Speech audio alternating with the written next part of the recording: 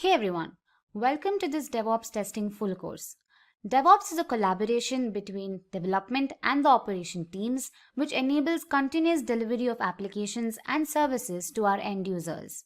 There are several tools in DevOps that facilitate the smooth functioning of applications. This video covers 3 such important components. But before we begin, if you haven't subscribed to our channel already, make sure to hit the subscribe button and the bell icon to never miss an update. So let's look at what's in store for us. First, we'll understand Jenkins, which is an open source continuous integration tool. It helps automate continuous development, testing, and deployment of newly created codes. Followed by this, we'll learn about Selenium, which is an open source automation tool that is used for testing web applications. After that, we learn all about JMeter, which is also an open source Java application used for load testing and measuring the performance of several applications. Under JMeter, we'll first understand the installation, then we'll look at performance testing. Moving ahead, we'll also look at load testing and API testing. And finally, we'll understand JMeter script recording. So now that you know what's in store for you, let's jump right in. Meet Tim. Tim builds a robot in his lab, a climate-controlled and pollution-free environment. Once he's done, he drops the robot off at his project partner, Mia's house. Mia takes it out to her backyard to ensure that the robot meets the requirements. But here is where the problem arises. The change in the environment causes the robot to malfunction. Mia is now really annoyed and she has a lot to correct. And it seems to her as though Tim didn't really do much. This wall between them leaves the poor robot to bite the dust. Well, what if we broke this wall? Tim and Mia now work together in a common space. Tim develops each block of functionality of the robot, which is then immediately checked by Mia. Both are now working simultaneously instead of waiting on the other to finish their task. As and when a feature is ready for use, they are put together to build the final product. They develop a common mindset and share ideas. To further speed up the process, they use several tools which can automate every stage.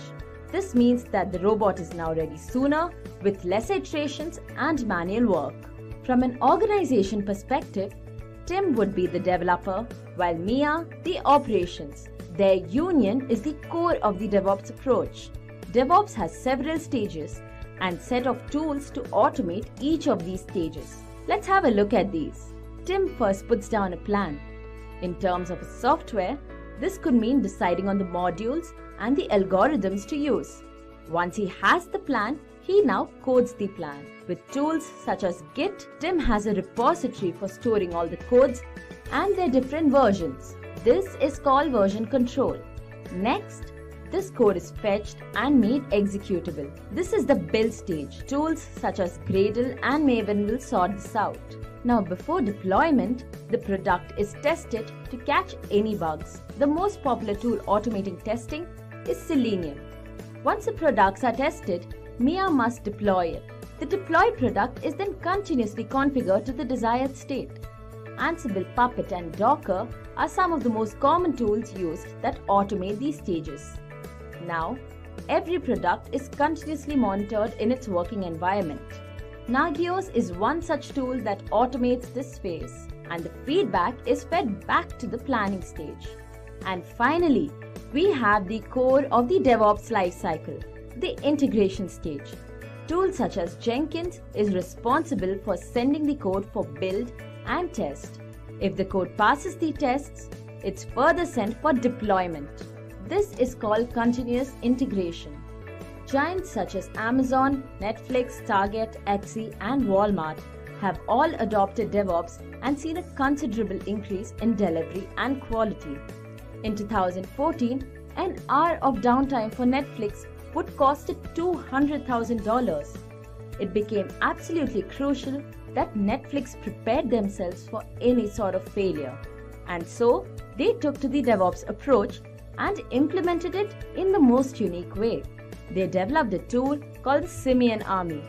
This tool created failures and automatically deployed them in an environment that did not affect the users. The team would troubleshoot these failures, and this gave them enough experience to deal with any degree of collapse. With everything being automated and happening simultaneously, organizations can now deliver at a much faster pace. So, considering the benefits of DevOps and its divergence from the traditional methods, would DevOps be the future?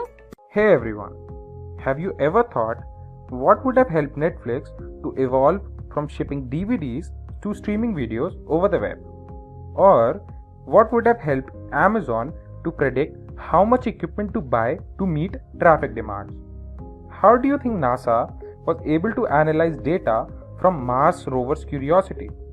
What would have made it possible for Walmart to become the king of big box retailers? Or what would have helped Facebook to refresh its mobile app so rapidly? The answer to all these questions is DevOps. The DevOps market generated $3.36 billion in 2017, and it is expected to generate $9.40 billion by 2023. DevOps is helping many organizations to automate their entire process. The process allows any organization to create and improve their products at a faster pace than traditional models. So now, let's see what is DevOps. DevOps, as the name suggests, is a combination of two practices. Dev refers to development and Ops refers to operations. DevOps is not a workflow, but a culture that brings these two teams together. The development team writes codes for new products, security updates, and bug fixes, while the operation team looks after the servers and makes sure that the deployments happen more reliably and frequently. The main focus of DevOps is towards integrating these two teams to improve collaboration and increase productivity by automating the entire process of software development. DevOps has several stages and tools to ensure that all the process is implemented in the best possible manner. Let us look at all these stages with the tools that play a very significant role in that phase. Beginning with the development phase, the first step is to put down a plan that includes modules and the algorithms to be used in the software. Once the plan is finalized, it is developed with tools like Git, as Git helps to store all the codes and different versions of those codes. This is called the version control system. This code is now fetched and made executable in the next stage, and that is called the build phase. The phase uses tools like Gradle and Maven. After the code is made executable, it is supposed to be tested. The next stage tests the code for any bugs, and the most famous tool used in this phase is Selenium. Once the testing is done, deployment comes into consideration. This is where the work of the operations team begins. In the deployment phase, the product is deployed, and this deployed product is continuously configured to the desired state. The tools that could be used to automate these phases are Ansible, Puppet, and Docker. The product from here is continuously monitored for any failures, and the most common tool that makes it possible is Negios. The feedback of all the monitoring is sent back to the planning phase. This process is repeated in continuous cycles, and this happens until a satisfactory result is reached. This completes the entire DevOps cycle. That is the process of automation from the planning phase to the monitoring phase. This is what is referred to as the core of DevOps lifecycle, the integration phase. Jenkins, another DevOps tool, is known for sending the code for build and test. And if this code passes the test, it is further deployed and monitored. Let's have a look at some features that are making industries move towards DevOps.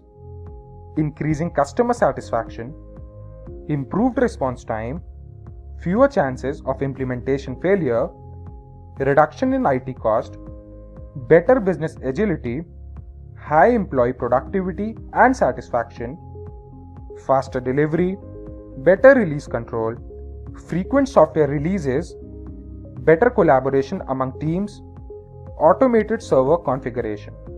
Now, when you know so much about DevOps, you must be curious about what would the future of DevOps hold.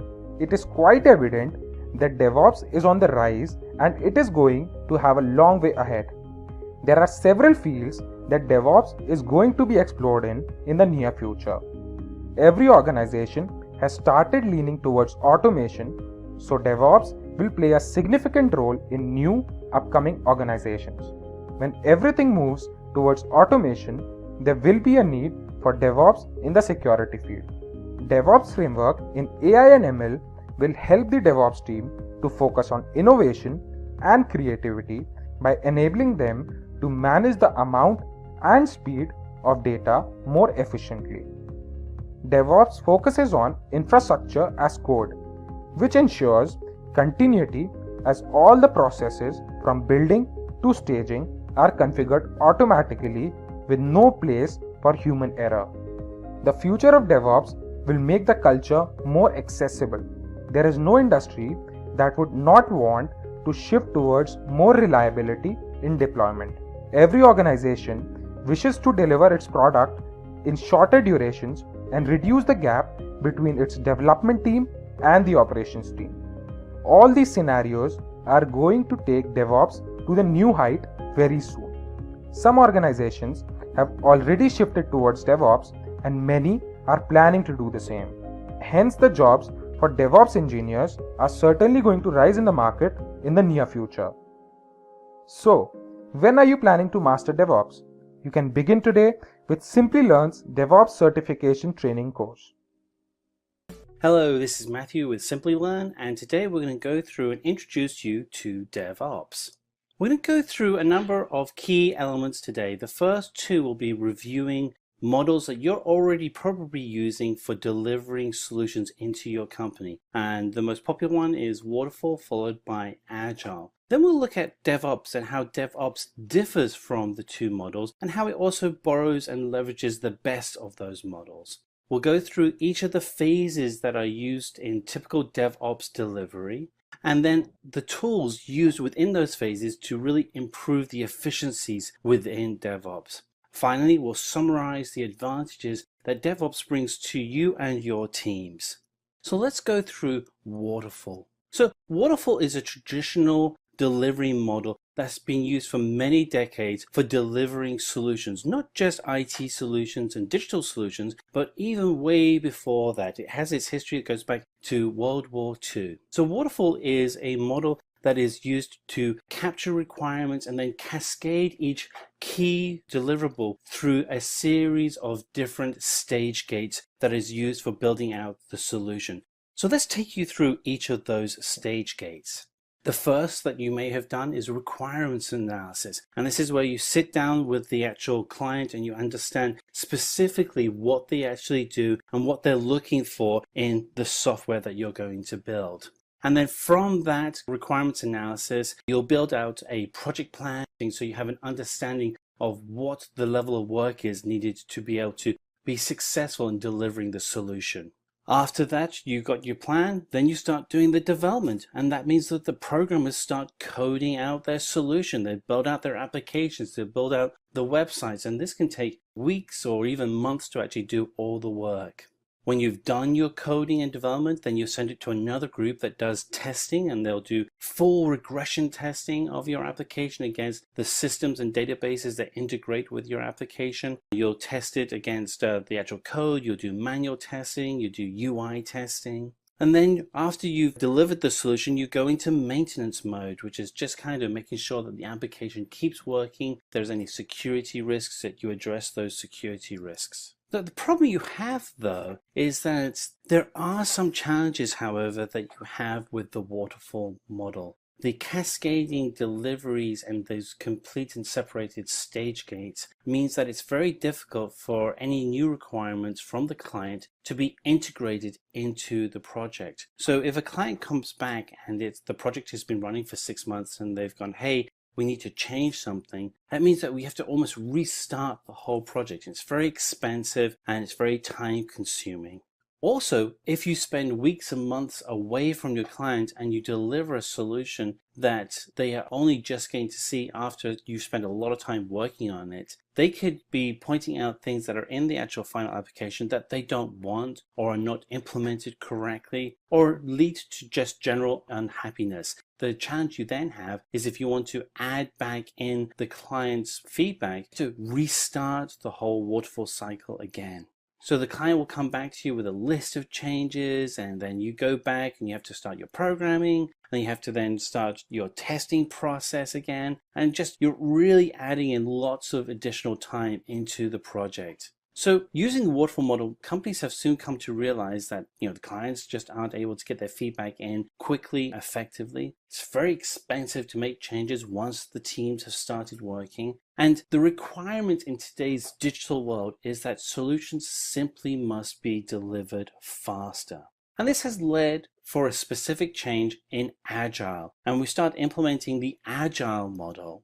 So the Agile model allows programmers to create prototypes and get those prototypes to the client with the requirements faster. And the client is able to then send the requirements back to the programmer with feedback. This allows us to create what we call a feedback loop, where we're able to get information to the client and the client can get back to the development team much faster. Typically, when we're actually going through this process, we're looking at the engagement cycle being about 2 weeks. And so it's much faster than the traditional waterfall approach. And so we can look at each feedback loop as comprising of 4 key elements. We have the planning, where we actually sit down with the client and understand what they're looking for. We then have coding and testing, that is building out the code and the solution that is needed for the client. And then we review with the client the changes that have happened. But we do all this in a much tighter cycle that we call a sprint. And that typically a sprint will last for about 2 weeks. Some companies run sprints every week, some run every 4 weeks. It's up to you as a team to decide how long you want to actually run a sprint. But typically it's 2 weeks. And so every 2 weeks, the client is able to provide feedback into that loop. And so you were able to move quickly through iterations. And so if we get to the end of sprint 2 and the client says, hey, you know what, we need to make a change, you can make those changes quickly and effectively for sprint 3.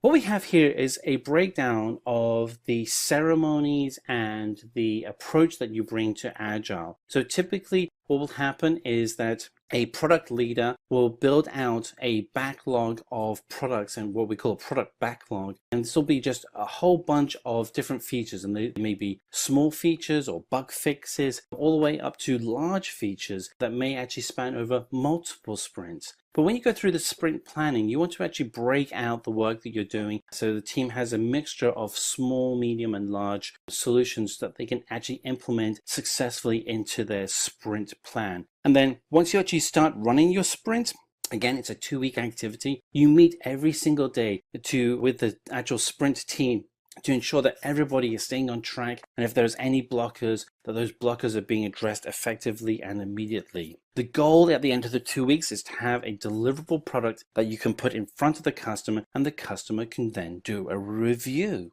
The key advantages you have of running a sprint with Agile is that the client requirements are better understood because the client is really integrated into the Scrum team. They're there all the time. And the product is delivered much faster than with a traditional waterfall model. You're delivering features at the end of each sprint versus waiting weeks, months, or in some cases years for a waterfall project to be completed. However, there are also some distinct disadvantages. The product itself really doesn't get tested in a production environment. It's only being tested on the developer computers. And it's really hard when you're actually running Agile for the sprint team to actually build out a solution easily and effectively on their computers to mimic the production environment. And the developers and the operations team are running in separate silos. So you have your development team running their sprint and actually working to build out the features.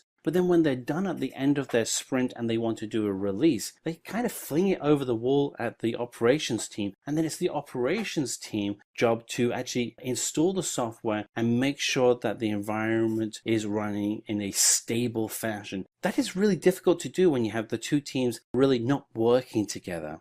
So here we have is a breakdown of that process with the developers submitting their work to the operations team for deployment. And then the operations team may submit their work to the production servers. But what if there is an error? What if there was a setup configuration error with the developer's test environment that doesn't match the production environment? There may be a dependency that isn't there. There may be a link to an API that doesn't exist in production. And so you have these challenges that the operations team are constantly faced with. And their challenge is that they don't know how the code works. So this is where DevOps really comes in. And let's dig into how DevOps, which is developers and operators working together, is the key for successful continuous delivery. So DevOps is an evolution of the Agile model. The Agile model really is great for gathering requirements and for developing and testing out your solutions. And what we want to be able to do is kind of address that challenge and that gap between the ops team and the dev team. And so with DevOps, what we're doing is bringing together the operations team and the development team into a single team. And they are able to then work more seamlessly together because they are integrated to be able to build out solutions that are being tested in a production-like environment so that when we actually deploy, we know that the code itself will work. The operations team is then able to focus on what they're really good at, which is analyzing the production environment and being able to provide feedback to the developers on what is being successful. So we're able to make adjustments in our code that is based on data. So let's step through the different phases of a DevOps team. So typically you'll see that the DevOps team will actually have 8 phases. Now this is somewhat similar to Agile, and what I'd like to point out at the time is that again, Agile and DevOps are very closely related, that Agile and DevOps are closely related delivery models that you can use. With DevOps, it's really just extending that model with the key phases that we have here. So let's step through each of these key phases. So the first phase is planning, and this is where we actually sit down with a business team and we go through and understand what their goals are. The second stage is, as you can imagine, and this is where it's all very similar to Agile, is that the coders actually start coding. But they'll start using tools such as Git, which is a distributed version control software. It makes it easier for developers to all be working on the same code base rather than bits of the code rather than them working on bits of the code that they are responsible for. So the goal with using tools such as Git is that each developer always has the current and latest version of the code. You then use tools such as Maven and Gradle as a way to consistently build out your environment. And then we also use tools to actually automate our testing. Now, what's interesting is when we use tools like Selenium and JUnit, is that we're moving into a world where our testing is scripted, the same as our build environment and the same as using our Git environment. We can start scripting out these environments. And so we actually have scripted production environments that we're moving towards. Jenkins is the integration phase that we use for our tools. And another pointer here is that the tools that we're listing here, these are all open source tools. These are tools that any team can start using. We want to have tools that control and manage the deployment of code into the production environments. And then finally, tools such as Ansible and Chef will actually operate and manage those production environments so that when code comes to them, that code is compliant with the production environment, so that when the code is then deployed to the many different production servers, that the expected results of those servers, which is you want them to continue running, is received. And then finally, you monitor the entire environment so you can actually zero in on spikes and issues that are relevant to either the code or changing consumer habits on the site. So let's step through some of those tools that we have in the DevOps environment. So here we have is a breakdown of the DevOps tools that we have. And again, one of the things I want to point out is that these tools are open source tools. There are also many other tools. This is just really a selection of some of the more popular tools that are being used. But it's quite likely that you're already using some of these tools today. You may already be using Jenkins. You may already be using Git. But some of the other tools really help you create a fully scriptable environment so that you can actually start scripting out your entire DevOps tool set. This really helps when it comes to speeding up your delivery, because the more you can actually script out the work that you're doing, the more effective you can be at running automation against those scripts, and the more effective you can be at having a consistent experience.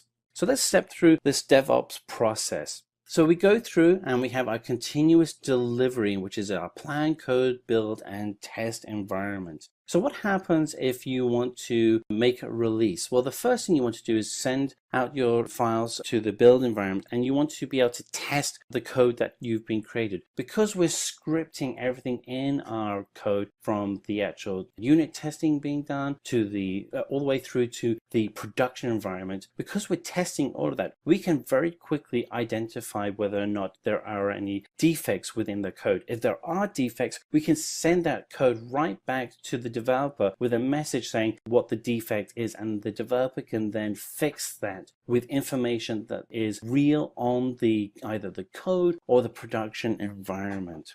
If, however, your code passes the scripting tests, it can then be deployed. And once it's out to deployment, you can then start monitoring that environment. What this provides you is the opportunity to speed up your delivery. So you go from the waterfall model, which is weeks, months, or even years between releases, to agile, which is 2 weeks or 4 weeks, depending on your sprint cadence, to where you are today with DevOps, where you can actually be doing multiple releases every single day. So there are some significant advantages. And there are companies out there that are really zeroing in on those advantages. If we take any one of these companies, such as Google, any given day will actually process 50 to 100 new releases on their website through their DevOps teams. In fact, they have some great videos on YouTube that you can find out on how their DevOps teams work. Netflix is also a similar environment. Now, what's interesting with Netflix is that Netflix have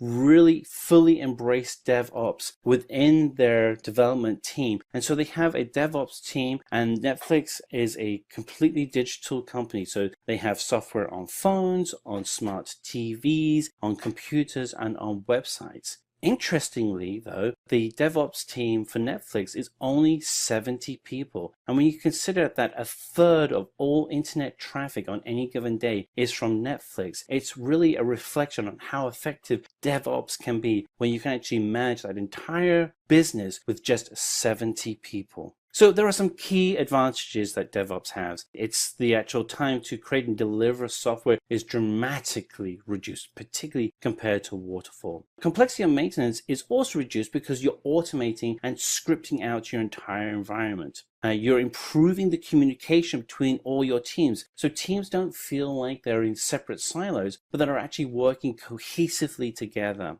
And that there is continuous integration and continuous delivery so that your consumer, your customer, is constantly being delighted. Welcome everyone to this topic on continuous integration, delivery and deployment.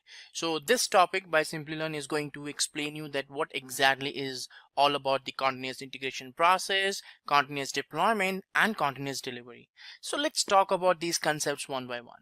So continuous integration is a kind of a process which comes up in the first part, right? So first the continuous integrations comes into the picture, then the continuous delivery and the deployment comes into the part. So the main important component or the main task which we primarily perform in the continuous integration is all about the build automations, test executions and merging in various branches. So it's nothing but the integration of the source code from the each and individual developers' machines to a shared location, which we often call it as a kind of a version control system. So continuous integration is integrating the source code into the shared repositories, and then depending on the order triggers, once the changes are checked into the version control system, the automated build, test cases, all these executions can really happen. Now in the build process and the test cases automation, it's going to validate that how the source code is really working, how the compilation is going on, how the test cases are getting executed. So all these things are getting validated during the execution of these things. Now, once the continuous integration is successful, we can not give 100% surety that the code base is working fine, because it's just taking care of the compilation and the test cases.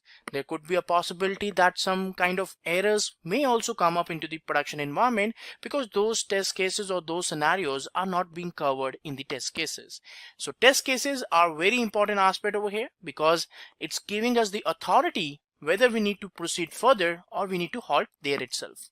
So after the continuous integration, the next process which comes into the picture is the automatic release to the repository over here, right? So it's just a kind of a mechanism where we will be releasing the source code to the artifacts. We are uploading the artifacts to the particular component. So that kind of automation is available. But that is also happening when we are saying that yes, the test cases execution is successful and we have to proceed further. And at the end, it's nothing but the automated deployment to the production environment, which we call it as a kind of continuous deployment over here. So these are the overall process which we are looking forward, so that we will be able to have an end-to-end automations going on over here with the help of CI/CD automations. Now, continuous integrations, again, the build, test, merge, these are the different options which we do. So continuous integration is a kind of a process, a kind of a development process which is being used by most of the development teams nowadays, that eventually enables the developers to merge their source code, whatever the changes or whatever the modifications they are doing, they can merge their source code from their local systems to the centralized repository, so that after that, with the help of CI tools, we can actually have the build automations and the test cases automation there. So this is the reason why we prefer the continuous integration process, because it depends on the basis of our modifications that how the whole build and test cases automations can really happen here. Now, continuous integration is considered as a very important process because of the various reasons. Let's talk about those reasons one by one. The very first one is that it avoids the merge conflicts, because if we frequently sync back our source code from our systems to the shared repository, and the same thing can be done by other developers also, so eventually it definitely helps the different developers to collaborate their source code into a single shared repository, and that can really help you to avoid the merge conflict situations, because you are always going to work on the latest source code, so the scope of merge conflicts is not going to be there. It also helps us to decrease the need of the code review, because we are just doing the collaboration frequently, so we don't require any person to be sitting there and have to perform a kind of a heavy duty code review, because that is something which we can easily manage and we can work with that. So code review is something which we can easily decrease with the help of this continuous integration process. It also speeds up the development process. Yes, definitely, because the developers can easily collaborate with each other. So from collaboration perspective also, it's beneficial for us to do, and that can really help us to see that how easily we can integrate our source code, and that differs, or that basically helps us to go for the overall mechanism and going for a perfect automation process over here. So it also increases the overall development process which needs to be implemented during the CI process. Next, it also reduces the product backlog, because we are doing our changes frequently into the repositories. So any kind of product backlog which is there, which is pending from long, that is also can be managed easily, because it's keep on reduced there. So we keep on implementing our changes, we keep on implementing merging our particular changes to the shared repository, so that reduces the amount of backlog which is available. Now, next thing is the continuous delivery, which is an automatic release to the repositories here. So what exactly is in continuous delivery all about? So continuous delivery is a kind of a practice that refers to the particular building, testing, delivering improvements to the software code. So the important part of continuous delivery is that the code is always in the deployable state. So we are saying that we are done with the delivery, we are ready with the delivery, and whichever environment, whichever particular server you want us to deploy, we are ready to do that. So that is where we call it as a continuous delivery. So we have our artifacts ready, and whenever is desired, whenever we feel that we want to do the deployments, we want to proceed further, we will be able to do that with the help of this process. So it's in kind of an end-to-end process. You do the builds, you do the test cases executions. Once the test case execution is done, once the testing is done, then you create an artifacts, you create a particular war files, jar files, ER files, whatever the artifacts we have, we prepare that artifacts, and then we deliver it to a specific environment. We say that yes, let's go with the delivery, let's make it into a particular state where we will be able to deploy to pretty much any environment which we feel as such over here. So that's the real beauty about the continuous delivery, where we can actually deliver it to whatever environment we feel we want to deliver. Now, continuous delivery is also something which is a very important concept for most of the organizations.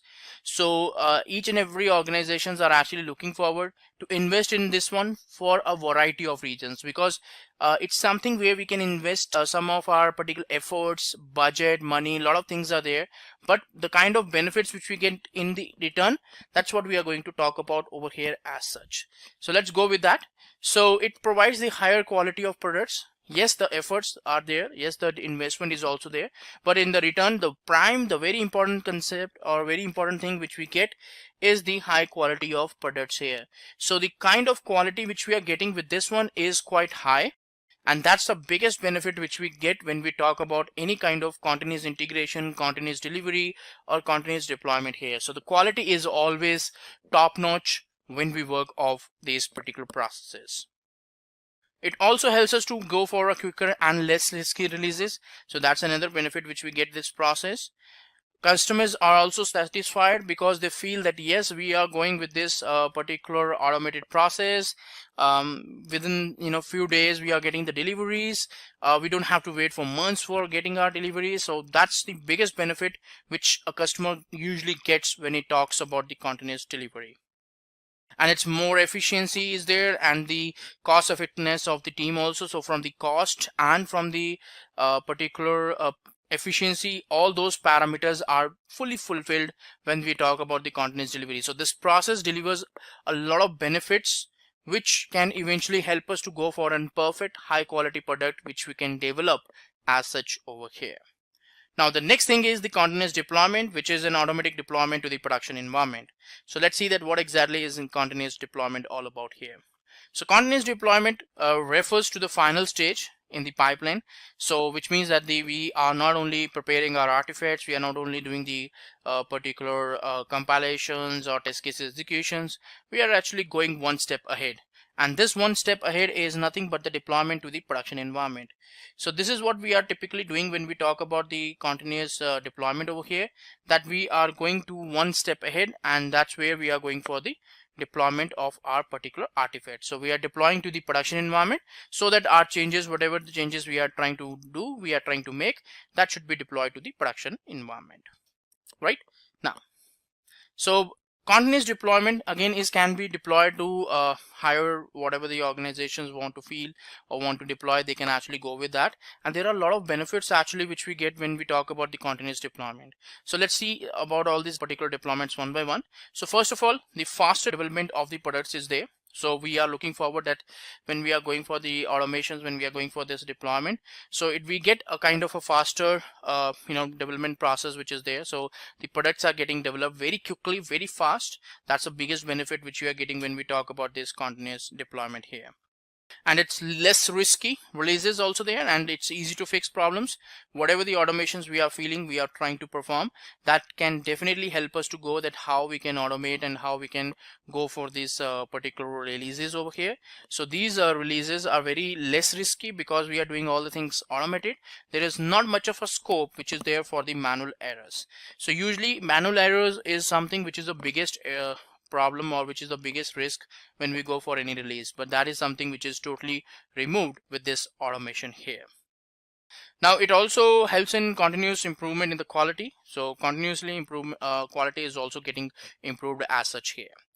Now let's talk about that why exactly, as in we talk about at the industry level and the market level also, that the CI/CD is one of the best practices. Now, what is the reason behind that? Why those are known as the best development and DevOps practices as such? Now, continuous integration and continuous delivery are the best practices as they create an effective process. The kind of integration and delivering the source code, these are the prime things which we need to take care when we talk about the development teams over here. So they want an automated process first of all, and they also want a streamlined process which can take up the things which should not fail. It should be a fail-safe process mechanism through which they can release various kind of changes to the production environment, because ultimately they are looking forward for the deployment of their changes to the production environment. So how they are going to do that, that is where the CI/CD or the continuous integration and continuous delivery helps on that part. And that's the reason why they can help the teams, the development teams, to go for an effective process implementations when we go for these implementations of these two practices. Small code changes can be easily made in the software code, so you don't require much of the efforts. If you are going for even small changes in the source code, that can also be effectively deployed to a production environment. In a simple, straightforward and easy mechanism, the changes can go from the developer machines to the production environment. That's the biggest benefit which we get, due to which we feel that yes, these two processes should be implemented into a DevOps platform. Right, so CI and CD provides continuous feedback from the customers and also from the development teams, the DevOps teams. So the increase of transparency is also something which is important, which is implemented with these processes here. So the process enables faster release of the product, so we don't have to wait for months to release the source code there. Within couple of hours, within couple of days, we can actually release it to the production environment, provided we do all these steps like build, compilations, testing, development, validation. All these things will be done in that duration of time.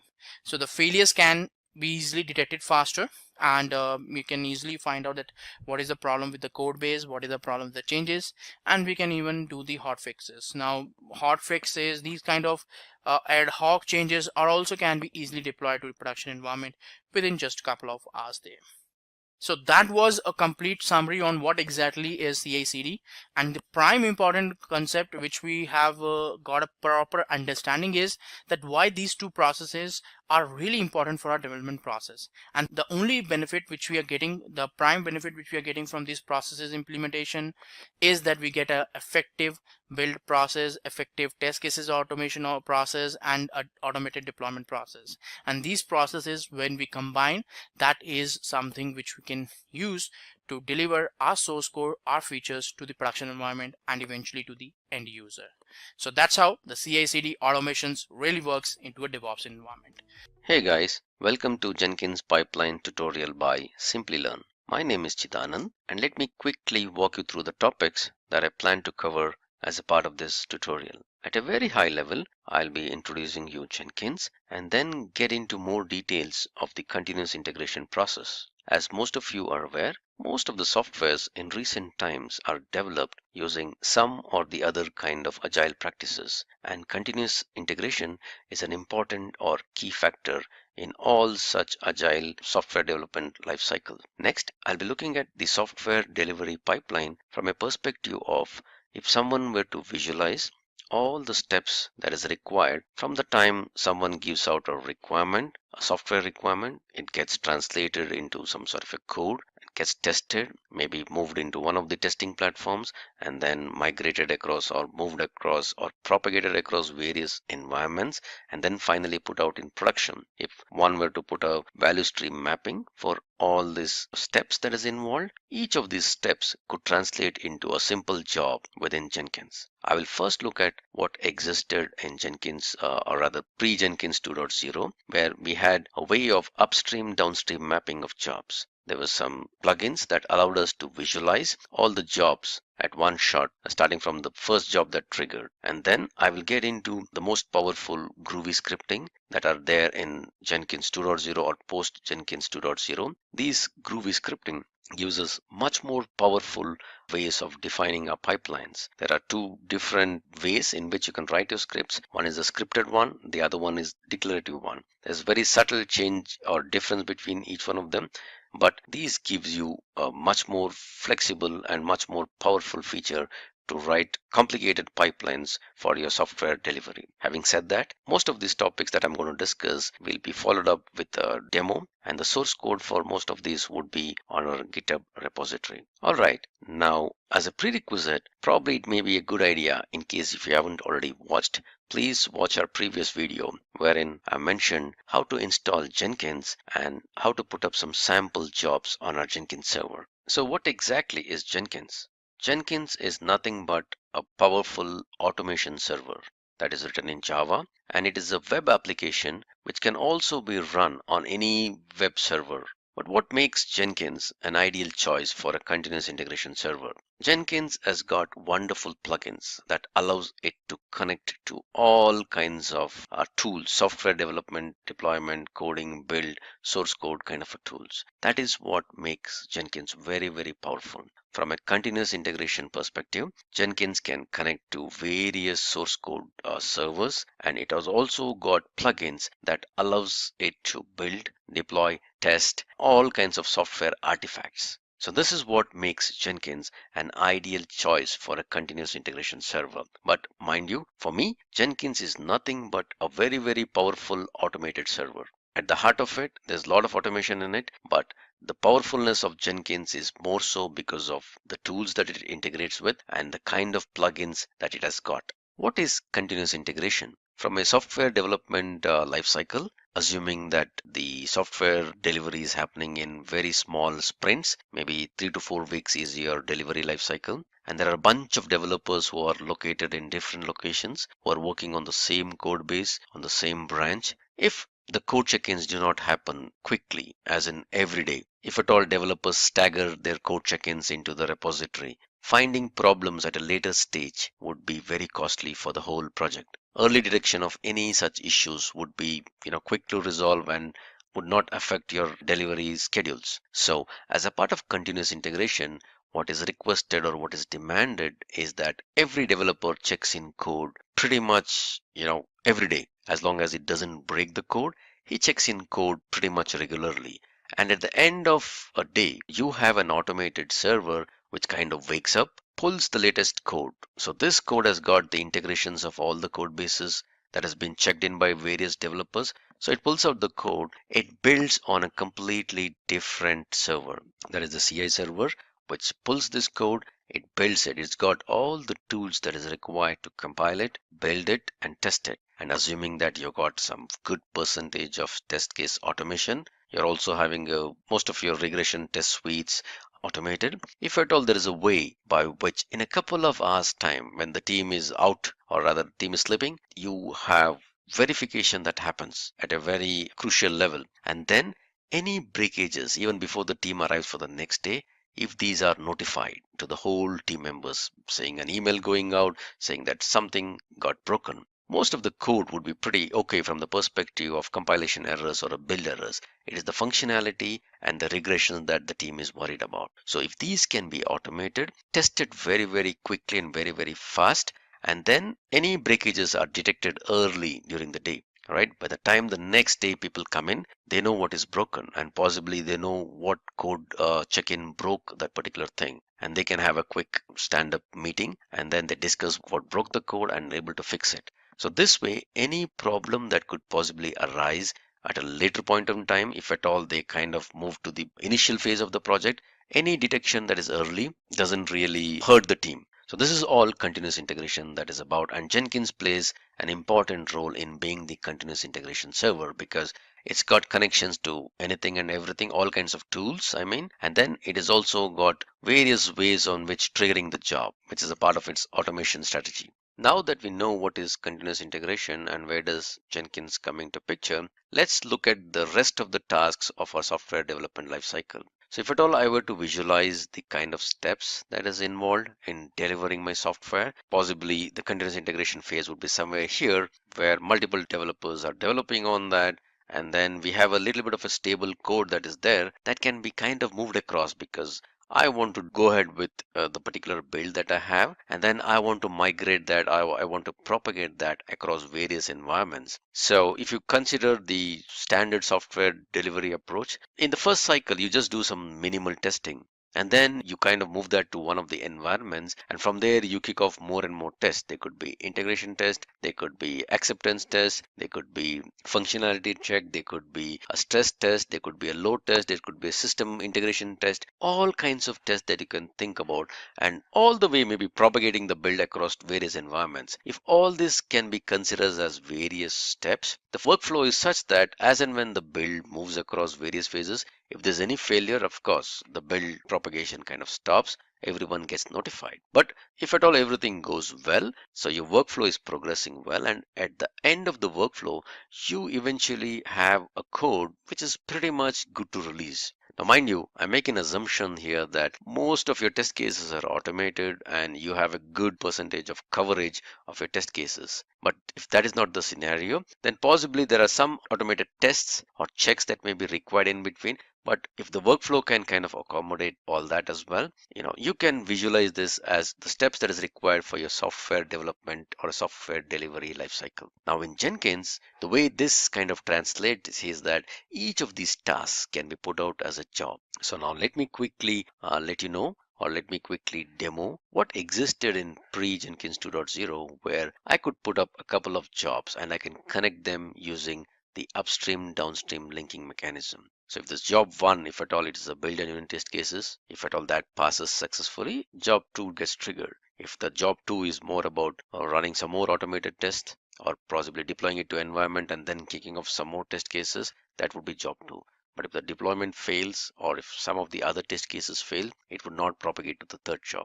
All right, so let me quickly bring up my Jenkins instance and put up some sample jobs and tell you how to connect that, or rather how would one connect that using Jenkins 2.0 or pre-Jenkins 2.0 release. I have now brought up my Jenkins instance, and in case some of you don't know how to install Jenkins or you don't know how to bring up your Jenkins instance, I would strongly recommend that you watch our previous videos on Simplilearn YouTube channel, where I've detailed out the steps that is required for you to install Jenkins and bring it up. So alright, so I've brought up my Jenkins instance. Let me put up few of those jobs now. Mind you, I'm going to cover the pre-Jenkins 2.0 feature here. Alright, so let me put up my first job. Alright, I hope I don't have that job.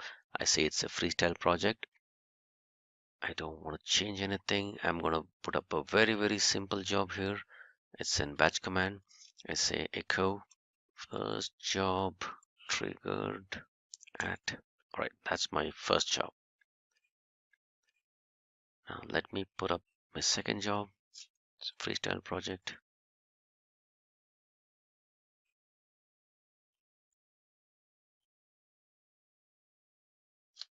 All right, that's my second job.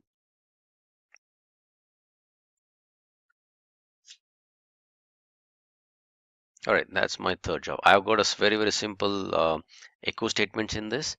So it just prints out the system date and the time in it. All right, so I could run these jobs individually if I want. So let me just check running my third job. So this is what I get in the console output. Third job triggered at date and time. Oops. Let me fix that.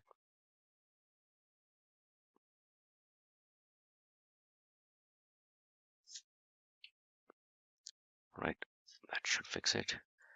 Let me check my second job.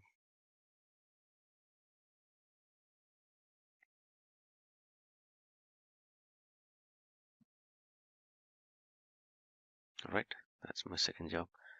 All right, so I've got three jobs. Now, if I were to link them together, or if at all I want a scenario where after the first job is successfully run, I would like to trigger my second job. So I would do a small configuration change in here. I would say after this first job is run, I want to trigger the second job. So I have something called as a post build action. So I can say that trigger some other jobs from here. So if you see this, publish, record, deploy, all right, trigger. Let me check the other one. Build other projects. This is what I would want to do. So after the first job is done, I want to trigger my second job. All right, I would say save this. Now let me go back to my second job and then trigger the third job after the second job is done. All right, I will add this post build, build other projects, third job. Again, I'm not really sure if you guys noticed this. There is various configurations as to when exactly do you want to trigger the other job. And the default one is trigger only if the build is stable. So typically this is the configuration that we would need. We definitely don't want the third job to be triggered in case the second job fails.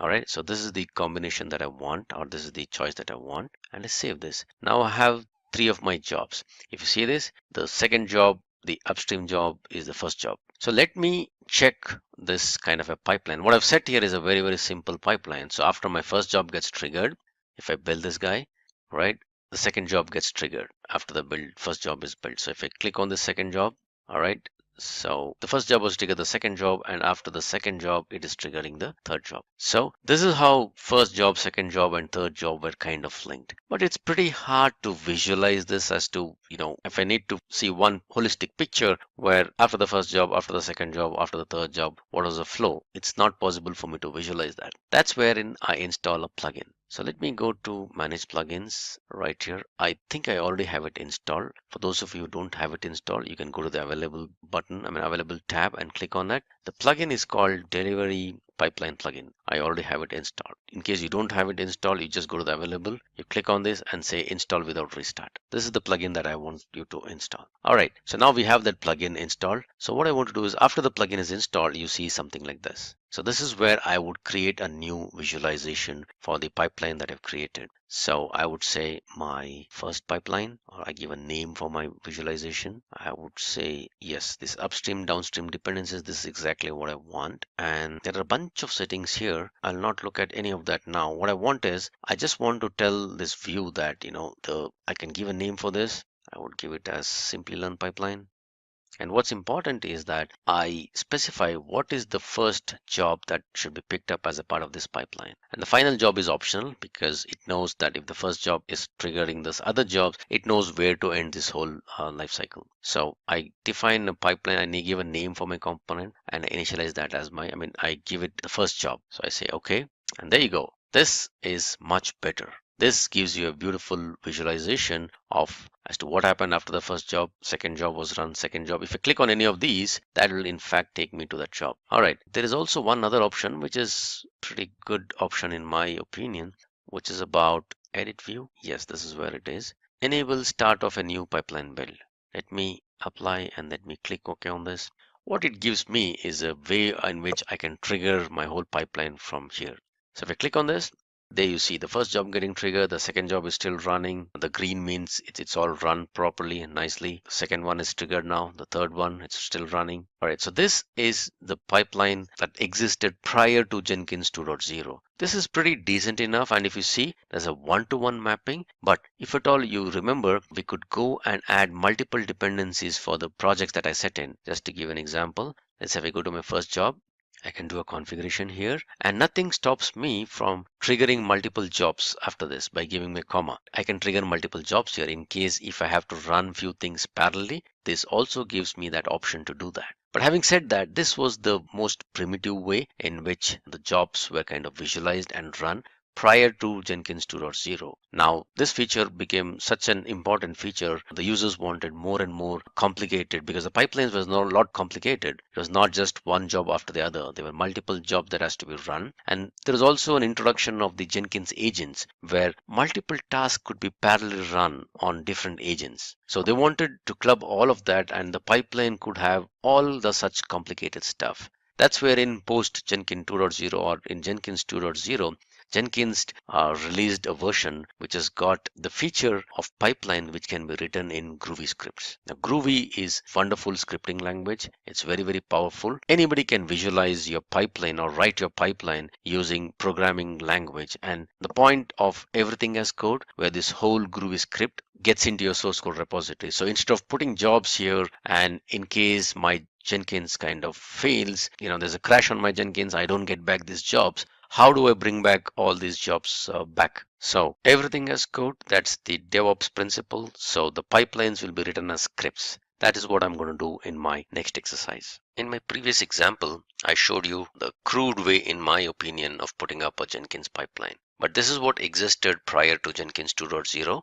and now I have post Jenkins 2.0 in terms of my version. Jenkins version is 2.107. So this supports something called as a scripted pipeline, wherein you can write your pipeline in terms of Groovy scripts. No need to put up any jobs here and remember how exactly you put up these individual jobs. You can write a pipeline script in terms of Groovy language. Let me quickly show you a very simple and elementary pipeline that I have. This is what a Groovy script would look like. Pipeline, any agent can run this. Stages, there are individual stages that is defined as a subset of these stages. So the first stage is the compile stage, and stage has got some steps in it. You can have multiple steps in it, and once only after all these steps successfully complete, that's wherein the stage gets through perfectly with the pass. So there's a compile a stage, there's a JUnit stage, there's a quality gate stage, there's a deploy stage, and I'm really not doing anything much within this other than echoing some text within each of these stages.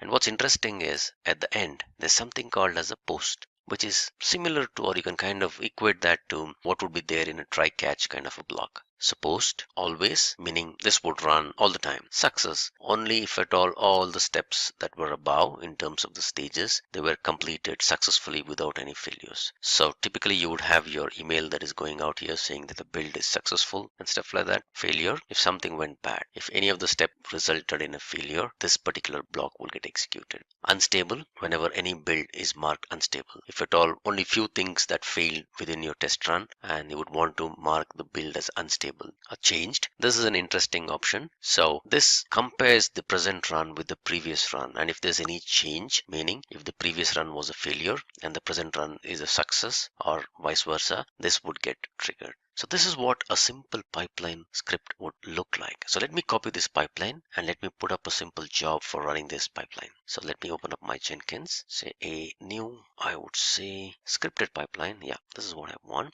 I don't want to choose a freestyle project. This is going to be a pipeline project. So I would say pipeline and say okay. All right, this has got far less options than the other jobs that we put up. So general, I don't want anything here. I don't want any build trigger. Right. So this is where I can paste in whatever I had copied. There's also something called as a pipeline syntax or a syntax generator. This is like a lookup where you can choose what you want to do and choose the option that is specific to those steps, and you will get a pipeline generated or a script generated for you. Jenkins knows that you're not very good at understanding these pipelines, so this gives you this sandbox kind of an environment where you can check out whatever you want to do as a part of your pipeline and then get the equivalent Groovy script from here. Let me look at this in a bit later. So for now, I have my pipeline syntax already copied. So what I'm going to do is I'm going to paste what I copied. All right, so this looks good. Okay, I'm not connecting to any GitHub repository of any of that. I'm just running a very simple pipeline which has got some steps in it, and it just compiles, or rather it just puts out some messages saying that this stage completed successfully and stuff like that. So let me save this and let me try to run this scripted pipeline.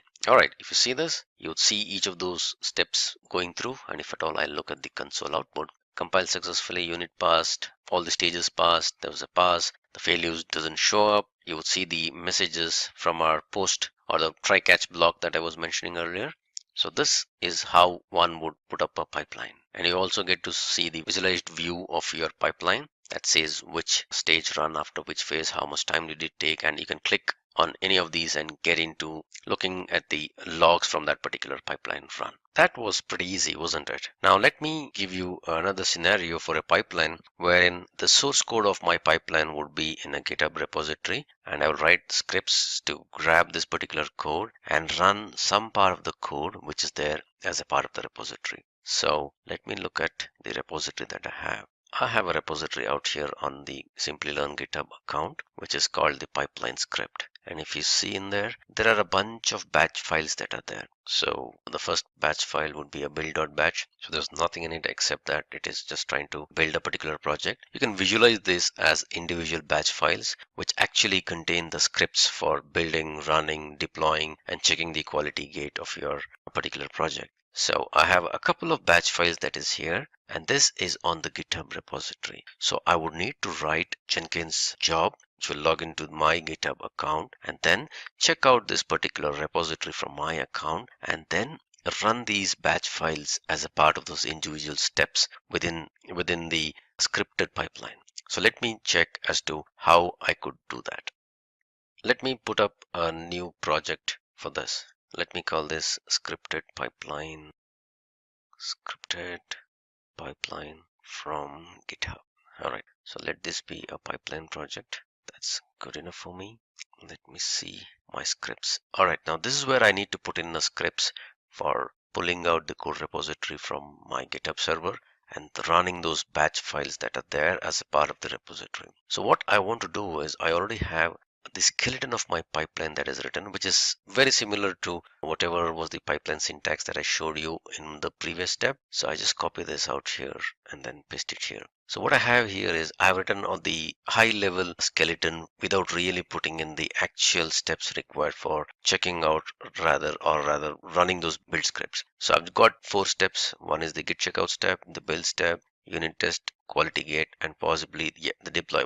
All right, so I need to put in the actual scripts that is required for first checking out the repository from my GitHub server. So this is where I will make use of this pipeline syntax. So as I mentioned earlier, you have a bunch of help that is available for you to figure out the actual scripts that is required for you to write within your pipeline.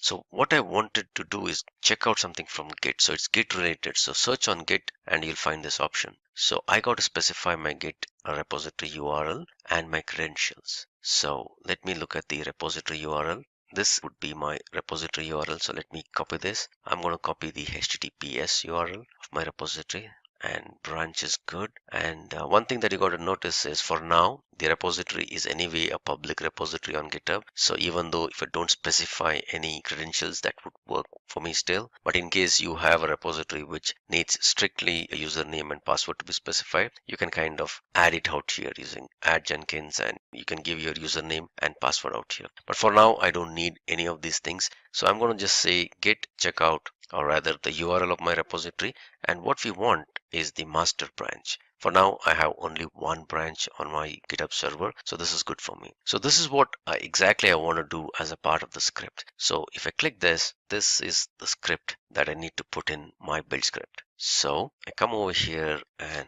this is what will check out the code from my repository. All right, so now once I get my code onto my repository, from my repository rather, it will grab those code, all these batch files, and get it onto my Jenkins workspace. Now I'll have to run these batch files as a part of each of my steps. So let me look at what would be the syntax. So the first one that I want to run would be my build.bat. All right, so I want to run a batch file. All right, and what is the name of the batch file that I want to run? I want to run this build.bat. So generate pipeline script. This is all that I got to specify as a part of my build step. And then unit test, I've got to just change this to unit. I think that's what I have in my repository. Okay, that is unit. And then deploy and quality. Q capital quality, and this one would be deploy. All right, so this piece of code will actually get into my repository and check out my source code and grab it and take it to the Jenkins workspace. So from this workspace, since all the files are there in the root directory of this workspace, it will run these batch files one after the other. All right, let me save this and let me try to run my pipeline. All right, so it runs a lot of things in the background trying to get the source code from my repository. Whoa, that was fast. All right, so it pulled out all the source code from my repository. The last commit message from where the source code was pulled out, it was this create deploy.bat. That looks good. I'm saying building checked out project, building the checked out project. This is what I had in my build.bat if I'm not mistaken. Okay, building the project, that's what is there with the timestamp, running unit test cases, unit.bat, it is running the unit.bat, and then giving me the date and timestamp. Okay, so all these kind of passed, and if I go back to the project, I will also see this beautiful view of how exactly, what is the time that was taken for checking out the repository, running the build.bat, running the unit test cases, quality gates, and all this. Isn't that pretty simple? Now let me modify my previous job, or rather let me put up a new job for making use of an agent wherein I could delegate a job to an agent. Typically agents can be brought up on any other remote machines other than where your primary Jenkins server is running. In case you don't know or you don't know how to start up these agents, I would strongly recommend that you refer to our previous Jenkins video on the Simplilearn YouTube channel. Alright, so let me just check the status of my agent for now. Yes, he's offline. So let me start this agent because agent is not running. So I have the agent set up in my ccolon agents. So let me copy the script file that is required for starting my agent. Let me go to the agents folder, open up a command prompt, and let me try to bring up my agent.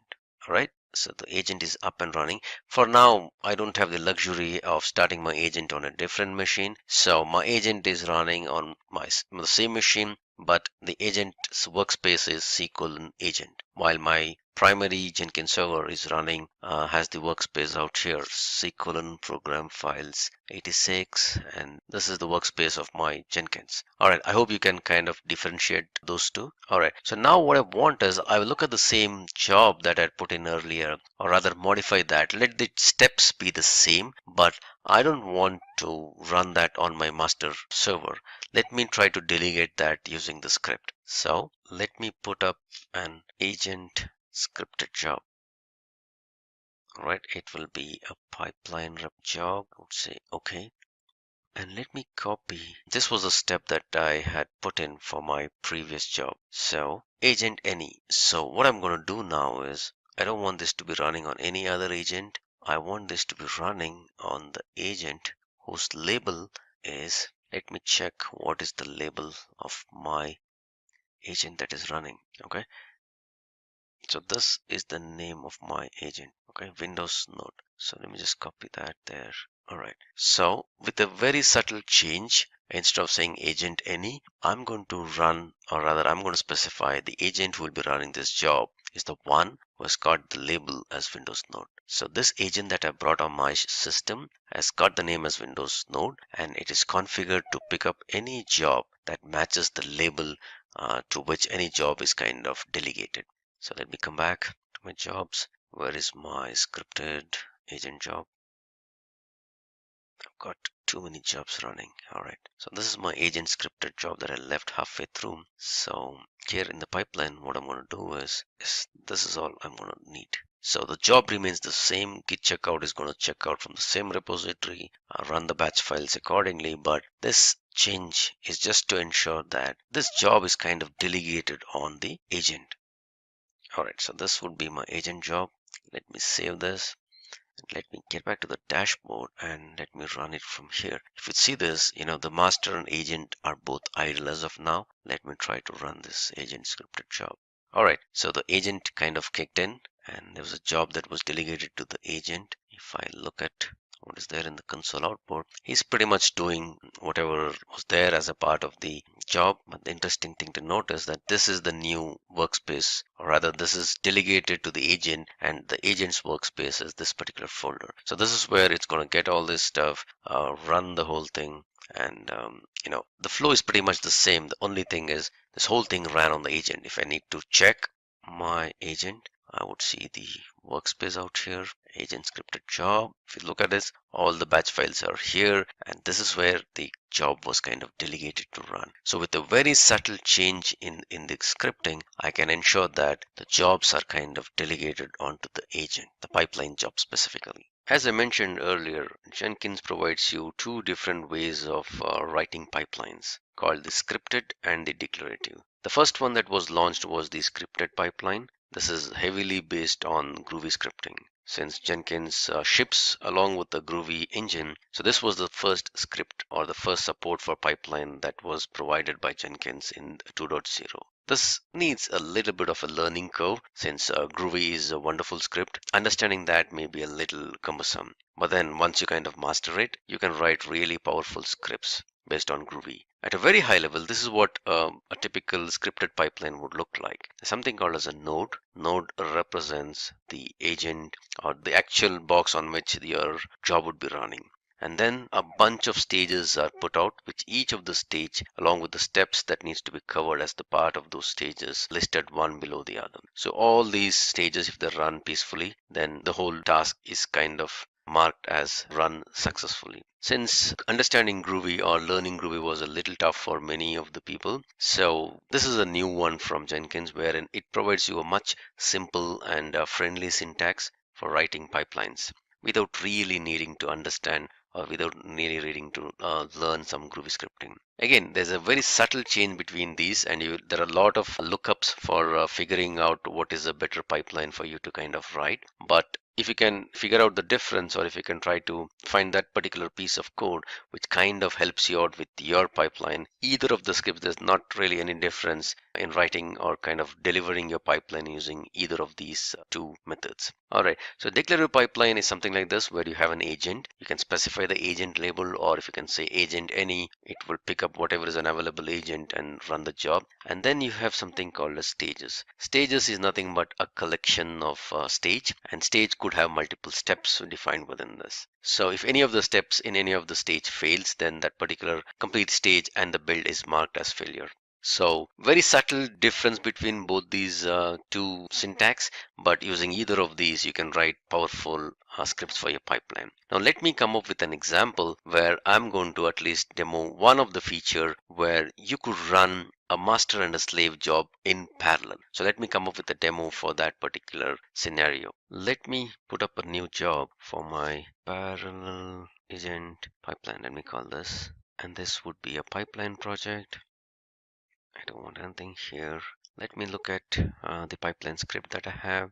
Pipeline agent none stages, and there's a first stage where this would be a kind of non-parallel stage where there's a need for you to possibly pull out the source code from one of the repositories and possibly unit test it. If all the unit test cases pass, then possibly you want to deploy it to one of the test environments. That would be what would be there as a part of the non-parallel stage. And then you may have a bunch of tests that could be run. And assuming that you have a Windows node, you have a Linux node, you have some other kind of an operating system based node, you could run these stages in parallel. So for demonstration, I've just put in two parallel stages. In parallel is the keyword that you're going to use for running tests parallelly. So I would say parallel stage test on Windows, and I'm going to run this in my Windows node. Well, I could run a bunch of steps that I want out here, and then in the other stage or other step, what I want is I will run something else on my master. As long as this parallel keyword is encountered, Jenkins will ensure that these two stages are run parallelly. For now, I have both these things running on my same machine, but assuming that these were running on different boxes, you could kind of visualize it as these two steps are going to be started parallelly without really any dependency on each other. And then you could wait for the test results, and then based upon whether both of these steps passed or failed, if one of them failed, then we could kind of mark the build accordingly. So let me copy this pretty simple script. Let me put this out here, and let me save this out, and let me try to build this. All right, there you go. This stage will be executed first. This is the non-parallel stage that's going to happen. Then the task 1 on agent, task 1 on master, followed by, as I said, since I have only one node, or rather one system on with both these things are running simultaneously, you would not really see a benefit of this. But assuming that you have a couple of boxes on which you have multiple agents running, you possibly want to run your Selenium tests on the Windows box, because Selenium brings up some of those UI which needs a browser. You could possibly need some regression tests that could run on Linux boxes or Linux agents. And then you can kind of break down your tasks into multiple things that is running on multiple systems at the same time, and then collate all the results. Okay, one final thing. All right, now I have all my particular job, or rather the steps required for my pipeline put down in terms of the scripts, and this is saved in this particular job. That's not a good or a recommended approach. So what I'll do is I'll copy all of these steps out here, and then what needs to be done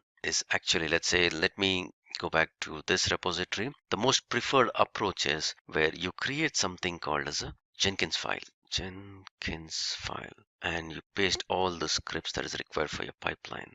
Now this is in a true sense the DevOps approach, where I'm going to save this out. So if at all you have a pipeline defined for your project, the best place to kind of put out your configurations for the pipeline is within your repository. So this may be a different project that I was referring to, but assuming that you have your project where you have to define your pipeline, instead of putting that as a particular job on Jenkins and fearing that if Jenkins fails or the jobs, there's a crash and then you lose out your job configuration, the best approach is to use a Jenkins file. Put all the steps that is required, the tried tested steps that is required as a part of your Jenkins file, and then you can put out a job that can pull the source code from here as well as use the steps that is defined in the Jenkins file. So let me end up by putting up another job, which is a true DevOps kind of a job. So I would say Devops Pipeline, and this is a pipeline script.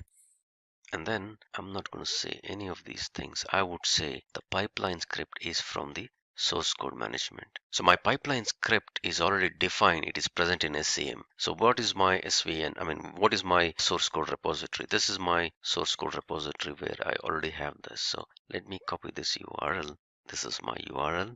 I don't need any credentials because the repository is anyway in public repository. That is all that is required, I would say. And the scripted file, it automatically picks up Jenkins file. All right, so let me save this. Let me build this.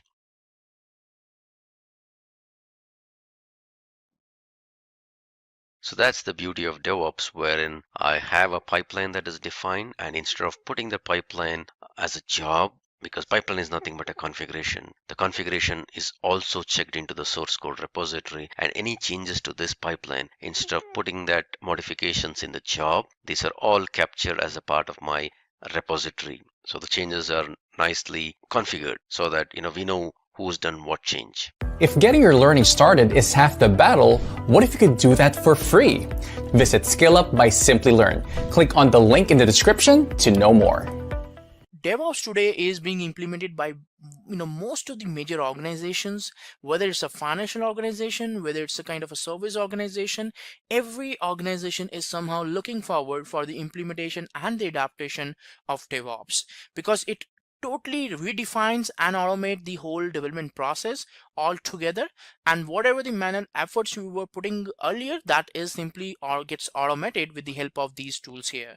So this is something which get really implemented because of some of the important feature like a CI/CD pipeline, because CI/CD pipeline is responsible for delivering your source code into the production environment in less duration of time.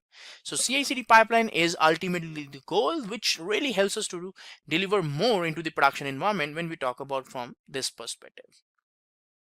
Now let's talk about that. What exactly is a CI/CD pipeline? Now, when we go into that part, when we go into that understanding, so CI/CD pipeline is basically continuous integration and continuous delivery concept, which is used or which is considered as a backbone of the overall DevOps approach.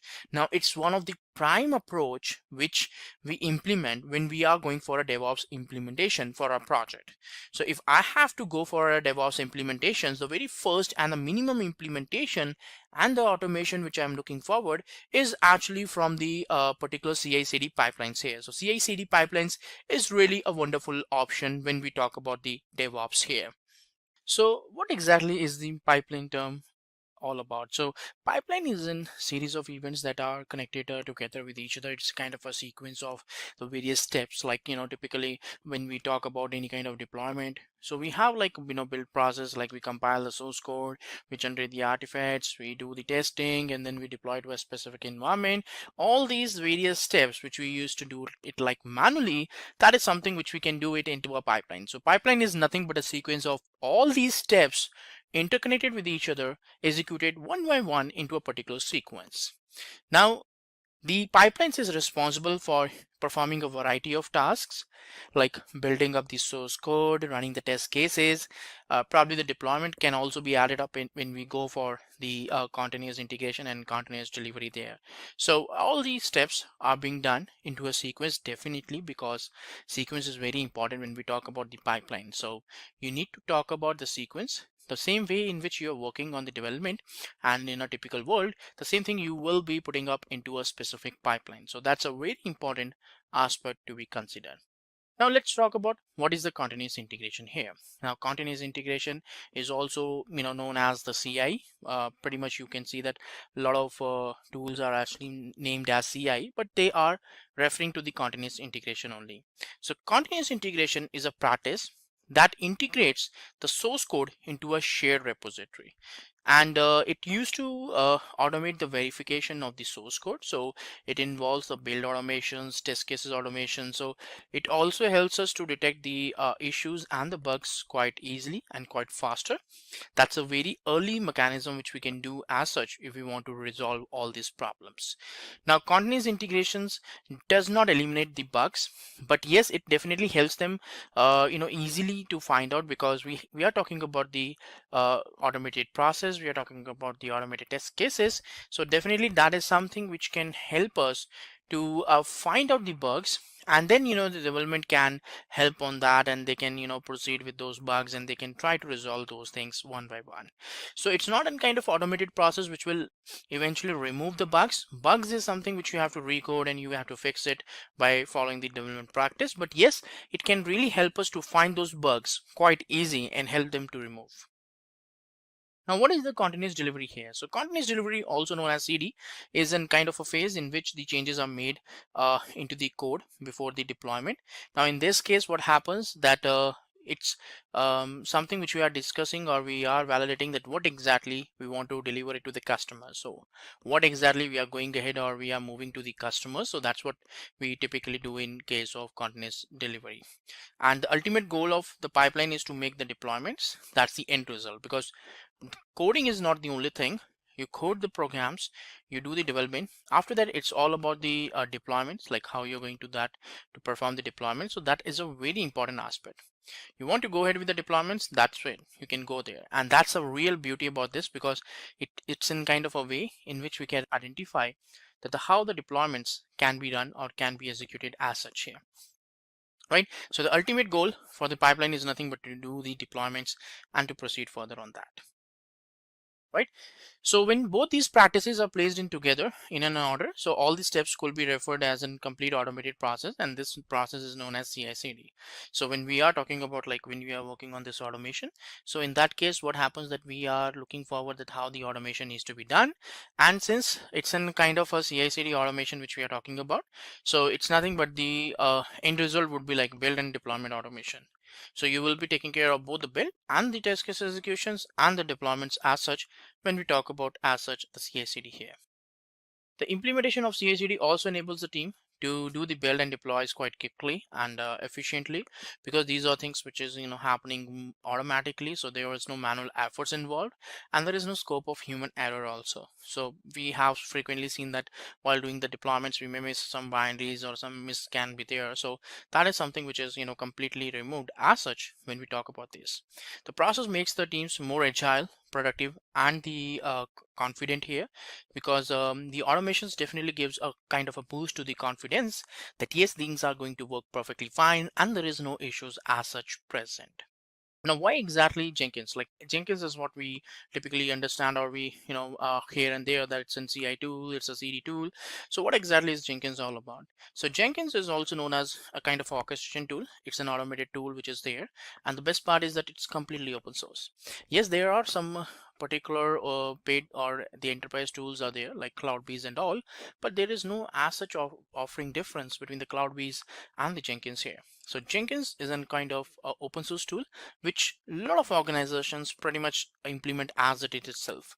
So even if they don't want to go, we have seen in a lot of big organizations where they are not going for the enterprise tool like CloudBees and all, and they are going for the pretty much core Jenkins software as such here.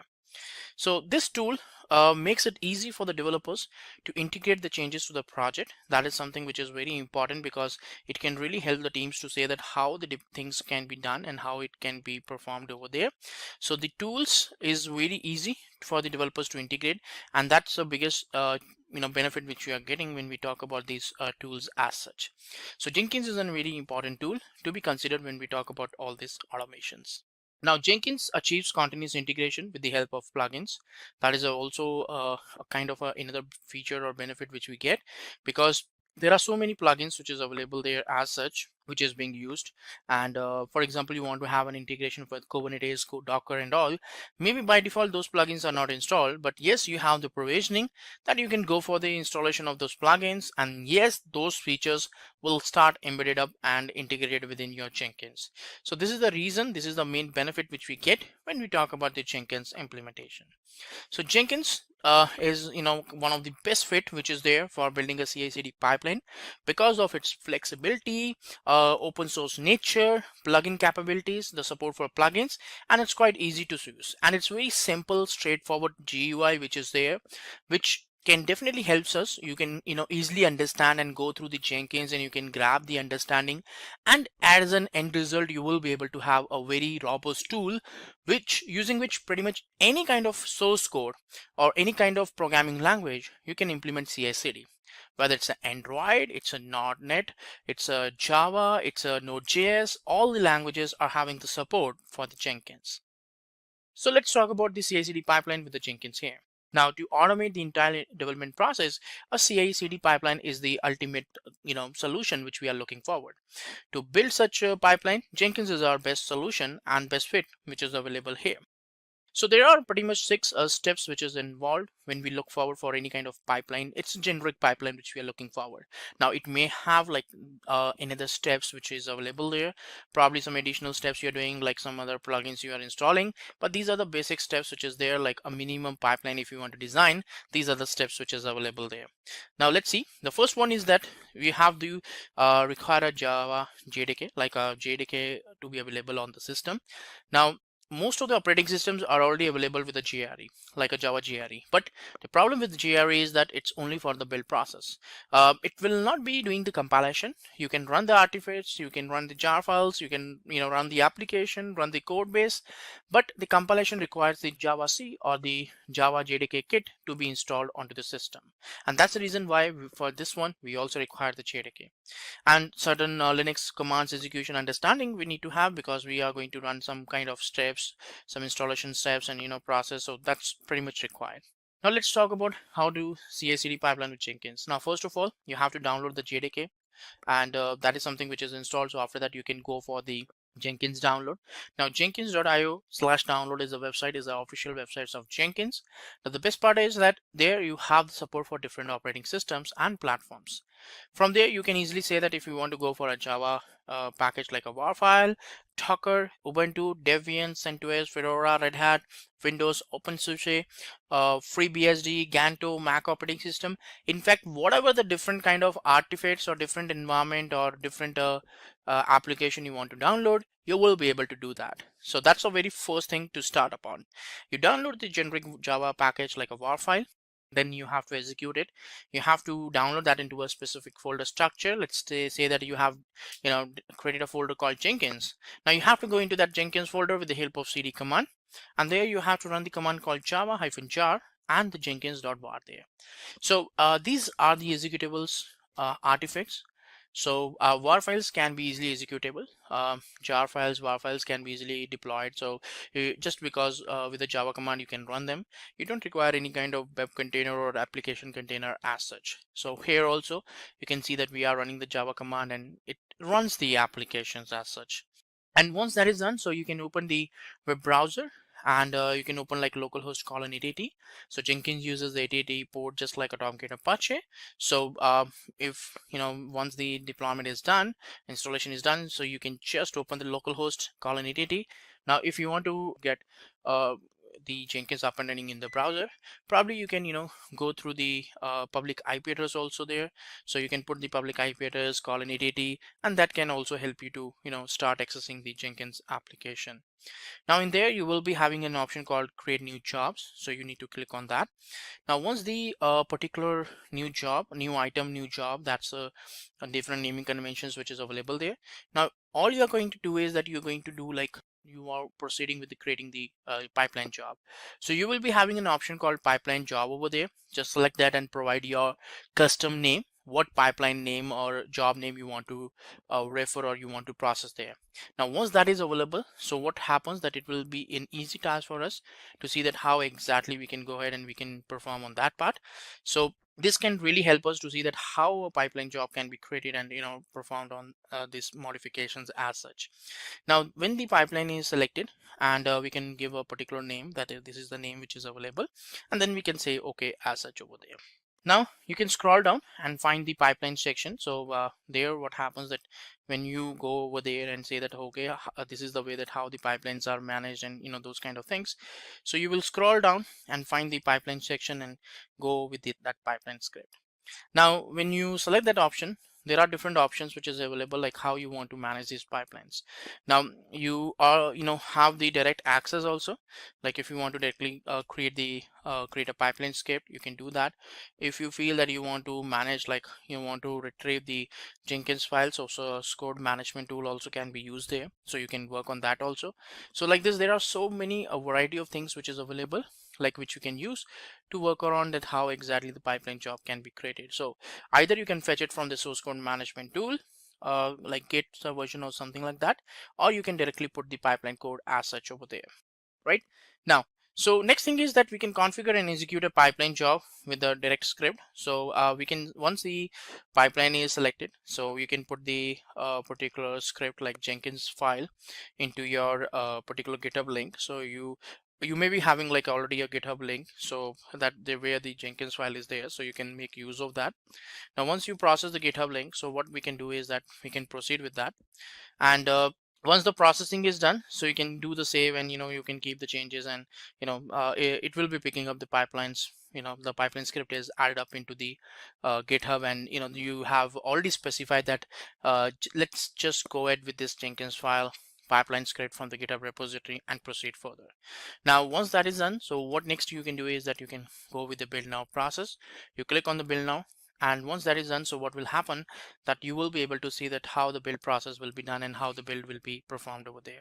So these are pretty much a kind of a way. So you can click on the console output, you will get all the logs that is happening inside that. Whatever the pipeline steps are getting executed, all of them you will be able to get, or you will be able to get on that part there. So these are the different steps which is involved as such. And the sixth one is that yes, whatever the particular when you run the build now, you will be able to see that source code will be will be checked out and will be downloaded before the build, and you can proceed with that part. Now later on, if you want to change the URL of this GitHub, you can configure the job again, the existing job, and you can change that URL, GitHub link URL, whenever you require. You can also clone this job whenever you go ahead and you work on that, and that's also kind of the best part which is available as such, right? And then you can have the advanced settings over there. So in there you can put like your GitHub repository. You can say like okay, the GitHub repository is there, so I'm just going to put this URL, and with that what will happen that the settings will be available there, and the Jenkins file will be downloaded as such. And when you run the build now, you will be able to have a lot of steps, like a lot of configurations going on.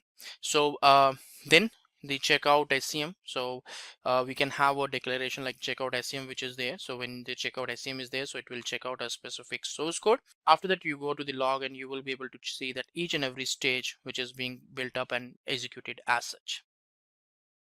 Okay, so now we are going to talk about a demo here. So on the pipeline here, so this is a Jenkins portal. Now you can see here that there is an option called create a job. You can either click on the new item, or you can click on the new job, create a job here. Now here I'm going to say like a pipeline, and then you can select the pipeline job type here. Now you have the freestyle pipeline, GitHub organization, multi-branch pipeline. These are the different options which is available there, but I'm going to continue with the pipeline here as such. So when I selected the pipeline and say okay, so what will happen that I will be able to see a configuration page which is related to the pipeline. Now here the very important part is that you have all the general build trigger options which is similar to the freestyle, but the build step and the post build step is completely removed because of the pipeline introduction. Now here you either have the option to put the pipeline script all together. You can also have some particular example. For example, let's talk about some GitHub Maven particular tool here. So you can see that we have got some steps as such over here, and it's pretty much running over there. Now you run it, it will work smoothly, it will check out some source code. But how we are going to integrate like the Jenkins file into the version control system, because that's the ideal approach we should be following when we create a pipeline of a CI/CD. Now I'm going to select a particular pipeline from SCM here, then go with the Git here. Now in there, the Jenkins file is the name of the file of the pipeline script, and I'm going to put my repository over here in this one. Now this repository is of my Git, which is like having a Maven build pipeline which is available there. It's having some steps related to CI for the build and deployments, and that's what we can follow as such over here. Now in this one, the if it is a private repository, definitely you can add on your credentials, but this is a public repository, a personal repository, so I don't have to put any kind of credentials. But you can always add the credentials with the help of add here, and that can help you to set up whatever the credentials, the private repositories you want to configure. Now once you save the configuration here, now what it's going to do is that it's going to give you a particular page related to build now, if you want to run, if you want to delete the pipeline, if you want to reconfigure the pipeline, all these different options are available there. So we are going to click on the build now here, and when I do that, immediately the pipeline will be downloaded and will be processed. Now you may not be able to get the complete stage view as of now because it's still running. So yeah, you can see that the checkout code is done, then it's going on to the build. Okay, that's one of the steps which is there. Now once the build will be done, so it will continue with the next steps, with the next further steps there. So you can also go to the console output log here, like you can click on this, or you can click on the console output to check the complete log which is happening there. Or in fact, you can also see the stage wise logs also, because that is also very important. When you go for the complete logs, it may have a lot of steps involved, and a lot of logs will be available there. But if you want to see a specific log of a specific stage, that's where this comes into the picture. And as you can see that all the different steps like test cases executions, the SonarQube analysis, the archive artifacts, deployment, and in fact the notification, so all this is a part of a complete pipeline.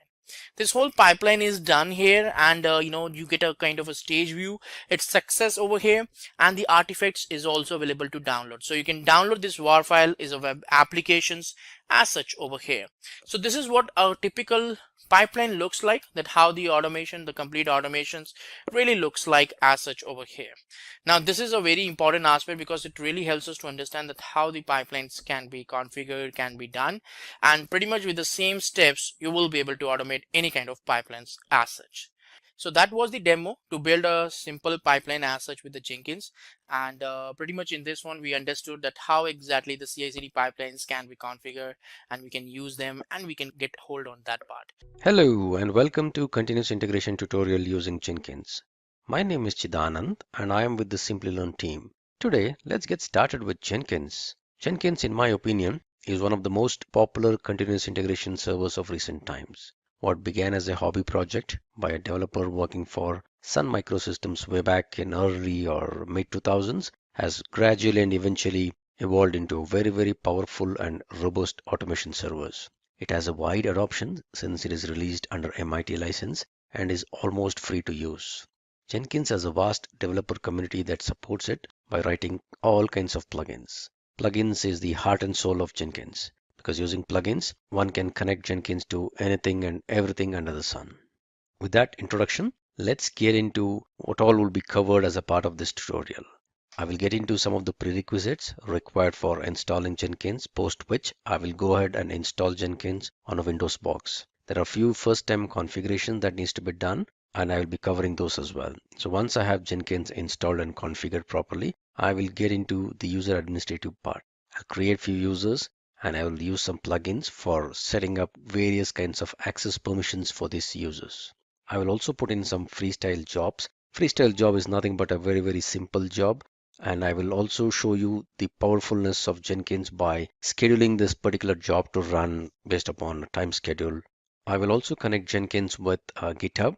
GitHub is our source code repository where I've got some repositories put up there. So using Jenkins, I will connect to GitHub, pull up a repository that is existing on GitHub onto the Jenkins box and run few commands to build this particular repository that is pulled from GitHub.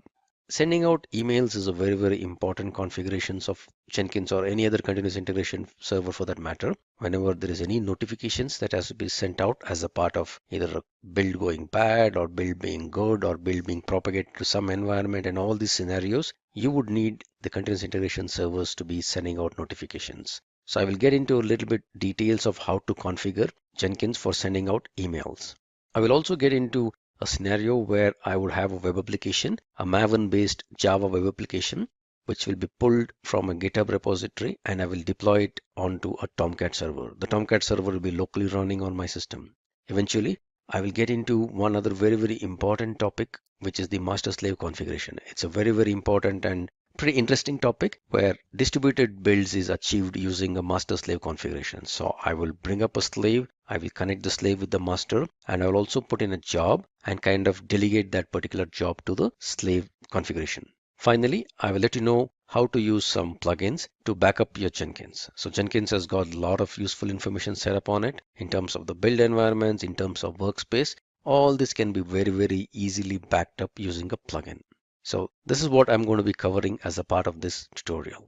Jenkins is a web application that is written in Java, and there are various ways in which you can use and install Jenkins. I have listed popular 3 mechanisms in which Jenkins is usually installed on any system. The topmost one is as a Windows or a Linux based services. So if at all you have Windows like the way I have, and I'm going to use this mechanism for this demo. So I would download a MSI installer that is specific to Jenkins and install this service. So whenever I install it as a service, it goes ahead and nicely installs all that is required for my Jenkins. And I have a service that can be started or stopped based upon my need. Any flavor of Linux as well. One other way of running Jenkins is downloading this generic war file, and as long as you have JDK installed, you can launch this war file by the command opening up a command prompt or shell prompt if at all you're on Linux box, specifying java-jar and the name of this war file. It typically brings up your web application, and you can continue with your installation. The only thing being, if at all you want to stop using Jenkins, you just go ahead and close this prompt. You either do a Control-C and then bring down this prompt, and your Jenkins server would be down. Other older versions of Jenkins were run popularly using this way, in which you already have a Java-based web server up and running. So you kind of drop in this war file into the root folder or the HTTPD root folder of your web server. So Jenkins would explode and kind of bring up your application. All user credentials or user administration is all taken care of by the Apache or the Tomcat server or the web server on which Jenkins is running. This was a very older way of running, but still some people use it because if they don't want to maintain 2 servers, if they already have a Java web server which it's being nicely maintained and backed up, Jenkins can run attached to it. Alright, so either ways, it doesn't matter however you're going to bring up your Jenkins instance. The way we're going to operate Jenkins is all going to be very same or similar one, with the subtle changes in terms of user administration if at all you're launching it through any other web server which will take care of the user administration. Otherwise, all the commands or all the configuration or the way in which I'm going to run this demo, it is going to be same across any of these installations.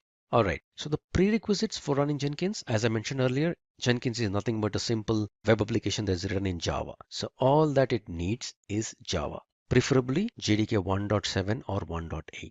2 GB RAM is the recommended RAM for running Jenkins. And also, like any other open source toolsets, when you install JDK, ensure that you set in the environment variable Java home to point to the right directory. This is something very specific to JDK, but for any other open source tools that you install, there is always a preferred environment variable that you got to set in, which is specific to that particular tool that you're going to use. This is a generic thing that is there for, for any other open source projects, because the way open source projects discover themselves is using this environment variables. So as a general practice or a good practice, always set these environment variables accordingly. So I already have JDK 1.8 installed on my system, but in case you do not, what I would recommend is just navigate on your browser to the Oracle homepage and just type in or search for install JDK 1.8 and navigate to the Oracle homepage. You'll have to accept the license agreement, and there are a bunch of installers that you can pick up based upon the operating system on which you're running. So I have this Windows 64 installer that is already installed and running on my system. So I will not get into the details of downloading this or installing it. Let me show you once I install this, what I've done with regard to my path. So if you get into this environment variables All right, so I've just set in a Java home variable. If you see this, C colon program files Java JDK 1.8. This is where my Java is located. C program files, Java. Okay, so this is the home directory of my JDK. So that is what I've set it up here in my environment variable. So if you see here, this is my Java home. All right. One other thing to do is ensure that in case you want to run Java or JavaC from a command prompt, ensure that you also add that path into this path variable. So if you see this, somewhere I will see, yes, there you go. C colon program files Java JDK 1.8 bin. So with these two, I'll ensure that my Java installation is nice and good enough. So to check that, to double check that, or to verify that, let me just open up a simple command prompt. And if I type in Java -version, all right, and Java C -version, so the compiler is on the path, Java is on the path, and if at all I do this, even the environment variable specific to my Java is installed correctly. So I'm good to go ahead with my Jenkins installation. Now that I have my prerequisites all set for installing Jenkins, let me just go ahead and download Jenkins. So let me open up a browser and say download Jenkins. All right. LTS is nothing but the long-term support. These are all stable versions. Weeklies, I would not recommend that you try these unless until you have a real need for that. Long-term support is good enough. And as I mentioned, there are so many flavors of Jenkins that is available for download. You also have a Docker container wherein you can launch Jenkins as a container, but I'll not get into details of that in this tutorial. All right. So what I want is, yes, this is the WAR file, which is a generic WAR file that I was talking to you earlier. And this is the Windows MSI installer. So go ahead and download this MSI installer. I already have that downloaded. So let me just open that up. All right. So this is my downloaded Jenkins instance, or rather installer. This is a pretty, maybe a few months old, but this is good enough for me. Before you start Jenkins installation, just be aware of one fact that there is a variable called Jenkins Home.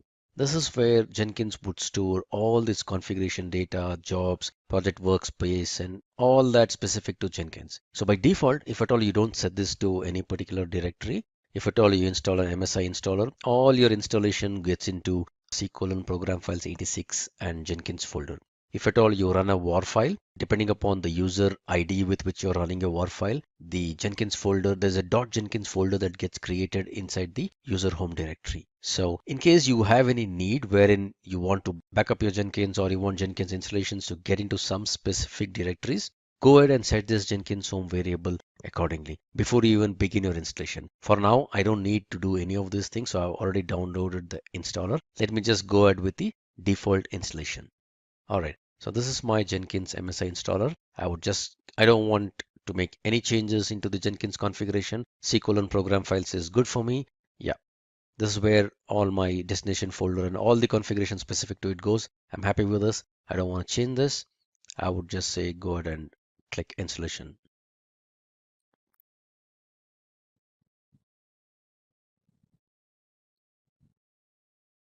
Okay, so what typically happens once the Jenkins installation gets through is it'll start installing itself, and there are some small checks that needs to be done. So, and by default, Jenkins launches on the port 8080. So let me just open up localhost 8080. There's a small checking that will be done as a part of the installation process, wherein I need to type in a hash key. All right. So there's a very, very simple hash key that gets stored out here. So I'll have to just copy this path. If at all you're running as a WAR file, you would see that in your logs. All right, so this is a simple hash key that gets created every time when you do a Jenkins installation. So as a part of the installation, it just asks you to do this. So if that is not correct, it will crib about it, but this looks good. So it's going ahead. All right, one important part during the installation. So you would need to install some recommended plugins. What happens is the plugins are all related to each other. So it's like the typical RPM kind of a problem where you try to install some plugin and it's got a dependency which is not installed and you get into all those issues. In order to get rid of that, what Jenkins recommends, there's a bunch of plugins that is already recommended. So just go ahead and blindly click that install recommended plugin. So if you see, there is a whole lot of plugins which are bare essential plugins that is required for Jenkins in order to run properly. So Jenkins as a part of the installation would get all these plugins and then install it for you. This is a good combination to kind of begin with. And mind you, at this moment Jenkins needs lots of bandwidth in terms of network. So in case your network is not so good, few of these plugins would kind of fail. And these plugins are all available on openly or mirrored sites, and sometimes some of them may be down. So do not worry in case some of these plugins kind of fail to install. You'd get an option to kind of retry installing them, but just ensure that at least most or 90-95% of all these plugins are installed without any problems. Let me pause the video here for a minute and then get back once all these plugins are installed. My plugin installation is all good. There was no failures in any of my plugins. So after that, I get to create this first admin user. Again, this is one important point that you got to remember. Give in any username and password, but ensure that you kind of remember that because it's very hard to get back your username and password in case you forget it. All right, so I'm going to create a very, very simple username and password. Something that I can remember. That's my name, and an email ID is kind of optional, but it doesn't allow me to go ahead in case I don't. So I just give in an admin and I got a password. I remember my password. This is my full name. All right, I say save and finish. All right, that kind of completed my Jenkins installation. It was not that tough, was it? Now that I have my Jenkins installed correctly, let me quickly walk you through some bare minimal configurations that is required. These are kind of a first time configuration that is required. So, and also let me warn you, the UI is little hard for many people to wrap their head around it, specifically the Windows guys. But if at all you're a Java guy, you know how painful it is to write UI in Java, you will kind of appreciate, all the effort that has gone into the UI. Bottom line, UI is little hard to, wrap your head around it. But once you start using it, possibly you'll start liking it. All right, so let me get into something called as Manage Jenkins. This can be viewed like a main menu for all Jenkins configuration. So I'll get into some of those important ones. Something called as Configure System. Configure System, this is where you kind of put in the configuration for your complete Jenkins instance. Few things to kind of look out for. This is a home directory. This is a Java home where all the configurations, all the workspace, anything and everything regarding Jenkins is stored out here. System message, you want to put in some message on the system, you just type in whatever you want and it's possibly show up somewhere up here on the menu. Number of executors, very, very important configuration. This just lets Jenkins know at any point in time how many jobs or how many threads can be run. You can kind of visualize it like a thread that can be run on this particular instance. As a thumb rule, if at all you're on a single core system, number of executors 2 should be good enough. In case at any point in time, if there are multiple jobs that kind of get triggered at the same time, in case the number of executors are less compared to the number of jobs that have woken up, no need to panic because they will all get queued up and eventually Jenkins will get to running those jobs. Just bear in mind that whenever a new job kind of gets triggered, the CPU usage and the memory usage in terms of the disk write is very high on the Jenkins instance. So that's something that you got to kind of keep in mind. All right, but number of executors, 2 for my system is kind of good. Label for my Jenkins, I don't want any of these things. Usage, how do you want to use your Jenkins? This is good for me because I only have a primary server that is running. So I want to use this node as much as possible. Quiet period. Each of these options have got some bare minimal help kind of a thing that is out here. By clicking on these question marks, you will get to know as to what are these particular configurations. All right, so this all look good. What I want to show you here is there's something regarding the Docker, timestamps, Git plugin, SVN, email notifications. I don't want that. What I want I want this SMTP server configuration. Remember, I mentioned earlier that I would want Jenkins to be sending out some emails. And what I've done here is I've just configured the SMTP details of my personal email ID. In case you're in an organization, you would have some sort of an email IDs that is set up for a Jenkins server. So you can specify the SMTP server details of your company so that you can authorize Jenkins to kind of send out emails. But in case you want to try it out like me, I have configured my personal email ID, which is on my Gmail, for sending out notifications. So the SMTP server would be smtp.gmail.com. I'm using the SMTP authentication. I've provided my email ID and my password. I'm using the SMTP port, which is 465, and reply to address is the same as mine. I can just send out an email and see if at all this configuration works. Again, Gmail would not allow anybody to send out notifications on your behalf. So you'll have to lower the security level of your Gmail ID so that you can allow programmatically somebody to send out email notifications on your behalf.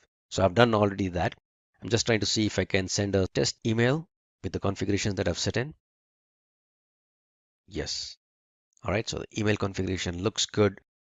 So this is how you configure your Gmail account in case you want to do that. If not, put in your organization SMTP server details, which are with a valid username and password, and it should all be set.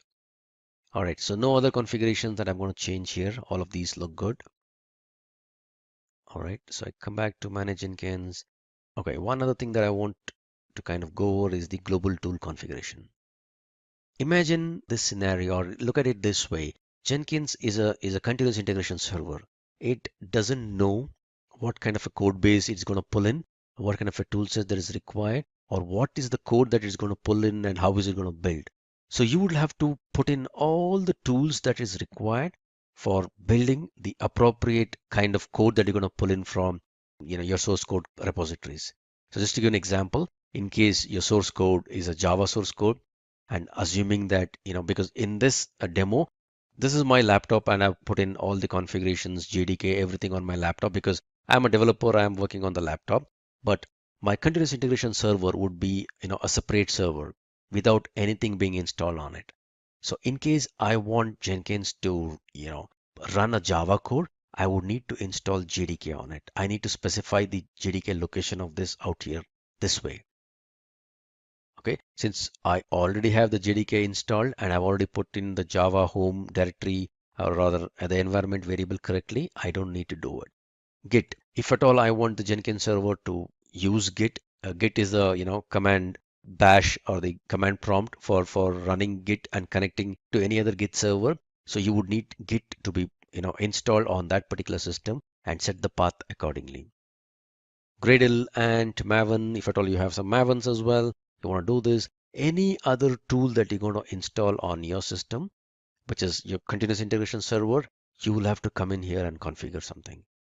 In case you don't configure it, when Jenkins runs, it will not be able to find these tools for building your task and it'll crib about it. That's good. I don't want to save anything. Manage Jenkins. Let me see what else is required. Yes, configure global security. All right, the security is enabled. And if you see by default, it's the security access control is set to Jenkins' own user database. So what does this mean?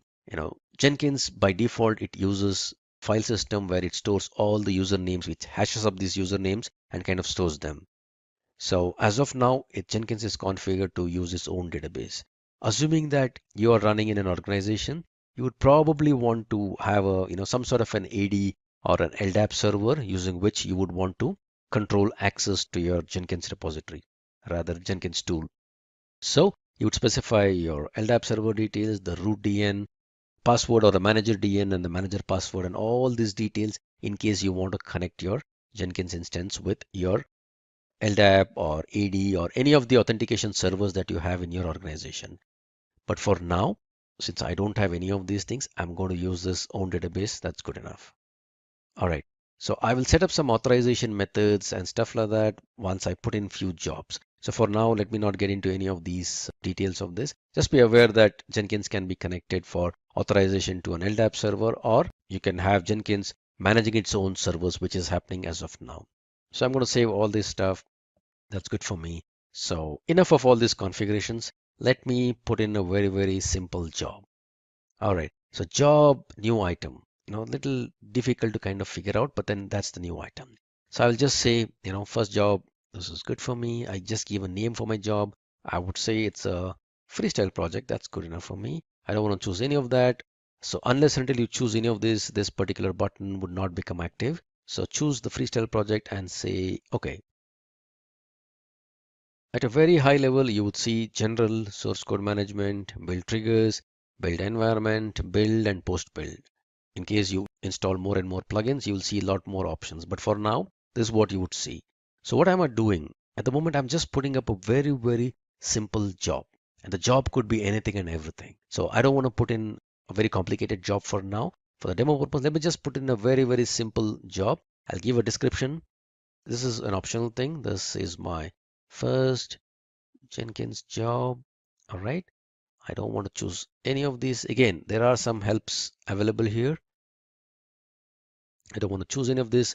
I don't want to connect it into any source code for now. I don't want any triggers for now. I'll come back to this in a while. Build environment. I don't want any build environment. As a part of this build step, I just want to, run few things so that I kind of complete this particular job. So since I'm on a Windows box, I would say execute Windows batch command. All right. So what do you want to do? Let me just echo something. Echo, hello. This is my first Jenkins job, and possibly I would want the date and the timestamp pertaining to the job. I mean, the date and time in which this job was run. All right. Very simple command that says, this is my first job. It just puts out something along with the date and the time. All right. I don't want to do anything else. I want to keep this job as simple as this. So let me save this job. All right, so once I save this job, the job names comes up here, and then I need to build this job. And you would see some build history out here. Nothing is there as of now because I've just put in a job. I've not run it yet. All right, so let me try to build it now. You see a build number, you would see a date and a timestamp. So if I click on this, you would see a console output. If I go here, okay, as simple as that. And where is all the job details that is getting into? If you see this, if I navigate to this particular directory, all right, so this is the directory what I was mentioning earlier regarding Jenkins home. So all the job related stuff that is specific to this particular Jenkins installation is all here. All the plugins that is installed, the details of each of those plugins can be found here. All right, so the workspace is where all the jobs that I've created, whichever I'm running, there will be individual folders specific to the jobs that has been put up here. All right, so one job, one quick run. That's what it looks like. Pretty simple. Okay, let me do one thing. Let me put up a second job. I would say second job. I would say freestyle project. All right, this is my second job. I just want to demonstrate the powerfulness of the automation server and how simple it is to automate a job that is put up on Jenkins, which will be triggered automatically. Remember what I said earlier about Jenkins, because at the core of Jenkins is a very powerful automation server. All right, so what I'm going to do, I will just keep everything else the same. I'm going to put in a build script pretty much similar to second job that gets triggered automatically every minute. All right, let me do that. Percentage date, and I'll put in the time. All right, so I just put in another job called second job, and it pretty much does the same thing as what I was doing earlier in terms of printing the date and the time. But this time I'm just going to demonstrate the powerfulness of the automation server that is there. If you see here, there's a build trigger. So a build can be triggered using various triggers that is there. So we'll get into this GitHub triggering or hook or a webhook kind of a triggering later on. But for now, what I want to do, I want to ensure that this job that I'm going to put in would be automatically triggered on its own. Let's say every minute, I want this job to be run on its own. So build periodically is my setting. If you see here, there's a bunch of help that is available for me. So for those of you who have written cron jobs on Linux boxes, you'll find it very, very simple. But for others, don't panic. Let me just put up a very, very simple regular expression for scheduling this job every minute. All right, so that's 1, 2, 3, 4, 5.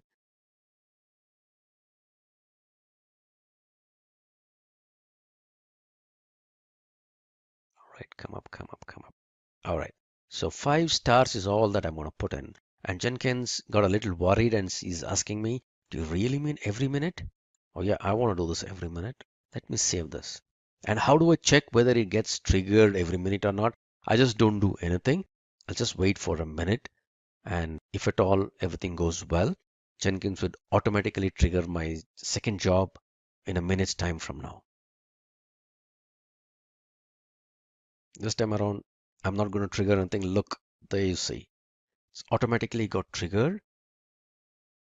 If I go in here, yep, second job that gets triggered automatically. It was triggered at 1642, which is 4:42 my time. That looks good. And if everything goes well, every 1 minute onwards, this job would be automatically triggered. Now that I have my Jenkins up and running, a few jobs that has been put up here on my Jenkins instance, I would need a way of controlling access to my Jenkins server. This is wherein I would use a plugin called role-based access plugin and create few rules. The rules are something like a global role and a project role, project specific role. I can have different roles and I can have users who have signed up or the users whom I create kind of assigned to these roles so that each of these users fall into some category.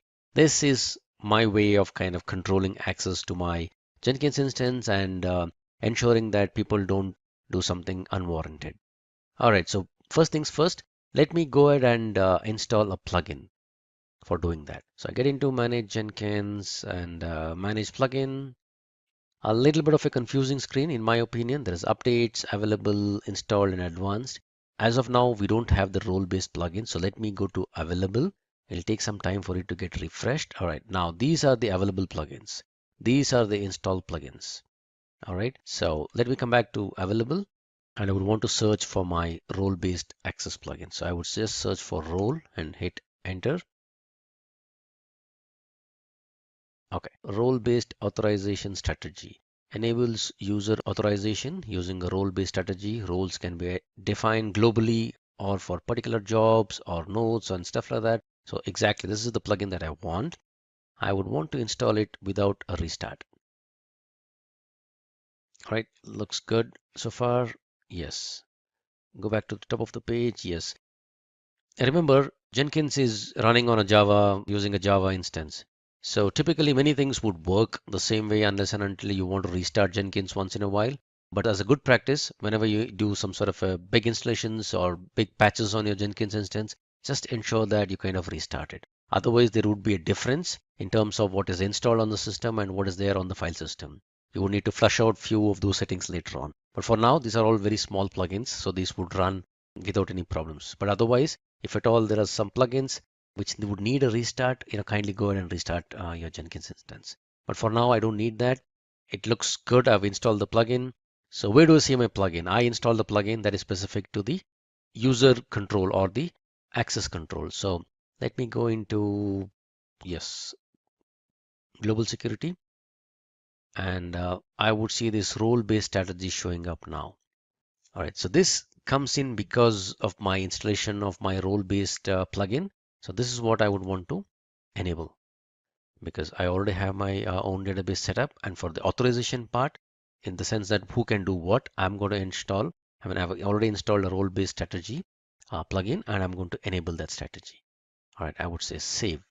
Okay, now I've installed the role-based access plugin. I would need to just set it up and check that, I would go ahead and create some roles and ensure that I assign users as per these roles.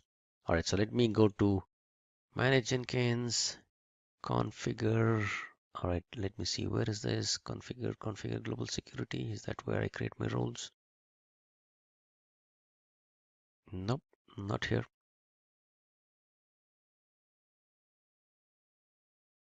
Yes, manage and assign roles. Okay, again, you would see these options only after you install these plugins. So for now, I've just enabled the plugin.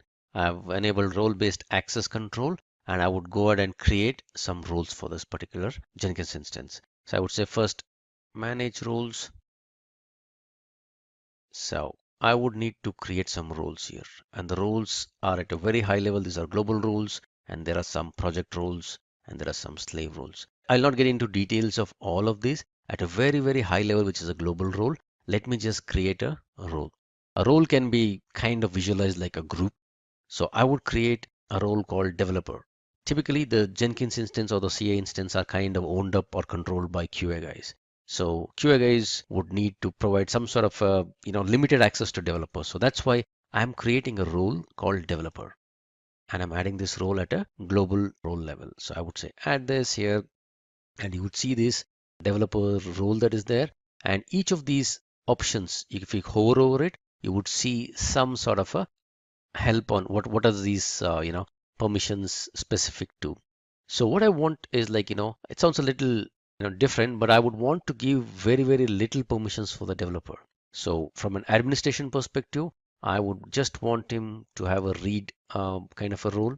Credentials, again, I would just want a view kind of a role. I don't want him to create any agents and all that stuff. That looks good for me. For a job, I would want him to just possibly read. I don't want him to build. I don't want him to cancel any jobs. I don't want him to configure any job. I don't even want him to create any job. I would just want him to read few things. I would not give him possibly a role to the workspace as well. I mean, I don't want him to have access to the workspace. I would just want him to read a job or check, have read-only access to the job. Run. No, I don't want him to give him any particular access which will allow him to run any jobs.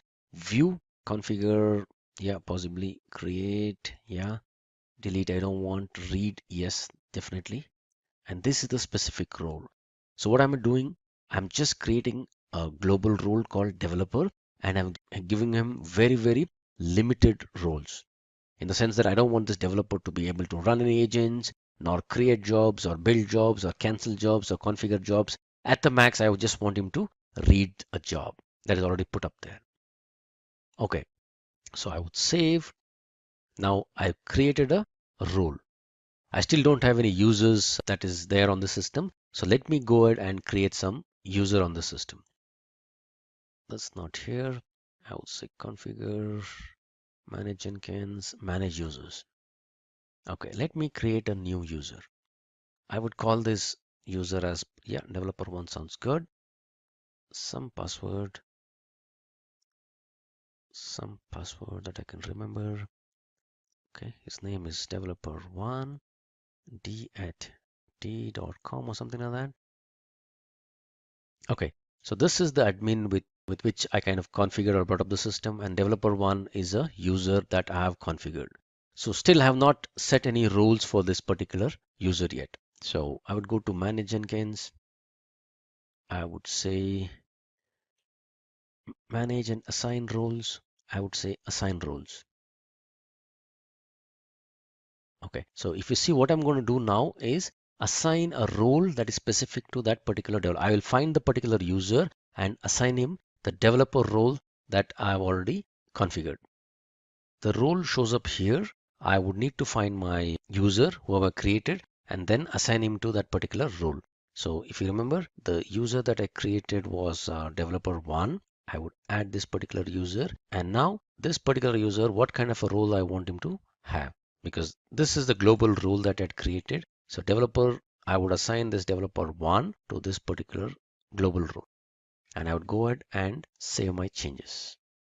Now let me check the permissions of this particular user by logging out of my admin account and logging back as developer one. If you remember, this role was created with very less privileges. So there you go. I have Jenkins, but I don't see a new item. I can't trigger a new job. I can't do anything. I see these jobs. However, I don't think so I'll be able to start this job. I don't have the permission set for that. The maximum I can do is look at the job, see what was there as a part of the console output and stuff like that.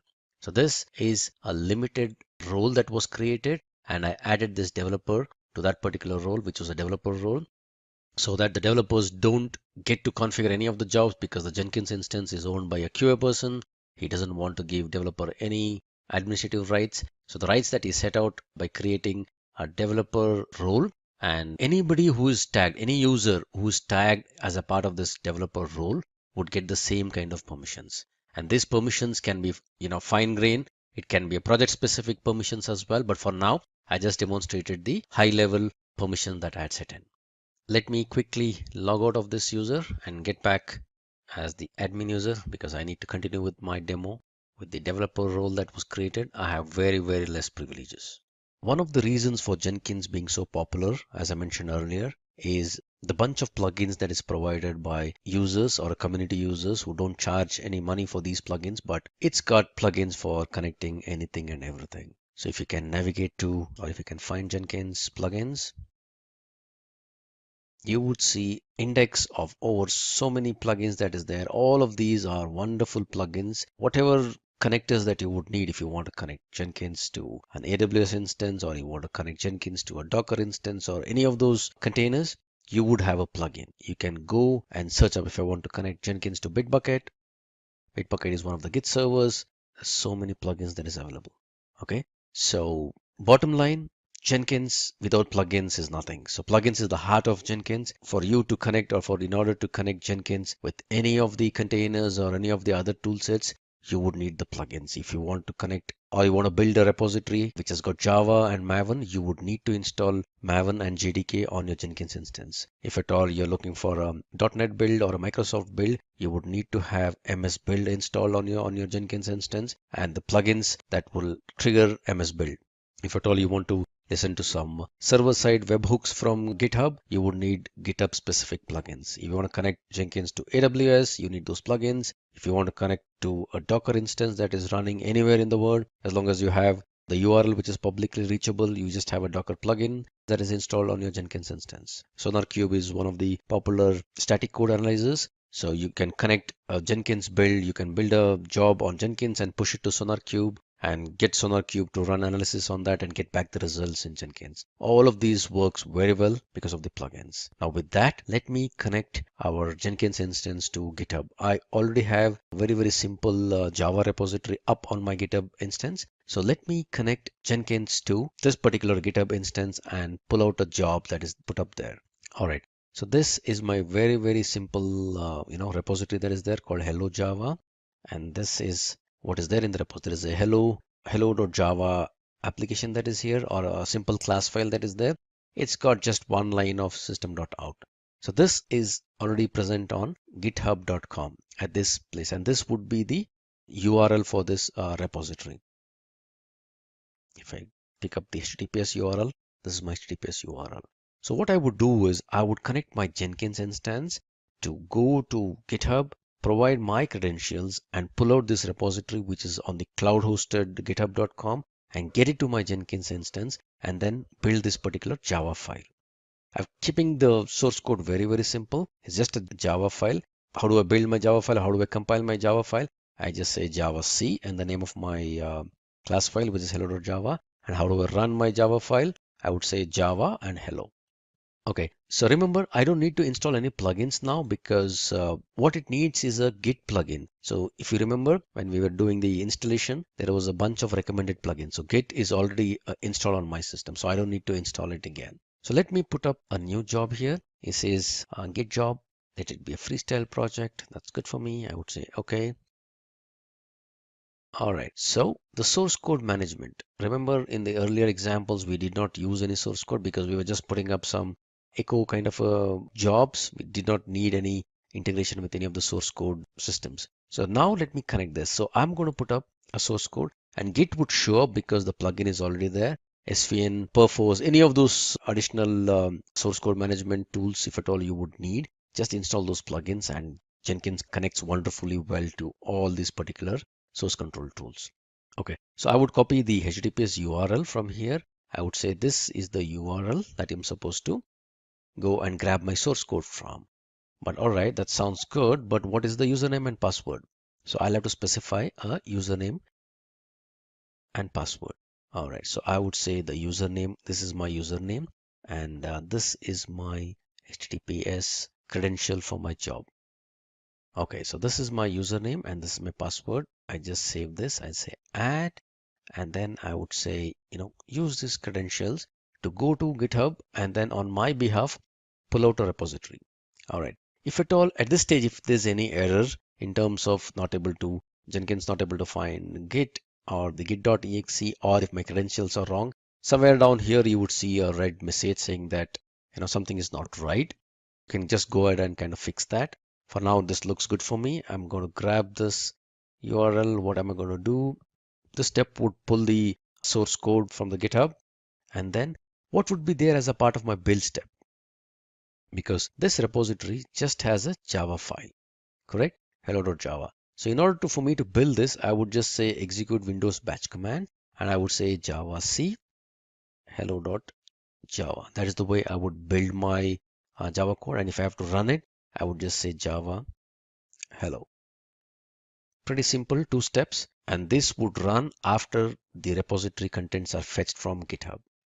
So Java C, Java, that sounds good. I would say save this and let me try to run this. Okay, if you see, there's a lot of, it executes Git on your behalf. It goes out here, it provides my credentials and says, it pulls all my repository, and by default, it will pull up the master branch that is there on my repository. And it kind of builds this whole thing, Java C hello.java, and it runs this project Java hello. And there you see, this is the output that is there.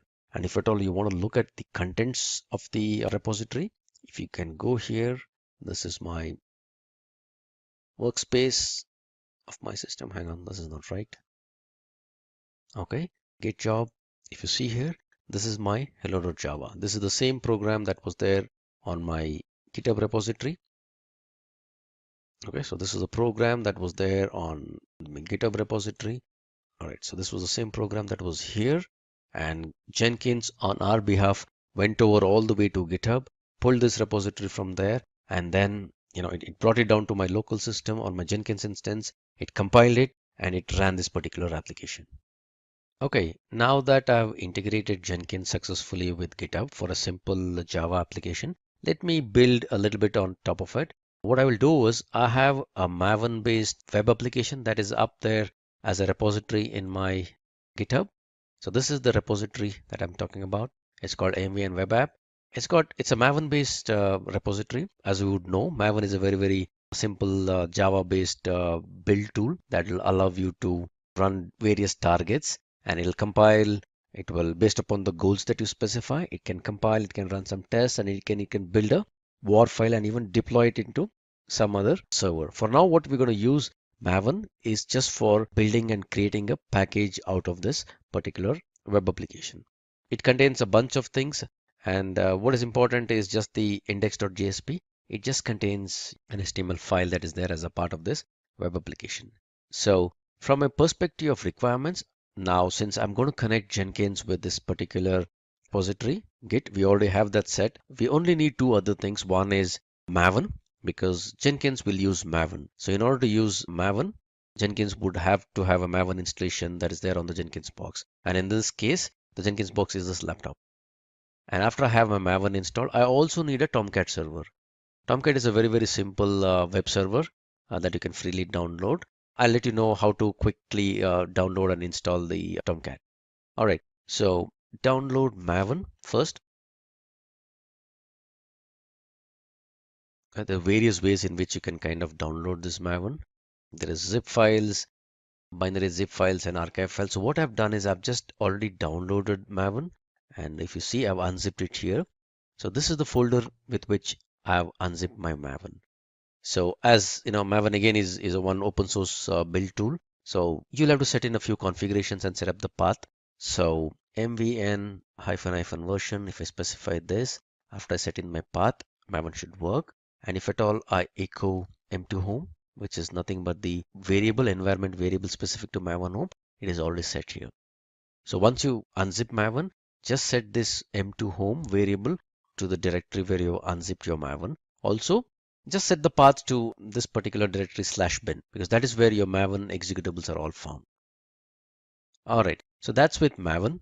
And since I've set the path and the environment variable Maven is running perfectly fine on my system, I've just verified it. Okay, next one is the Tomcat server. Download Apache Tomcat server 8.5 is what I have on my system. So I'm just going to show you where to download this from.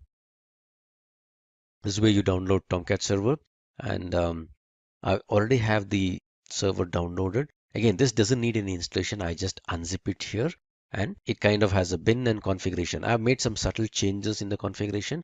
First and foremost, Tomcat server also by default runs on port 8080. Since we already have our Jenkins server running on port 8080, we cannot let Tomcat run on the same port. There will be a port clash. So what I've done, I have configured Tomcat to use a different port. So if I go to this configuration file here, there is a server.xml. Let me open this up here. All right. Okay. So this is the port. By default, it will be 8080. I've just modified it to 8081. So I've changed the port on which my Tomcat server would run. All right. So that is one change. Second change, when Jenkins kind of tries to get into my Tomcat and deploy something for someone, he would need some authentications so that he'll be allowed deployment by Tomcat. So for that, I need to create a user on Tomcat and provide this user credentials to my Jenkins instance. So I would go to Tomcat users.xml file here. I've already created a username called deployer and the password is deployer, and I've added a role called manager-script. Manager-script will allow programmatic access to the Tomcat server. So this is the role that is there. So using this credentials, I will enable or I'll empower Jenkins to get into my Tomcat server and deploy my application. All right, only these two things that is required. Let me just start my Tomcat server first. So I get into my bin folder, I open a command prompt here, and there's a startup.bat.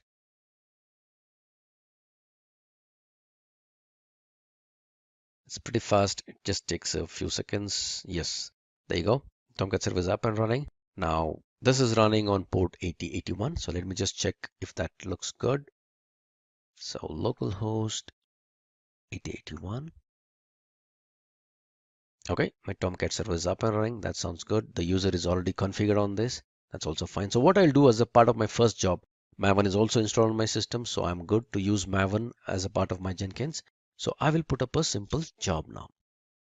I will say job, MVN, web app. I'll call this freestyle job. That's good. Okay, so this will be a Git repository. What is the URL of my Git repository? Is this guy, HTTPS URL. Okay, that's this URL. I will use the credentials. The old credentials that I set up will work well because it's the same Git user that I'm kind of connecting into. All right, so now the change happens here where after I get this, since I said this is a simple Maven repository, I will have some Maven targets to run. So the simple target first is, let me run Maven package. This creates a war file. Okay, so MVN package is the target. Package is the target. So whenever I run this package, it kind of creates it, it builds it, it tests it, and then creates a package. So this is all that is required. Maybe let me try to save this and let me first run this and see if it connects well, if there's any problem with my war file or the war file gets created properly.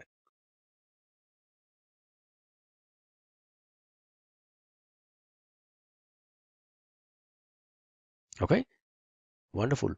So it built a war file, and if you see, it all shows you what is the location where this war file was generated. So this will be the workspace. If you see this war file was successfully built. Now I need to grab this particular war file and then I would need to deploy it into Tomcat server. Again, I would need a small plugin to do this because I need to connect Tomcat with my Jenkins server. Let me go ahead and install the plugin for the container deployment.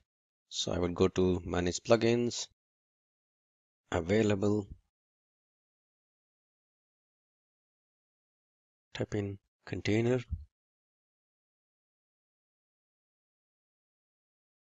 container,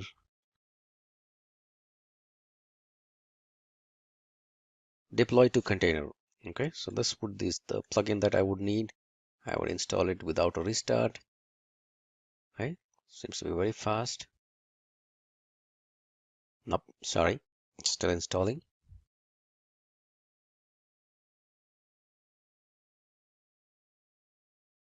Okay, it installed the plugin. So if at all you see this, if you go to my workspace, okay, in the target folder, I would see this web application WAR file that is already built. So I would need to configure this plugin to pull up this WAR file and deploy it onto the Tomcat server. For deploying onto the Tomcat server, I will use the credentials of the user that I've created. Okay, so let me go to configure this particular project again. And okay, all this is good. So the package is good. I'm going to just create a package. That's all fine. Now add a post build step. So after the WAR file is built as a part of this package directive, let me use this deployment to container. Now this will show up after you install the plugin. So deploy this one to the container. Now what is that you're supposed to specify? You're supposed to specify what is the location. Okay, so this is a global configuration that is there that will allow you to, from the root folder, it will pick up the WAR file that is there. So ******war, that's good for me. Okay, what is the context path? Context path is nothing but just the name of an application that, under which it will get deployed into the Tomcat server. I will just say MVN web app. That's the name of my thing. Now I need to specify what kind of a container that I'm talking about. All right, so the deployment would be for this Tomcat 8.5 is what I need. Okay, because the server that we have is a Tomcat 8.5 server that I have. So this would be the URL. So the credentials, yes, I need to add a credential for this particular server. So if you remember, I had created a credential for my web application. So let me just find that. My Tomcat server, yes, configuration of this. Okay, so deployer and deployer. Username is deployer, password is deployer. Okay, so let me use that credential. I would say add a new credential, Jenkins credential. The username is deployer and the password is deployer. So I would use this deployer credentials for that. And what is the URL of my Tomcat instance? So this is the URL of my Tomcat instance. So take the WAR file that is found in this particular folder. And then, context path is mn web app, use the deployer deployment credentials and get into this localhost, which is there 8081. This is the Tomcat server that is running on my system, and then go ahead and deploy it. Okay, so that is all that is required. So I would say just save this and let me run it now.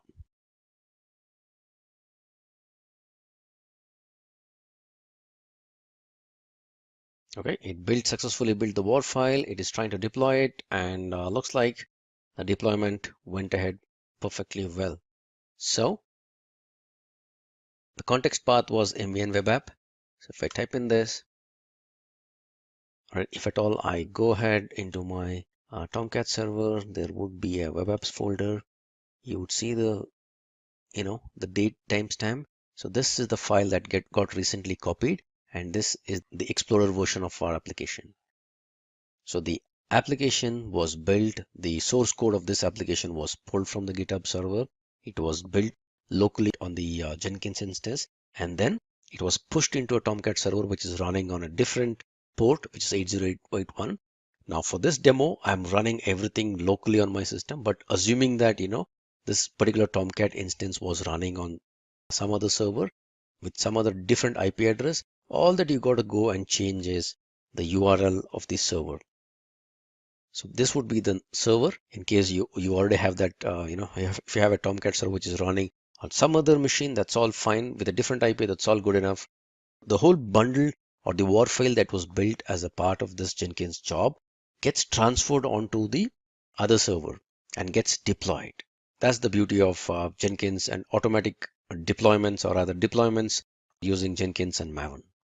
Distributed build or master slave configuration in Jenkins. As you would have seen, we just have one instance of Jenkins server up and running all the time. And also I told you that whenever any job that kind of, gets started on the Jenkins server, it is little heavy on in terms of disk space and the CPU utilization. So which kind of, if at all you're in an organization wherein you're heavily reliant on the Jenkins server, you don't want your Jenkins server to go down. So that's wherein you kind of start distributing the load that is there on the Jenkins server. So you primarily have a server, which is just a placeholder or like a master who will take in all the kind of jobs. And what he'll do is based upon trigger that has happened to the job or whichever job needs to be built, if at all, he can delegate these jobs onto some other machines or some other slaves. That's a wonderful thing to have. Okay, use case 1. Use case 2, assuming that, if you have a Jenkins server that is running on a Windows box or on a Linux one, and if at all you have a need where you need to build based upon operating systems, you have multiple build configurations to support. Maybe you need to build a Windows, Windows based .NET kind of a projects where you would need a Windows machine to build this particular project. You also have a requirement where you want to build Linux based systems. You also have a Mac, you support some sort of an apps or something that is built on Mac OS. You would need to build, Mac based system as well. So how are you going to support all these needs? So that's wherein a beautiful concept of master slave or primary and delegations or agent and master comes into play. So typically you would have one Jenkins server who will just configure with all the proper authorizations, users, configurations, and everything is set up on this Jenkins server. His job is just delegations. He will listen to some sort of triggers, or based upon the job that is coming in, he will, if there is a nice way of delegating these jobs to somebody else, and taking back the results, he can control a lot of other systems. And these systems may not have a complete, or there's no need to put in a complete Jenkins installation. All that you got to do is have a very, very simple runner or a slave that is a simple jar file that is run as a low priority thread or a process within these systems. So with that, you can have a wonderful distributed build server that can be set up. And in case one of the servers goes down, your master would know that what went down and kind of delegate the task to somebody else. So this is the kind of distributed build or the master slave configuration. So what I'll do in this exercise or in this demo is I will set up a simple slave. But since I don't have too many machines to kind of play around, what I'll do is I will set up a slave in one other folder within my hard drive. So I've got the C drive and D drive. My Jenkins is on my C drive. So what I would do is I would just use my E drive and set up a very, very simple slave out there. I'll just show you how to provision a slave and how to connect to a slave and how to delegate a job to that slave. Let me go back to my Jenkins master and configure him to talk to an agent. So there are various ways in which this client and server talk to each other. What I'm going to choose is something called as JNLP, Java Network Launch Protocol. So using this, I would ensure that the client and server talk to each other. So for that, I need to ensure that I kind of enable this JNLP port. So let me try to find out where is that. Let me try this. Okay, yes. Agents, and by default this JNLP agents thing would be disabled. So if you see here, there's a small help on this. So I'm going to use this JNLP, which is nothing but Java Network Launch Protocol, and I'll configure the master and server to talk to each other using JNLP. So for that, I need to enable this guy. So I enable this guy instead of making by default the configuration was disabled. So I make him random. I make him enabled, and I say save this configuration. All right, so now I configured or I made a setting for the master so that the JNLP port is kind of opened up. So let me go ahead and create an agent. So I'll go to manage nodes. So if you see here, there's only one master here. So let me provision a new node here. So this is the way in which you bring up a new node. You have to configure it on the server. Jenkins would put in some sort of security around this particular agent and let you know how to launch this particular agent so that he can connect to your Jenkins master. So I would say new node. I would give a name for my node. I would say Windows node because both of these are Windows only. So that's fine. I just give an identifier saying that Windows node. I would say this is a permanent agent. I would say okay. So if you see the name, let me just copy this name here with the description. Number of executors, since it's a slave node and both of these are running on my system, I will keep the number of executors as 1. That's fine. Remote root directory. Now this is where, let me just clarify this, since I have both my master is running on my C drive program files 86, or hang on, not 86, C colon program files, it is indeed 86. All right, Jenkins. So this is where my master is running. So I don't want the C drive. What I'll do is I'll use something called as A drive. I have another drive in my system, but please visualize this like, you're running this on a separate system altogether. So I create a folder here called Jenkins node, and this is where I'm going to place I'm going to provision my slave, and I'm going to run him from here. So this is the directory in which I'm going to provision my slave node. So I'm going to copy this here, and that is the remote root directory of your particular agent or slave. So I just copy it here. The label, probably this is fine for me. And usage, how do you want to use this guy? So I don't want him to run all kinds of jobs. I will only build jobs with label expressions that match this particular node. And so this is the label of this node. So in order for somebody to kind of delegate any task to them, they will have to specify this particular label. So imagine this way, if I have a bunch of Windows mesh system, I name it as Windows star.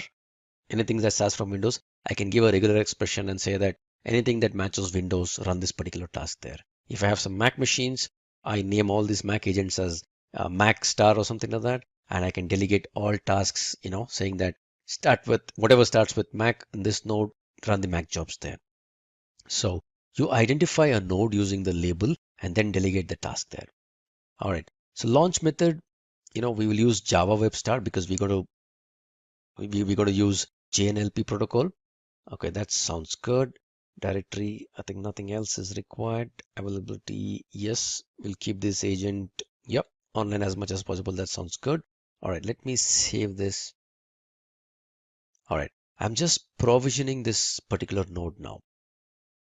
So if I click on this node, I get a bunch of commands along with an agent.jar. So this is the agent.jar that has to be taken down to the other machine or the slave node, and from there I need to run this along with a small security credential. So let me copy this whole text here in my notepad. Notepad plus is good for me. Okay, I copy this whole path there. I also want to download this agent.jar. I would say yes. And this agent.jar is the one that is configured by our server. So all the details that is required for launching this agent.jar is found in this. For launching this agent is found in this agent.jar. So typically I need to take this jar file onto the other system and then kind of run it from there. So I have this agent.jar. I copy this, or rather I cut this. I come back to my folder, my Jenkins node. I paste it here. Okay. So now with this provision agent.jar, and I need to use this whole command, Control A, Control C, and then launch this particular agent. So let me bring up a command prompt right here and then launch it. So I'm saying in the same folder where there is agent.jar, I'm going to launch this particular agent, java-jar, agent.jar, JNLP. This is the URL of my server. In case the server and client are on different locations or different IPs, you have to specify the IP address. All this anyway would show up.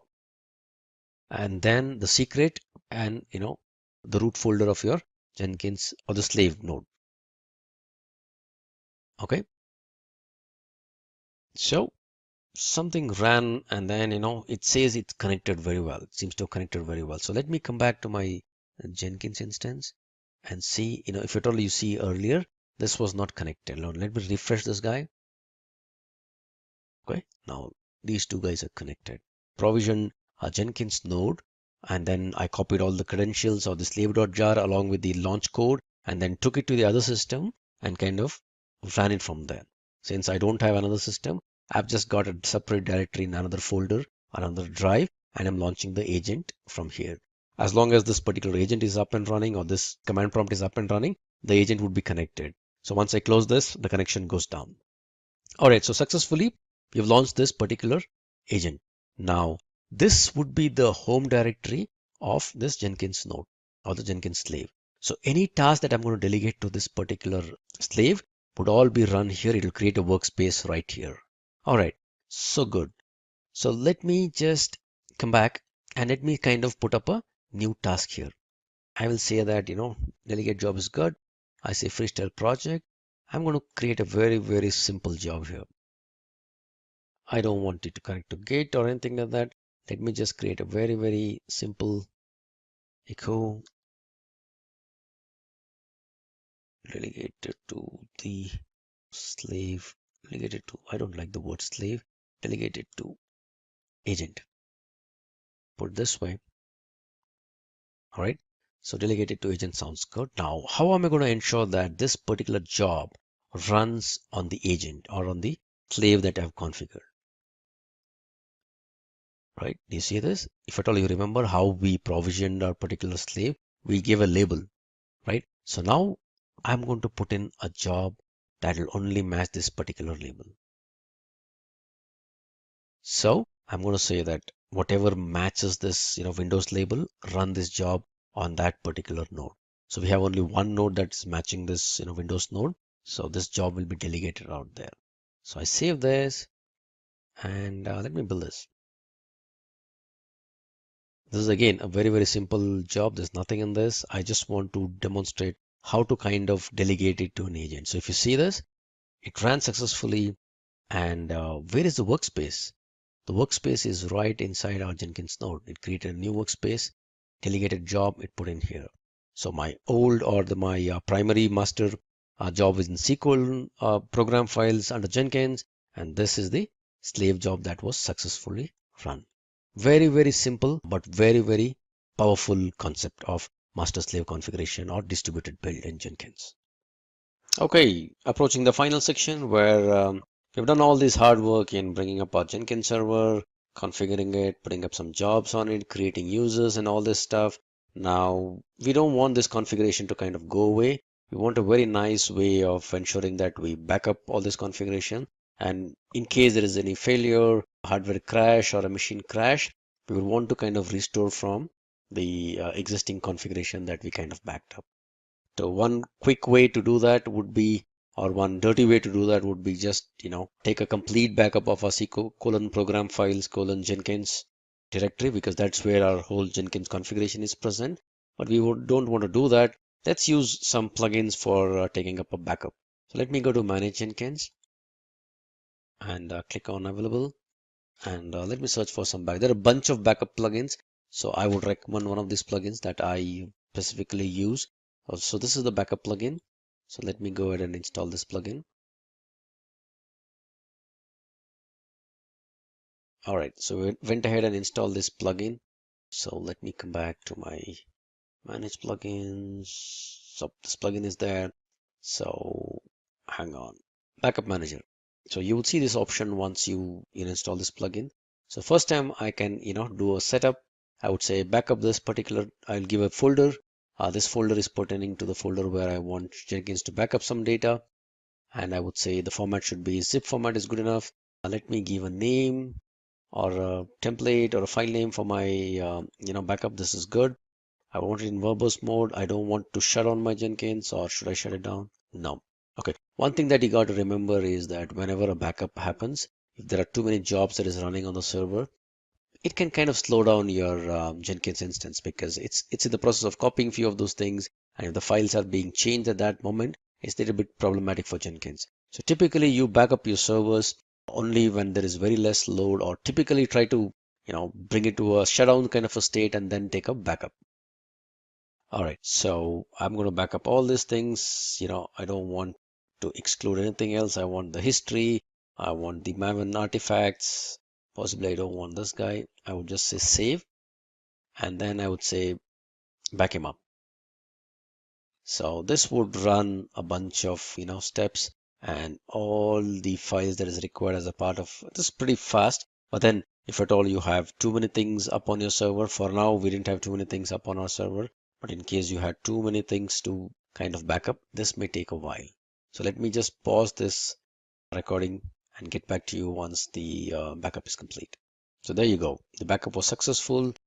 Created a backup of all our workspace, the configurations, the users, and all that. So all this is kind of hidden down in this particular zip file. So at any instance, if at all I kind of crash my system for some instance, or say hard disk failure, and I bring up a new instance of Jenkins, I can kind of use the backup plugin for restoring this particular configurations. So how do I do that? I just come back to my manage Jenkins, come back to backup manager, and I will say restore Hudson or Jenkins configuration. Hi guys, welcome to this video on Jenkins interview questions and answers. Jenkins is a popular DevOps open source automation server. It is used to automate the non-human part of software development and supports continuous integration and continuous delivery. Jenkins is a server-based system that runs in servlet containers such as Apache Tomcat. We have compiled the most important Jenkins interview questions that you might face in a Jenkins or DevOps interview. So without further ado, let us get started with Jenkins interview questions and answers. So the first question you'll be asked about with Jenkins is explain a master-slave architecture of Jenkins.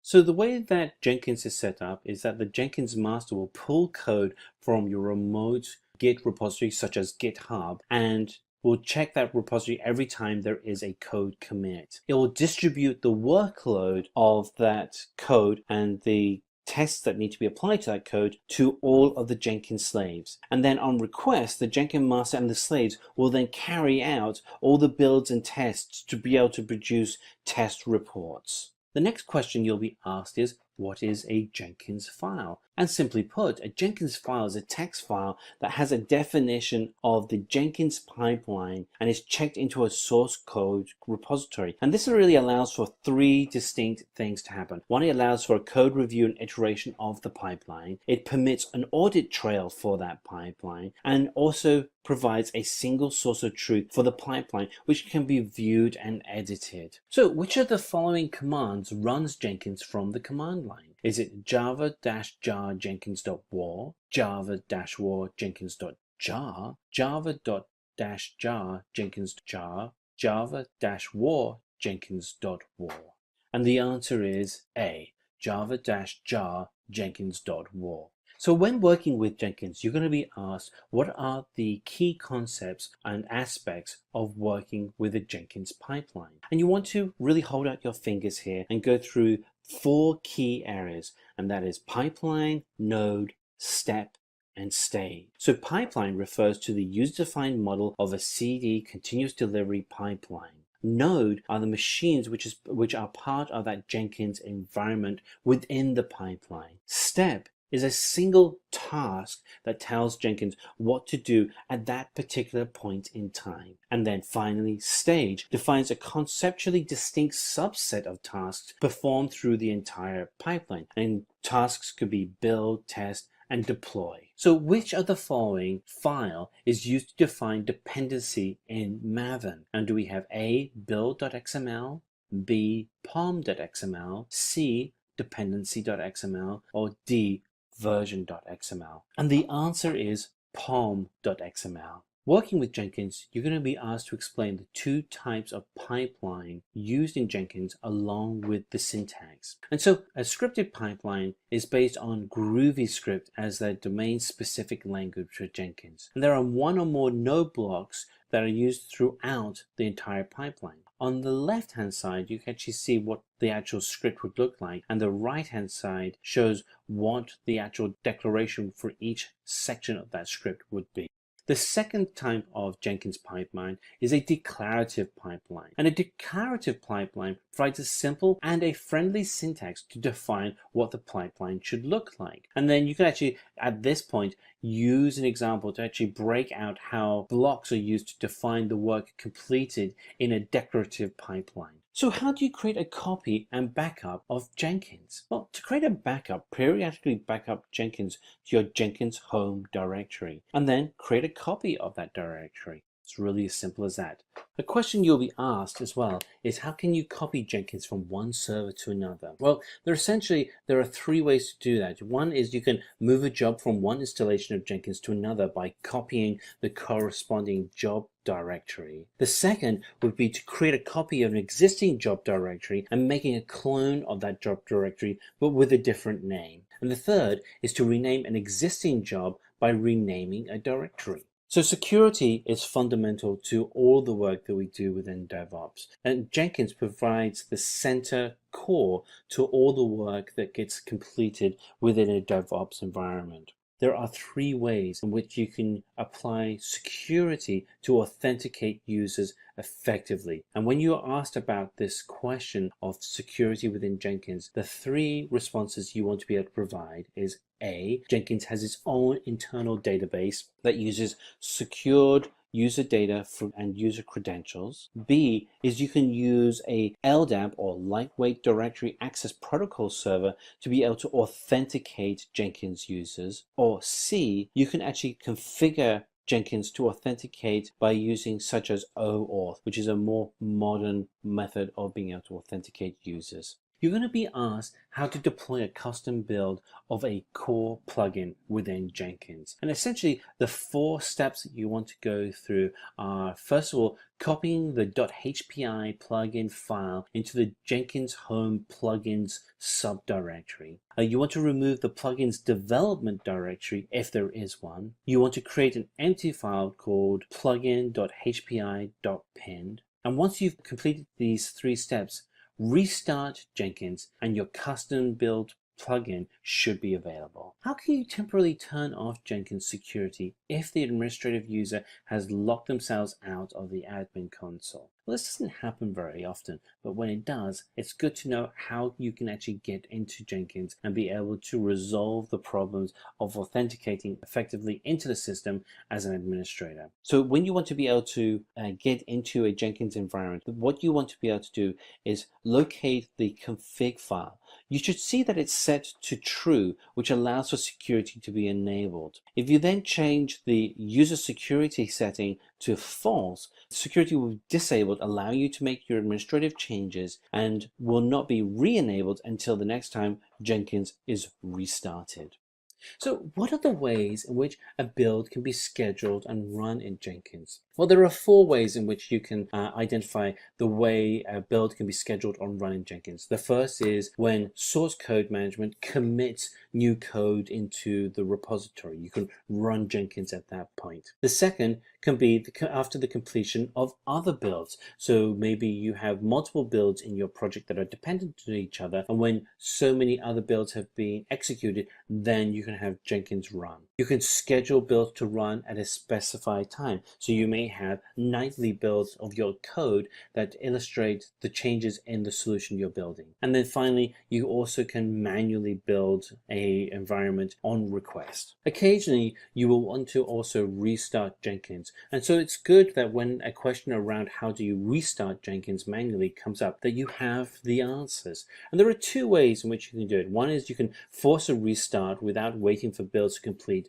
by using the Jenkins URL that you have for your environment /restart, or you can allow all running builds to complete before restart are required, and in which case you would use the command of the URL for your Jenkins environment /safe restart. So before we talk about Selenium, let's understand a few drawbacks of manual testing. Let's take an example of a very simple use case. As a user, I want to log in to my web application using username and password. A very simple use case, and it's a very common use case for any kind of web application you're working. So as a tester, what do? I need to write multiple test cases to test this use case. So I can use multiple data sets like valid credentials, invalid credentials, null values, and so on to test this particular use case. And then what you do, you start executing the test cases one by one. You find bugs, then your developers fixes them, and then you will need to rerun all the test cases again and again until all the bugs for this use case are fixed and your application is ready to ship. Now look into this. Now this brings us to the first demerit of the manual testing, which is what? If one has to run test cases with 100 transactions and repeat them again and again, this is going to be a very time consuming process and very boring. Also, it is more error prone. since it's done manually and human mistakes are bound to happen. The third challenge is the scope of manual testing itself is very limited. For example, say regression testing. Ideally, you would want to run all the test cases which you have written, but since it's a manual process, this is going to be very tedious to do. And also, you would not have all the luxury of time to execute all test cases. So what do? You start picking up those test cases which are very important to be run. And that way, you are kind of limiting the scope of your testing.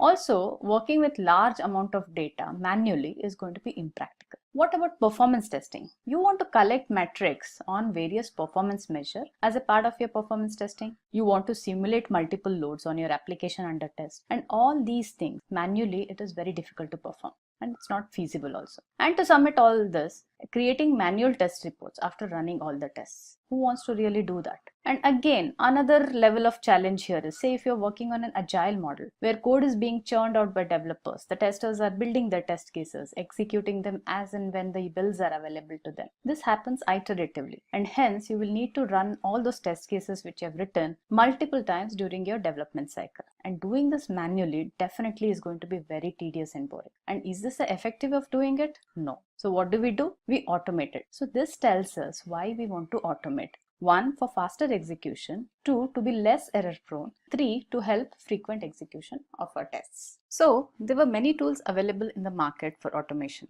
One such tool was Selenium, and that brings us to the slide, Advent of Selenium. So much before Selenium, there were various tools in the market like RFT, QTP, just to name a few popular ones. So Selenium was introduced by a gentleman called Jason Huggins way back in 2004. He was an engineer at ThoughtWorks. He was kind of working on a web application which needed frequent testing, and he realized the inefficiency in doing manual testing of his application repeatedly. So what he did was he wrote a JavaScript program that automatically controlled the browser actions, and then he named that as JavaScript Test Runner. He made this open source, which was later renamed as Selenium Core, and this is how the Selenium came into existence. So with this brief history of Selenium, let's understand what is Selenium and what are its main features. Selenium is the most popular and widely used automation tool for automating web applications. It enables us to test web application on different kind of browsers like Internet Explorer, Chrome, Firefox, Safari, Opera, and so on. And also they introduced support for Edge browser after Microsoft introduced it. Selenium is a set of tools and libraries to facilitate automation of web application. It is not a single tool. It has multiple components, and those we will be seeing in some time. All these tools together help us test the web application. So Selenium is open source and it is platform independent. This is the biggest reason why people are preferring this tool, because it is free of cost. QTP and RFT, which I just talked about, are a chargeable one. Selenium scripts can run on any platform because Selenium is primarily developed in JavaScript. So it is platform independent. Well, as you know, it's common for manual testers not to have in-depth programming background. So Selenium has a record and replay back tool called the Selenium IDE, which can be used to create a set of actions as a script and to replay that script. But this is mainly used for demo purpose. Why? Because Selenium is such a powerful tool that you should be able to take advantage of all its features and not just be with a record and replay tool, right? So that way there are a lot of record and replay tool anyway available in the market. The Selenium provides support for different programming language, Java, Python, C#, Ruby, PHP, and so on. You can write your test scripts in any language you prefer or you like. And again, as I said, one need not really know in-depth or advanced knowledge of these languages. You would still be able to write the Selenium scripts with the basic knowledge of this programming language. And also Selenium supports various operating systems. You can run Selenium test on Windows, Mac, or Linux, or even say if you have a Ubuntu machine, you can always run your Selenium test on Ubuntu machines. So you can run the test on any platform of your choice. Okay, so let's go now a little more deeper into Selenium. So I said that Selenium is not a single tool, but it is a suite of tools, right? So now let's look at what are those major components which comprises of the Selenium suite. First one is the Selenium IDE. So Selenium IDE is the most simplest tool in the whole suite of the Selenium. It is nothing but it's an integrated development environment. Earlier, this IDE was simply a Firefox extension and it offered a record and playback functionality. It was a very simple and easy to use. And as I said, mainly this is used for prototyping or for only the demo purposes, right? And not creating automation for your real-time projects because of its own limitation of being a simple record and replay tool. However, Selenium, what happened? Selenium IDE, it died with Firefox 55. So that means the support for IDE was stopped from Firefox 55 version. But the good news is very recently brand new Selenium IDE has been launched. And also what they have done is they have made this cross browser. That means you can install the extension on Chrome, the IDE extension on Chrome, or as an add-on on Firefox. So it is supported on both the browsers, Firefox and Chrome. Alright, so while we're talking of this IDE, let me also show you how the latest IDE on the Chrome looks. Okay, for that, let me go and launch my Chrome browser. So let me just open a new tab, and what I'll do is I'll search for Selenium IDE for Chrome download. Then I go to this website, and then you can see here Selenium IDE offered by seleniumhq.org. So what I simply need to do is, like you install any extension on your Chrome browsers, I just say add to Chrome, and this adds this extension on your Chrome browser. Now it has added. So Selenium IDE has been added to Chrome. Use this extension by clicking this icon. So can you see this icon here, which is Selenium IDE? That's it. So once you have installed this, you are free to start using the IDE on this Chrome browser. Similarly, you can do adding of this add-on, which is called as add-on on Firefox. So go to the Firefox browser, search for the Selenium IDE and just install that add-on. So let's get back to our presentation. So that's about the IDE. So what's our next component? Our next component is Selenium RC, which is nothing but Selenium Remote Control. Selenium RC is used to write web application tests in different programming languages. It interacts with the browser with the help of RC server. It has an RC server through which only it can interact with the web browsers. And how does it communicate? It uses a simple HTTP GET and POST request. And this is what was called as Selenium 1.0 version. But it got deprecated in 2.0 version and it was completely removed in 3.0 and was replaced with something called as WebDriver. So we will be talking in detail about why this happened, what were the drawbacks of RC which led to replacing with the WebDriver. So now that brings us to the third component, which is the Selenium WebDriver. This is the most important component. It is just a programming interface to create and execute our test cases. Of course, it's a successor of RC because there were certain drawbacks which I just mentioned, and we will be going in detail of what it were. So WebDriver, what the major difference what we see with the WebDriver is the architecture of the WebDriver is much simpler than RC for the reason that WebDriver interacts with the browser directly, unlike your RC where it needs an RC server to interact with the browser. So this gave a lot of advantage and edge over the RC. The fourth component, Selenium Grid. Selenium Grid is used to run multiple test scripts on multiple machines at the same time. With Selenium driver, you can only do the sequential execution. However, in real-time environment, you know that there is always a need to run tests on distributed environment. For example, say you have a web application and say you have automated around hundreds or thousands of test cases and you need to run them as a regression suite. And also one of the asks is that you need to run this on multiple browsers and multiple OS. Why? Since you have automated them and your application supports multiple browsers and OS. Now imagine the time taken to run these 1,000 test cases sequentially with the WebDriver, right? It's going to take quite a bit of time. So what you need is to run this parallel on multiple machines, matrixed across the browsers and operating system, and that is where the grid helps you in achieving that. So grid has this hub and node concept and it helps in achieving the parallel execution which I just talked about. So you can check out our detailed video on Selenium Grid on Simplilearn. Alright, so now we talked about the components of the Selenium. So let's look at the different versions it evolved into. So when I talked about RC, I mentioned that this was Selenium 1 version. So now let's understand how this evolved over years and what it offers today. So when Jason Huggins introduced Selenium, the tool was called JavaScript program. He called it as JavaScript test runner. It had one major issue. Now that is something called as same origin policy. So what is the same origin policy? It says that a JavaScript when executed in a domain can access web pages in that domain only, and it cannot access any web pages in another domain. I will repeat it. Same origin policies dictates that a JavaScript is executed in a domain can access web pages in that domain only, and it cannot access web pages in another domain. For example, say every web page in say google.com domain like search, email, drive can be accessible, but nothing outside of google.com, like say if you want to access a web page in say Amazon or Yahoo, is possible to access. Why? Because of the simple reason, which is a security reasons. Now, to overcome this, Paul Homan created something called a Selenium remote control server. And why did he create that? He wanted to trick the browser in believing that the Selenium core through which you're going to run your scripts and your web application under test are in the same domain, with which you are able to run your test on your web application without having to get into this issue of same origin policy. So this is what was a version 1 of Selenium, and we called it as Selenium remote control. And then what happened in 2007, Simon Stewart, he invented this WebDriver. Now why did he invent this? Because the architecture of Selenium RC was little complicated. RC required a separate server to talk to your browsers. So what he did was he removed the requirement of having a separate server in the RC, and this was the Selenium 2 version. Now, since it was a transition phase, both the Selenium RC and the WebDriver coexisted in Selenium 2, while the WebDriver was still under development. And then what happened in 3.0 Selenium is the Selenium core, which is the RC, was completely deprecated and only the WebDriver was made available. So in this series of videos, we will be working with Selenium 3.0. And now Selenium 4 is already around the corner.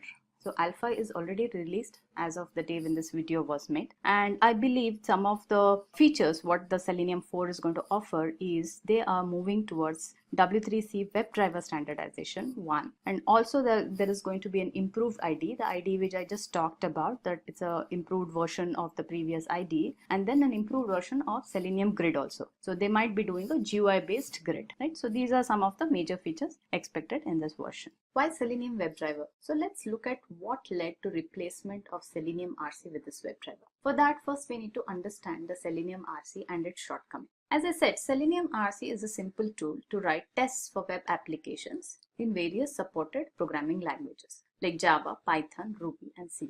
And this is the architecture of the Selenium RC at a very high level. First, you need to write test scripts in any of the supported languages of your choice. So if you're more familiar with Java, you would be writing your test scripts, all your commands in the Java language. So before we start writing the test, one of the major required for the RC to run is your RC server. So first you need to start this RC server before you run even a single line of code.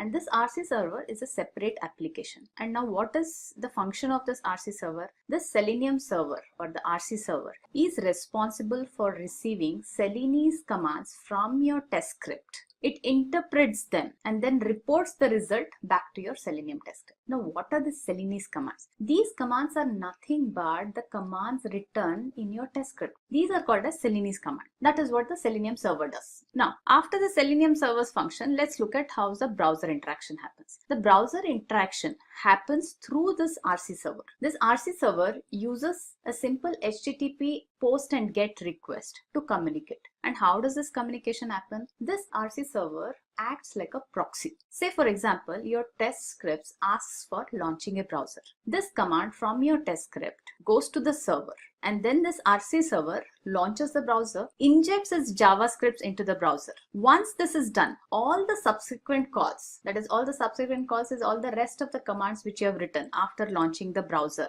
go to this RC server and then to the actual web server. So it routes, all the commands are getting routed through your RC server to your web browser. Upon receiving this instruction, so what does the code do? It executes these commands as the JavaScript commands on your browser. So once these are executed, the response from the browser or the results what you say are sent back to the RC server, and RC server is responsible for sending it back to your test script, and then the test results are displayed here. Now if you see this complete cycle from starting your command from your test script, talking to the RC server, then RC server talks to the web browser, it injects the JavaScript here, runs your command, takes back the results, sends it to RC server, and then back to this test script. This whole cycle gets repeated for every command which is written in your test script. And this is how your test case gets executed. Alright. So now everything is fine. So great. We are enabled to run the scripts. We are able to launch the browser. We are able to execute all the commands. So what was the problem here? Why was still RC not good enough?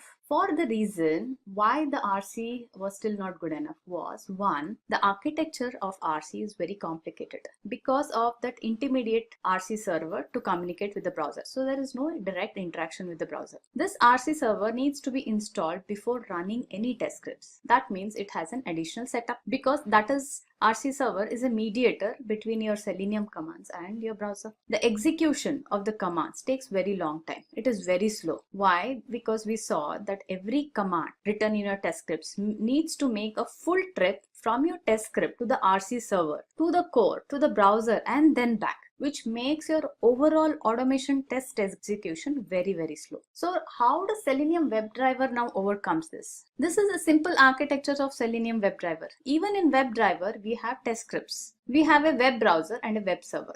However, we do not have an additional server for communication like the RC server, which we saw in the Selenium RC. This makes the architecture of WebDriver very simple. The Selenium WebDriver, that's one of the biggest advantages. The Selenium WebDriver does not use an additional server. Then secondly, it makes direct calls to your browser using your browser's native support automation. So since there is no intermediate server there, the browser is controlled directly from the operating system level itself. Now, due to this direct communication, the trips what we saw from the RC server to the browser and from the browser back to the RC server and to the test scripts, right? This was an indirect communication. Since this whole thing was avoided, the speed of test execution is much faster in RC. And this overall architecture of the WebDriver, if you see, is much simpler than what the RC provides. So this was the major drawback from the RC, and this is where WebDriver replaced RC. Now, was that all because of the architecture? No, there were few other shortcomings with the RC. APIs in Selenium RC. A single function has several commands.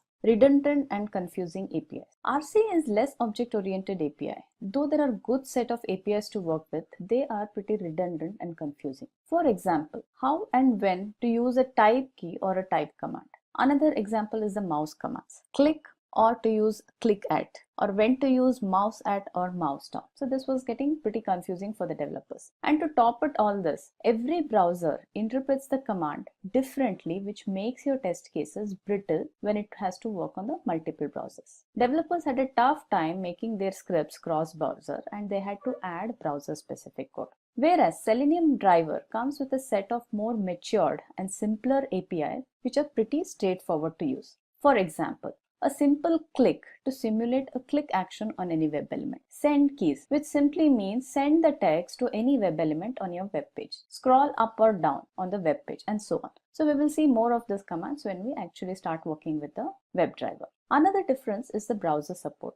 Though both RC and WebDriver supports multiple browsers, RC does not have support for HTML unit, which is a headless browser, whereas the WebDriver supports testing on headless browser. Now, what is this headless browser? Headless browser is a browser which does not have a UI. It makes testing much faster because it does not need a real browser for testing. Now, to summarize all this, so if you look at the RC and the WebDriver comparison, which we talked about, RC is a complex architecture, whereas WebDriver has a simple architecture, for the main reason that WebDriver removed the need of having an intermediate server. RC, the execution of your test cases or your automation scripts, it's much slower than the WebDriver. RC requires a RC server to interact with the browser, whereas the Selenium WebDriver interacts with the browser directly using the WebDrivers. Also, we saw the APIs which RC provides, which are pretty confusing, and WebDrivers, we have much easier and easy to use APIs. No support for HTML unit browser, which is a headless browser. Selenium driver also provides support for HTML unit browser. Now that we have understood what Selenium RC is and why WebDriver replaced RC, let's go another level deeper into WebDriver. So what is Selenium WebDriver? We know that the WebDriver in its simplest term is a tool or a programming interface to create and execute test cases on a web application. It supports multiple browsers, i.e. Firefox, Chrome, Opera, Safari, Edge, and it also has support for headless browser. So we will know in some time what is a headless browser. Some of the features of WebDriver. So while RC was introduced in 2004, WebDriver got introduced by Simon Stewart in 2006. WebDriver can run on any platform of your choice, Linux, Windows, Mac, and even if you have a Ubuntu machine, you can run your Selenium WebDriver. And what is this actual WebDriver? Is it an IDE? No, it is a simply a programming interface to run your test cases. And how does it work? The test cases are created and executed using web elements or the objects using web locators and WebDriver methods. So once we get into the demo, or once you start understanding how Selenium works, you will understand what are these WebDriver methods and the locating techniques which are used to perform these actions on web element. Selenium WebDriver is pretty fast. Why? Since the WebDriver interacts directly with the browser and does not have an intermediate server like RC. Each browser with which you want to work with has its own driver on which your application runs. And this driver is responsible to make the browser understand the command which are being passed from your script, like a click of button or entering some text in any of the input fields. Through your scripts, you tell which browser you want to work with. Say you want to do all these actions, say on the Chrome browser. If you want to work with Chrome browser, then the Chrome driver is responsible for interpreting your instructions from your test case and executing them on the web application which is launched on Chrome browser only. So like RC, WebDriver also supports multi-programming languages in which you can write your test scripts, like the ones which are listed here. Also, WebDriver supports different frameworks like TestNG, JUnit and NUnit. When we talk about the limitations of WebDriver, you will appreciate how this support for various frameworks and tools help in making the Selenium a complete automation solution for web application. Now let's try to know what is the architecture of Selenium WebDriver. WebDriver has 4 different components in it. One, we have the client libraries, or what is also called as language binding. Since I said Selenium supports multiple languages and you're free to use any of the supported languages to create your automation script, there are libraries available on Selenium website which you need to download and use them. Let me show you that. So let's go to my Chrome browser. So I have the Selenium HQ website already launched here. So guys, if you're working on Selenium, this website seleniumhq.org is going to be Bible. So everything and whatever you need to know and work with Selenium is available here. For now, we want to see the client libraries or the language binding. So for that, what you need to do is, if you go to the download section here, can you see here the Selenium client and WebDriver language binding? So for each of the languages which is supported, you have a client library which you can download from here. So if you're working on Java, you need to download the Java libraries. If you're working on Python, you need to download the Python libraries, right? So these are called as language bindings. So Selenium provides a lot of APIs for us to interact with the browsers. And when we do the demo, I will be showing some of those APIs. Now, what are these APIs? These APIs are the REST APIs. REST is representational stateful APIs, and everything for Selenium happens through this REST calls. The second component is the JSON wire protocol. So what is JSON? JavaScript object notation, and it's a standard for exchanging data over the web. So for example, you want to launch a web application through your script. So what Selenium does is it creates a JSON payload and posts the request to the browser driver, right? And where are these browser drivers? These are here. Right? And what are these browser drivers? These are a driver specific to each browser. So if you see here, you can see drivers for Chrome, Firefox, Opera, Safari, and Edge, right? So we interact with the actual browsers here using these drivers. And how does this happen? This driver establishes connection with the real browser without revealing the internal logic of browser functionality, right? That's exactly the function of this browser driver. Now, what does that mean? Let's say we want to execute a test script. So what happens when the script is executed is an HTTP request is generated and sent to browser driver for each command in the script. And then the driver receives the request through this HTTP server and does all the execution on the actual browser. Once the execution is done, the execution results are just sent back over the same HTTP server to your test scripts. So this is the simplest form of the architecture of the Selenium WebDriver. Well, now as every tool has its own advantages and its limitations, so let's look at what Selenium WebDriver limitations are. Cannot test mobile applications, requires framework like APM. Selenium is for automating web application. It cannot handle mobile. Right? Mobile applications are different and they have its own set of automation tools. However, what Selenium provides is the support for integrating this APM tool. APM tool is one of the popular tool for mobile application automation, right? So it provides a support for integrating APM tool. So using APM and Selenium, you can still achieve mobile application automation. Now, when do you usually use this? In cases where, say, your application under test is also supported on mobile devices. So that means you need a mechanism to run your test cases on your web browser as well as your mobile browsers, right? And this is how you achieve it using Selenium. When we talked about components of Selenium, I said that a WebDriver can achieve only sequential execution. But in real time, we know that we just cannot live with this. We need to have a parallel execution on multiple machines and on multiple processes. So this limitation of WebDriver is replaced by having the grid, which helps us in achieve the parallel execution. And do check out our video on more details on Selenium grid.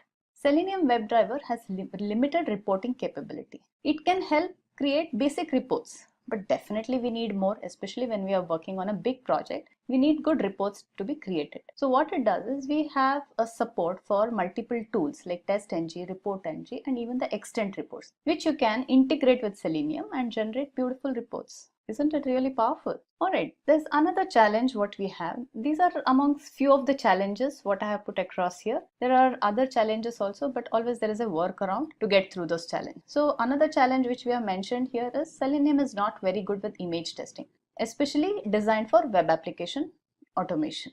But then we have other tools which can be used along with Selenium to achieve any kind of image testing you want to do, like AutoIt and Securely. So same way, the way it provides a mechanism to integrate APM, so Selenium also provides a way for integrating AutoIt and the Securely tools. So if you look at all this, Selenium still provides a complete solution for our automation need. And that's the beauty of Selenium that makes it most powerful tool today for automation.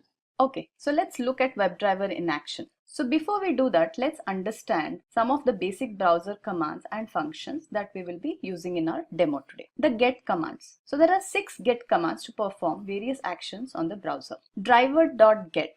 This is used to launch any website application. It takes a string argument and this needs to be a fully formed URL which you want to launch. Driver.getTitle. So this method fetches the title of the web page which you're working with. So for example, let's go to eBay. So if you just hover your mouse here, can you see the text there? Electronics, cars, fashion, collectibles, coupons and more, eBay. So this is nothing but title of this current page. And this command helps us to get the title.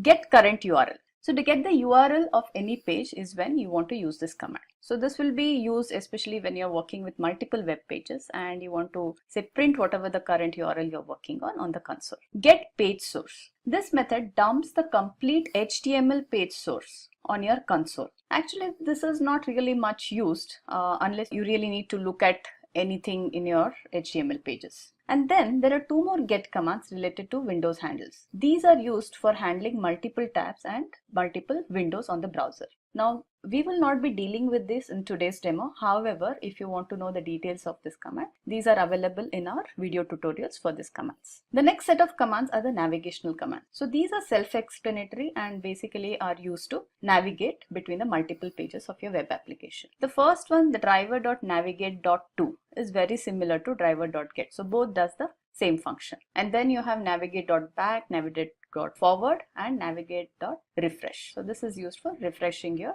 browser page. And then there are 2 commands, browser commands, which we use. One is the driver.close. So this closes the current browser window. So if you have got multiple tabs open in the window and you want to close a particular tab, so that is when you use driver.close. And driver.quit, what it does, it quits the entire browser session. Then there are few other commands. And some of the commands are listed here. However, if you see, there's a huge list of commands available in Selenium. And since we'll be using just a few of them in today's demo, I have listed here. So let's just understand these very basic commands which we will be using. Driver.findElement. Now, when you want to work with any application, what is that you need to do? You need to perform actions on the elements of the web page. And these are called as web elements. For example, let's go to our ebay.in. So on this website, say you want to search for JBL speakers. And what do you do when you want to search for this? You would identify the search box and you will enter the text JBL speakers, right? And then you go ahead and click on the search button. So this is the set of operations which you will do.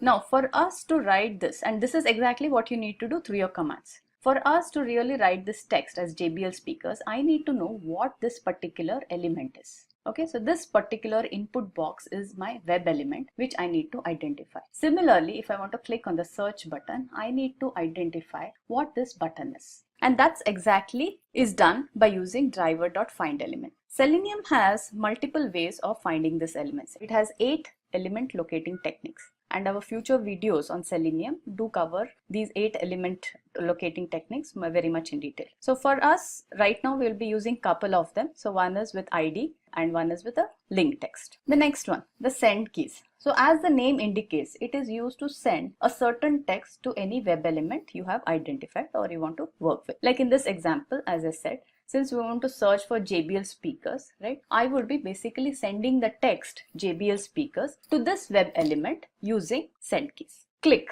So after entering the text, what we need to do, I said, we need to click on the search button. So for all such actions, we have methods defined in Selenium. And one of them is this click. What this does is it just clicks on the web element or the button which we want to work with. So now with these basic commands, let's go ahead and start writing our code for our test case. So what is the test case we are going to write today? So this is my use case today. So use case 1, as a user, I want to log into eBay application, search for JBL speakers, and then I want to check the today's deal. So there is something called as the day's deal. We will go and click on that and see what are the deals available. I have another use case here. What says is, from this website, from wherever we are, right, navigate to the Simplilearn website and navigate back to the ebay.in. So this, using this use case 2, what I want to show you is how do we use the navigational commands. And my third use case is, from the ebay.in, I want to print the page title and close the browser. So with this, we are trying to demonstrate at least few commands from each of the categories which we talked about. So I will be using Eclipse for writing our test scripts. And if you want to know how to get started with Selenium, how do we install Selenium, you can refer to our videos on installation of Selenium by Simplilearn. Okay, let me go to my Eclipse. So in Eclipse, what I have done is I have already created a project called Selenium Demo. And in this project, I've gone ahead and created a Java class in which we would be writing our test case. So the Java class which I have created is ebaysearch.java. And also what I have done is, if you look at few import statements here, I have imported all the required Selenium jars here. So if you look here in the referenced libraries, the way after we work with Java here, right? So Java is the prereq for your Eclipse. So you already have the Java libraries available here. So what I need to do is I also need to import the Selenium jar files, and this is the list of Selenium jar files which you will need to work with the Selenium, and this I've already imported for you. Then another thing what I do as following a best practice is, instead of writing all my code under this main function here, what I do is I create methods for each of the use case or the test case which I'm writing. So same thing, I'm going to do that today for all the use cases which we have taken for this demo. Now let's get started. So what is the first thing which we need to do? The first thing what we need to do is you need to declare your WebDriver. So which I've already done here. I've said WebDriver driver. And then I need to launch the browser before even I go into ebay.in and start performing the other test step. Now for me to launch browser, this is one method which I've already written here. So let me walk you through this. So there are multiple steps we need to follow for launching the browser. The first thing is set system property. So let's understand this particular command here, the one which I have highlighted. So this is used to set the property for your Gecko driver. Now what is a Gecko driver? If you remember, while we are talking of WebDriver architecture, I said for whichever browser you want to work with, you need to tell the WebDriver as which browser is what you're going to test with. And in my case here, I'm going to be using Firefox browser. And also if you remember, while explaining the architecture, I said every browser has its own driver which you need to download and install. And where is this driver? Let's go ahead and see that on the seleniumhq.org. So let me go to my Chrome browser. I already have a seleniumhq.org website open here. Now on this website, in the download section, if you go down, you can see something called as third-party drivers, binding and plugins. And here you would see a list of all browsers Gecko driver, Chrome, Opera, Edge, right, and HTML unit, which is headless browser. So all these browsers which Selenium supports listed, and for each of this browser we have a driver associated with it which we can download. So if I want a Gecko driver, what I need to do is I need to click on this latest link. This will take me to the latest web driver which is available. So depending on the operating system which you're using, right now I'm using a Mac, so I've already downloaded it. So once you download, you need to place it in a particular directory. Okay, so let's go back to this. And now if you see this path here, what I'm highlighting, this is where I have kept my Gecko driver. So this Gecko driver, what you see is my executable. So if you're using a Windows machine, it will be gecko driver.exe. So this is the driver which we'll be working with. Now coming back to the system.set property. This particular method or this particular command is used to set your driver property. It is a key value pair, and you will need to know which keys depending on which browsers you're working with. Since I'm working on the Firefox browser, the key which I need to set is the WebDriver gecko.driver. If I'm using Chrome, what I simply do is I have a key called Chrome, and then I would set this path to Chrome driver, and this is exactly you need to do. So for you to, even before launch the browser, you need to do this set property. So let me change this back to Gecko. So now we are clear till here. Now what is the next command which we need to, after setting the property, is after setting the property you have to instantiate the WebDriver, which is done by using this particular command, driver is equal to new Firefox driver. So once you do this, your browser is going to get launched. Then once your browser is launched, what is the next step you do? You would be launching the application on which you want to perform your test, and that is done by using the command which we just saw now, driver.get. Now since I'm going to be working with ebay.in, I have just said driver.get and the URL, fully formed URL. So this particular method is going to help me launch the Firefox browser and also launch the eBay application. Now advantage of using methods like this is you can reuse these methods in every test case which you're going to write, or you can make a common function of this and just call this function in any of your test cases. Now for me to call this method, what am I going to do? I'm going to create an object of this class. Let's do that. Object is equal to new, done,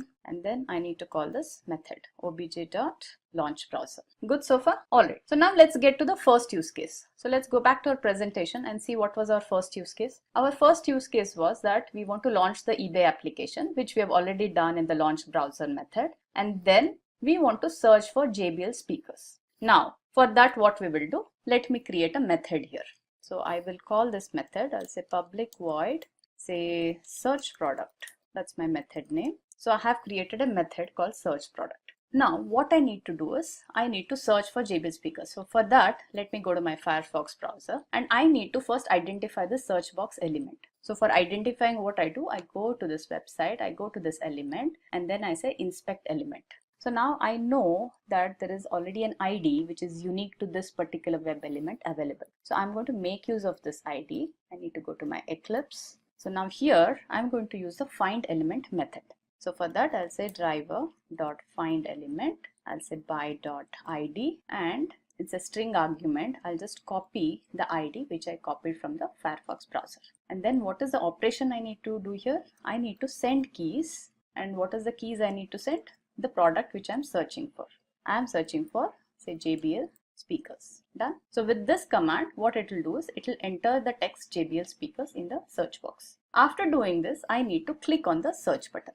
Now similarly, I need to identify what is the web element search. For this, again, I already have a unique ID here, which I'm just going to simply copy from here and use it in the find elements. So same thing I will do, driver.findElement by.id, and this is the ID of the button, and here what is my operation? I need to click. Done. Good so far. Now other thing what we also need to understand here is, so what happens sometimes depending on the websites, some websites are pretty slow even while loading the page, and some are pretty fast. Now for the Selenium to work without having to fail or without having to create exception of not finding the elements, it is good to use certain waits. So why we need to use waits is, say for example, when after entering the JBL speakers and after clicking the button, it's going to take a while for it to search for JBL speakers and give us that web page with the list of JBL speakers. And even before we start doing the first command, like searching, once we load the page, it takes time for the complete page to get loaded. Okay, So Selenium provides a lot of synchronization commands, right? And it's a very big topic on its own, which needs to be used, especially when you're working with any kind of website. Okay, so there is since it's a separate topic, there's a separate video which will help you understand how to use the synchronization. Now, for the demo purpose, we have certain wait commands which can be used, and that is exactly which I'm going to use here. So that is called as thread.sleep. So what this does is, say I'm going to give 2000 here. What this does is, this script waits for 2 seconds, right, after the previous command is executed, and then it executes your next command, which is our find element. Now this is showing us an exception because it wants us to add a exception here, add throws declaration, which is interrupted exception. Okay, we need to do this. So once we are done, okay, we have done the click. So let's see what is the first use case which we had. Have we covered everything in the first use case? Okay, we said log into eBay, done, search for JBL speakers, and then I want to check on the day's deal. Okay, we need to do this also. So for that, again, what we need to do is we need to go and identify. So what I will do, I'll use the inspector here and look for this daily deals. Now this is a link text, it's an anchor tag. So what I will do, I'll copy this link text, daily deals. I'll go to my Eclipse. Now after this, I will give another thread.sleep of say 2 seconds. That should be more than enough. And then I'll say driver.find element. Now this time I will be using something called as link text. And here as an argument, as a parameter, I'm going to paste the daily deals which I just copied. And then what do I need to do on this web element? I just need to do a click operation. Done. So the complete first use case we have covered. So what we will do is, let's go ahead and execute this first use case. Now I have launched the browser here. I also need to call this method, which is search product. Now again here, since we are doing that add throw declaration on the method, we also need to do it for the main function. Exception added. I'll save this, and for me to run this, what I do is I simply right click on that and I say run as Java application. Now we see that our Firefox browser is launched, the eBay application is also launched, and JBL speakers entered and search clicked. So we have a list of JBL speakers here. And now as per our test case, it has to go on the daily deals, which it just did. Great. Alright, so we have our first use case working. So right now I have not used the browser.close. So what I will do is I'll just manually go and close this browser. So we are done with our first use case. Now let's move to our second use case. So what second use case says is, from wherever you are, right now we are on the ebay.in, navigate to Simplilearn website and then navigate back to ebay.in. So let's see how to handle that. So let's go back to my Eclipse here. Now let's create another method. Instead of saying test case 2 or use case 2, we'll give a more meaningful name. I'll say navigate, since we are exercising the navigate commands here. I'll just use this method. Now, so we have done the click. So I need a quick thread.sleep here because I want it to wait so that we can see. Otherwise, it's going to be so fast, we will not be able to see what are the operations it did. So I'll just add a thread.sleep before we start navigating to the new website. Okay, thread.sleep, and I guess 2 seconds should be good enough even here. So same thing, we need to add the exception. So add throws declaration and interrupted exception. All right, done. So now what we need to do is we need to navigate to the simplilearn.com. So for that, first I need a fully formed URL of the website which I want to launch. Okay, so let me go to, and here instead of ebay.in, I would say let's search for Simplilearn. I have it here, and I just pick this from here, https www.simplilearn.com. So let me go to my Eclipse, and here we saw another command like get. We said navigate.to. So let's use the same command. So I'll say driver.navigate.to, and I'm going to use to URL because, or you can just use a string because this is going to be a string variable. Now what does this command do? This will simply navigate to the URL which we have specified here. Now here again I'm going to give a quick sleep here so that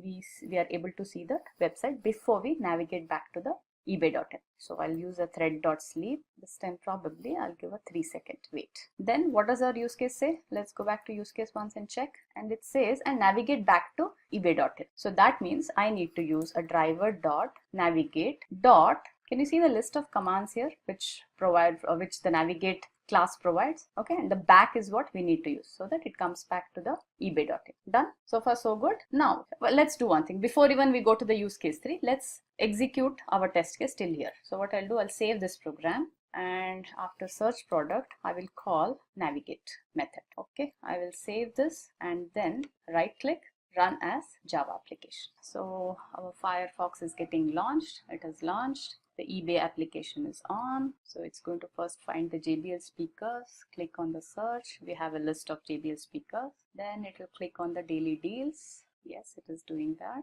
We got the deals of the day. Yes, it is now navigating to simplilearn.com. Now after 3 seconds, it should take me back to the ebay.in. Okay, cool. So this was the last page where we left before we navigated to Simplilearn, right? And that is where we have come back using the back command. So now let me close this again because I have still not incorporated the driver.tools. Now let's look at the use case 3. Now use case 3 says once you're back to ebay.in, print the page title and then close the browser. Cool, very simple. So we'll go back to Eclipse. Probably in the same method, what I can do is once I'm back here, I will say, so I have to use driver.getTitle. That was a spelling mistake. Driver.getTitle. Okay, this is the method which we are going to use to get the title of the page. Now we also said that once we get the page title, we want to print it on the console. Now how do you print it on console? You just use a sysout statement. So instead of just writing this, what I will do is I'll directly write a sysout statement, system.out.println, and I'll write a text as the title of this page is, and then we will concatenate with driver.getTitle. As simple as that. And after I do this, I will simply call, it's actually, I want to call the driver.list, but it's always good to create a separate method. So I'll say public void close browser method. And here I'll simply say driver.quit. You can use close or you can use quit. So let me demonstrate how do we use quit here. Now I need to call the close browser. So simply what I'll do, I'll say obj.closeBrowser method. Okay, so this completes our all 3 use cases. So now let's execute all these 3 use cases now. And we should be able to see the title of this page on the console. So same thing, what I do is right click, run as Java application. Okay, same thing, our eBay is launched now. Send keys the JBL speakers, click on search button, executed, and then it has to click on the daily deals. That it is done. Moves to Simplilearn website. Now it has to come back to ebay.in and we should be able to see the close browser, which just happened at the snap of the finger, right? So now for us to know whether it really happened, what we have done is we have printed the page title. Okay, now can you see here? We have the complete page title printed here. All right, so let's go back. So let's look at what are the key takeaways from that. So in this overall video, we saw what was Selenium, what is Selenium WebDriver, what were the limitation of the remote control, which is Selenium RC, how did WebDriver replaced it, and we went into learning the architecture of the Selenium WebDriver, which is very important for us to understand because we will be working with the WebDriver to create all our automation scripts. And then, as I said, every tool has its own limitation. We also talked about limitations at a very high level and also as there are workarounds. And then I also demoed some of the browser APIs and their usages and some of the methods which we use with Selenium. This video focuses on teaching how to use Selenium IDE for creating automation scripts. What does this video cover? 1. A brief about Selenium and where the IDE actually fits in. Very recently, a new version of IDE has been launched, so we will look at what it has to offer. How does the record and replay tool work? And then let's understand the components of this IDE interface. We will work with few commonly used Selenium commands. And then, since we are using the new IDE, let's look at some of the key features of the Selenium IDE. And like every tool has its own limitations, we will also look at what are the limitations of Selenium IDE.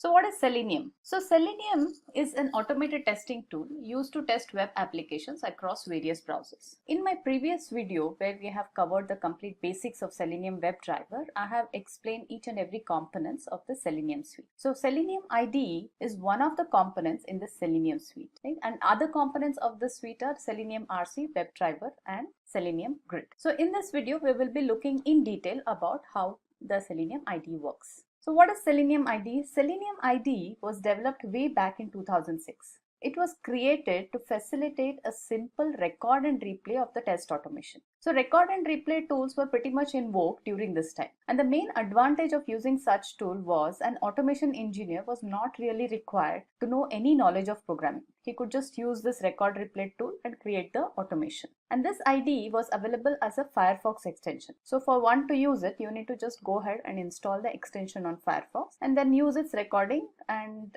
record the steps of your test execution. It is a very simple interface which helps in building the automation scripts. And how this works, you just need to start the recording on IDE, perform your test steps on the browser, and these steps gets recorded in the script. And then what you could do is you could export the script into say a WebDriver or a JUnit, Ruby or any JavaScripts, and then you can use it. Now, however, the record and replay tool is not a very powerful automation tool, and hence this IDE is mainly used for prototyping, or you could say demo purpose. Now, since Selenium WebDriver itself offers such powerful capability of creating robust test scripts, IDE more or less remains as a prototyping tool only. So in short, as I said, IDE is a part of overall Selenium set of tools and mainly developed to speed up the creation of test cases. And what is the other advantage of that? One need not really have any programming knowledge to use this tool. And mainly it is used for writing some quick tests for demo purposes. Advancements with the new Selenium IDE. Back in 2017, Selenium IDE development was completely stopped. The last supported Firefox version where this IDE was available as a plugin was Firefox 54.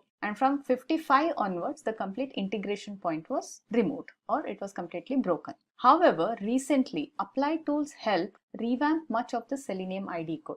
They basically rewrote the whole IDE code, and then now they have released a new version under the Apache 2.0 license, and it is completely managed by the Selenium community. Now let's look at some of the features of this. Now traditionally, the Selenium IDE was only a Firefox plugin. However, the new IDE supports both the browsers, the Chrome and the Firefox, and thus making it cross-browser. So before even we start looking at the other features of the Selenium IDE, I would like to show you how do we install this Firefox plugin or the Chrome extension. So for that, let me go to my Chrome browser. So in the Chrome browser, what I'll simply do is I'll search for Selenium IDE for Chrome. So then let's go to this chrome.google.com, and here you will see it as an extension, Selenium IDE. So go ahead, click on Add to Chrome. So this will add this extension to your Chrome browser. So now it says Selenium IDE has been added to the Chrome. So how do you make out if it is added? So you can see this particular icon here which says Selenium IDE. So this is the way you can go ahead and install it on the Chrome.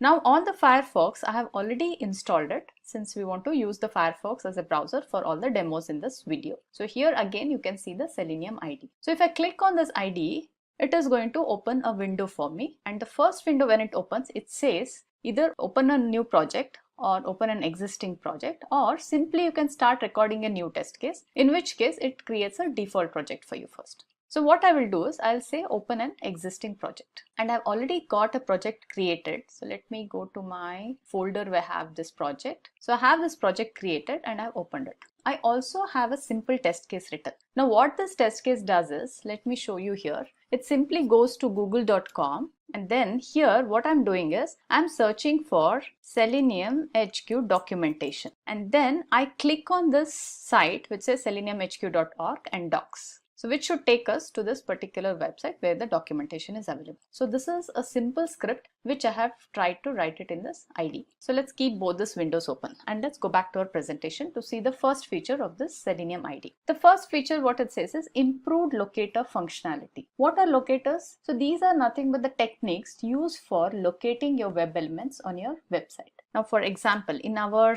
example here, now the type here, the type which says name equal to Q. So name equal to Q is a locator. Now this is a locator of what? Initially, if you saw, I went to google.com and this is the search button which I used, right? The search text, and then I said enter. So this is nothing but your web element for which the locator is name equal to Q. Now what happens in IDE is when you record it, it has taken the attribute name and it has recognized this particular web element using this attribute. However, it also has a feature wherein it also records its multiple locators available for that particular web element. For example, it also has a CSS locator, it has an XPath locator. Now how does it help here? Say for example, tomorrow this particular attribute name, right, for the search box, if it changes, then what IDE does is when you execute this test script, it falls back on your other locators mentioned here in this dropdown. And then if none of these locators work, only then the test case is going to go and fail, not otherwise. So how does this help? This helps to make the test cases more robust. Otherwise, having just one locator, there is high possibility the test case might break or become pretty brittle as and when the web elements change their attributes. So this is what the locating techniques are. And that is how they have improved the locator techniques in the functionality in the new IDE. Now what's the next one? Parallel execution is possible with this new IDE. So the first IDE, the traditional one, the parallel execution was not possible. However, this is a new feature which has been added. So we will be looking in detail how to work with this parallel execution later in this video. Next is you can add control statements in your scripts. Now what are these control statements? Like if else, while loops, for each loops, and even the switch case. The earlier IDE also had this provision, but you had to install a plugin to enable the use of this control statements. And now with this new IDE, it is available out of box. Automatically waits for page to load. In any automation, synchronization between your application under test and your automation scripts is very important. Your script should not run faster than your application, otherwise your scripts are going to start failing. So it is necessary to have enough load times on the operations of your web elements and also enough load times on your page.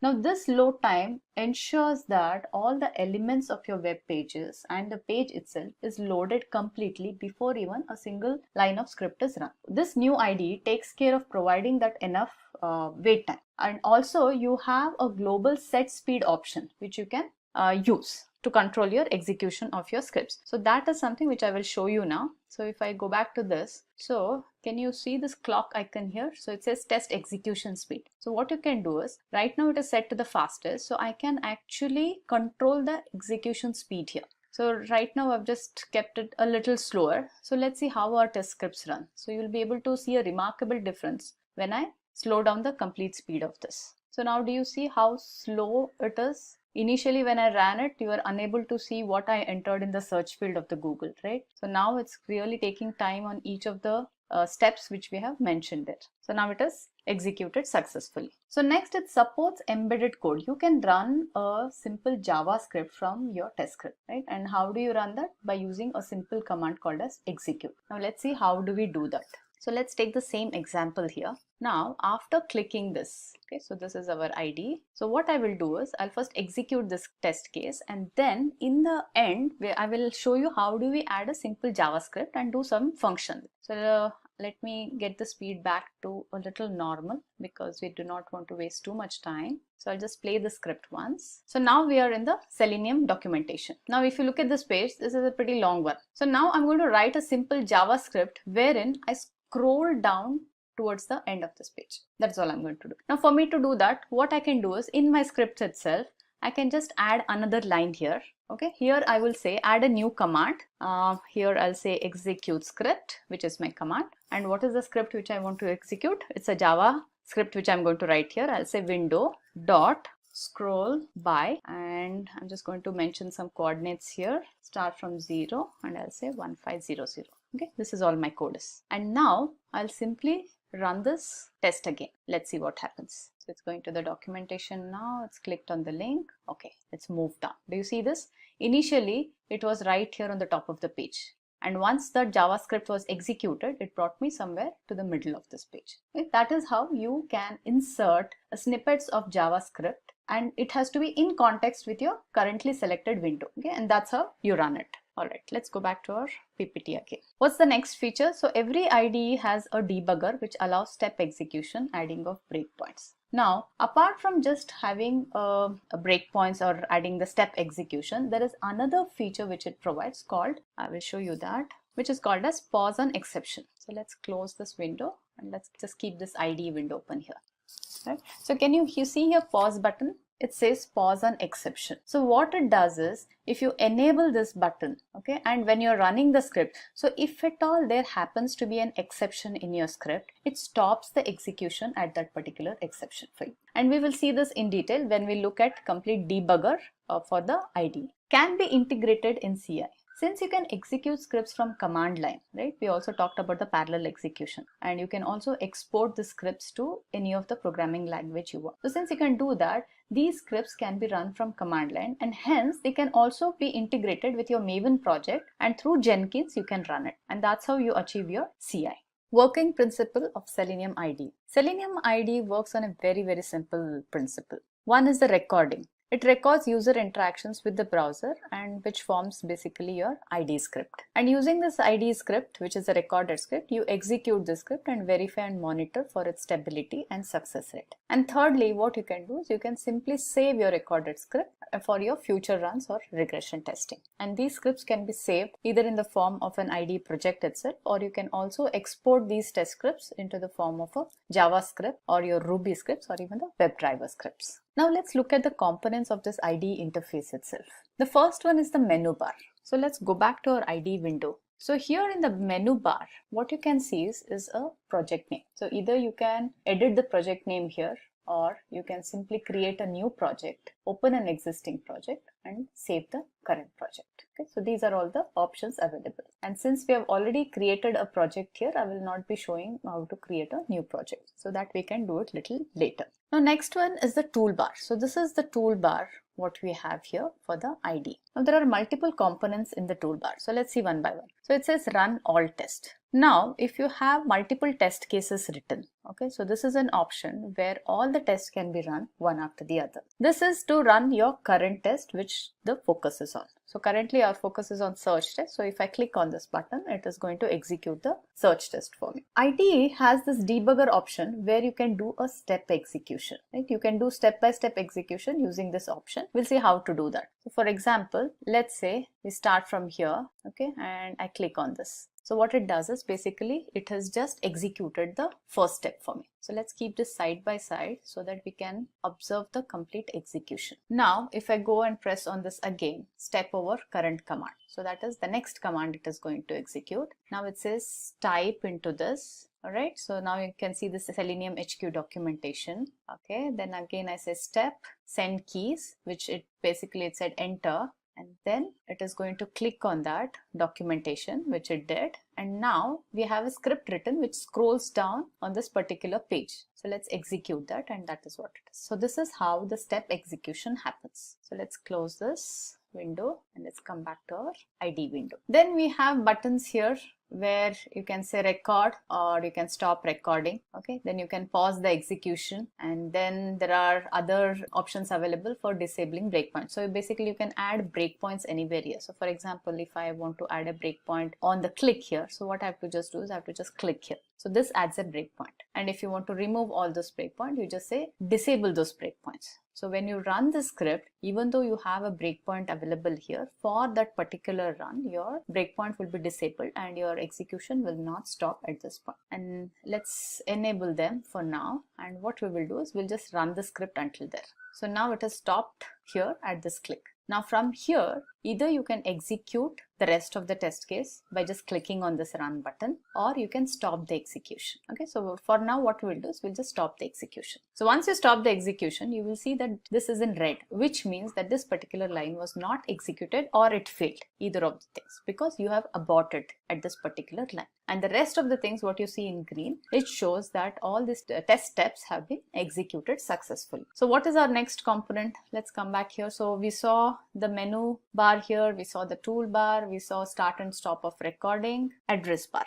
Now what is this address bar? So this address bar is where you actually write your URL from where you want to start your recording. And as and when you start writing more and more test cases, it keeps a complete history of all the websites which you are working on. Next, then we have a test script editor box, which is this. So let me just minimize this little bit. Okay, this is nothing but your test script editor box, and this is where all your script steps are, all your interactions are recorded. Now there are 4 attributes in this. Okay, can you see a command? Now command is nothing but the actual operation or the action performed on your web element. So there are multiple actions you can perform. Like in this case, we have something called as open, we have got type, we have got send keys, and we have got click. So these are all the Selenium commands which are available. And then we have something called as target. Now this target is nothing but the web element on which you want to perform the action. And now this target, as I said earlier also, it is identified by multiple locating techniques. And if you click on any of this, like we looked at the name here, now similarly the website which we are clicking on, if you look at it, there are multiple locating techniques which are available here. So the one right now which is being used is the CSS identifier. You can also have XPath here, which is a relative XPath. So these are all the locating techniques, and this is which is applied on the target. Value. So value is an optional field. So you can send any value to your web element. For example, in this case, where we are sending the value, which is our text, which is seleniumhq.documentation. So this is the value which I want to send it to as a search text to my google.com. And then comment or the description. So here you can mention any description about that particular line which you have recorded. For example, I can say here, sending search text to the Google search input box, and this gets recorded here against your instruction. Now let's look at the test case pane. Now test case pane, that is here. So if you look here, now it contains all the test cases which you have recorded. Now there are multiple things here. One is your tests. Say I can always go ahead and create another, say test case 2. Okay, I can add few more test case here, test case 3. So all these test cases are here. Now I can also have a test suite. Now there is already a test suite which I have created, which is called the Google Suite. And now if I want to add test cases under this, what I can do is I can just say add tests. And now I can add any of these tests which I just created under this test suite. So say I've selected the first 3 and I've added it. So we have test suite, we have tests here, and then executing. So executing is basically, it shows the particular test case which is currently in the execution mode. So whichever test case we run, you will see all the test cases listed here which have been executed at that point of time. That is your test case pane. And then we have test log and reference. This is a very important window which you need to be aware of. Now here, this is a running log. So as and when you are going to run your test cases, every instruction, every test step, as and when it runs, it is going to log here, whether it has passed, whether it has failed, whether the command was executed properly or not. And this is how it records it. It's a running log. Also, there is something called as reference tag. Now, for example, just go ahead and let's select one of this command which you have written here, which is send keys. Now, this reference, it will show you the complete description of the command and how to use that command. So say for click, it says reference is click locator, clicks on the target element. It gives you a complete detail of what exactly the command does. Let's create a test script now for say Amazon.in. So let's go back to our IDE. What we will do is we'll create a completely new project. So I'll click on the create new project. Are you sure you would like to without saving it? Yes, proceed further. And let's give the name as Amazon project. Now in this new project, what I will do is I'll say I'll add a test, and my test name is search iPhone. Now basically what is the use case which I'm going to automate is I will launch Amazon.in and I will search for iPhones. And once I get the iPhones, let's verify the title of that particular page. Now just the simple steps, we'll go ahead and do that. So for that, first what I need to do is I need to enter the URL. Now this URL needs to be a fully formed URL. So for that, what I will do, I'll first launch Amazon.in on any browser. I'll just copy this URL and I can close this browser window. And in this URL address space, I would say Amazon.in and I'll say enter. And now I would click on this recording button which says start recording. So once I do this, what it does is it launches the web page with Amazon.in, and from there I can start recording my script. So let's do that. I'll say record it. So let me just keep this window side by side so that you can see what is happening on the IDE window here. Now here, what I will do is I'll click on the search and I'll say iPhone and I will click on the search button. And here I will also click on this bestseller. Once I'm in this window, I'll say right click. Now, when your Selenium IDE is in the recording mode, you will get this option here which says Selenium IDE, and there are a lot of options here which you can select. Now for this particular moment, what I want to do is I want to assert the title. So I'll just put an assertion point here for assert title, and then I will close my browser window. Now let's see what are all the commands which it has recorded.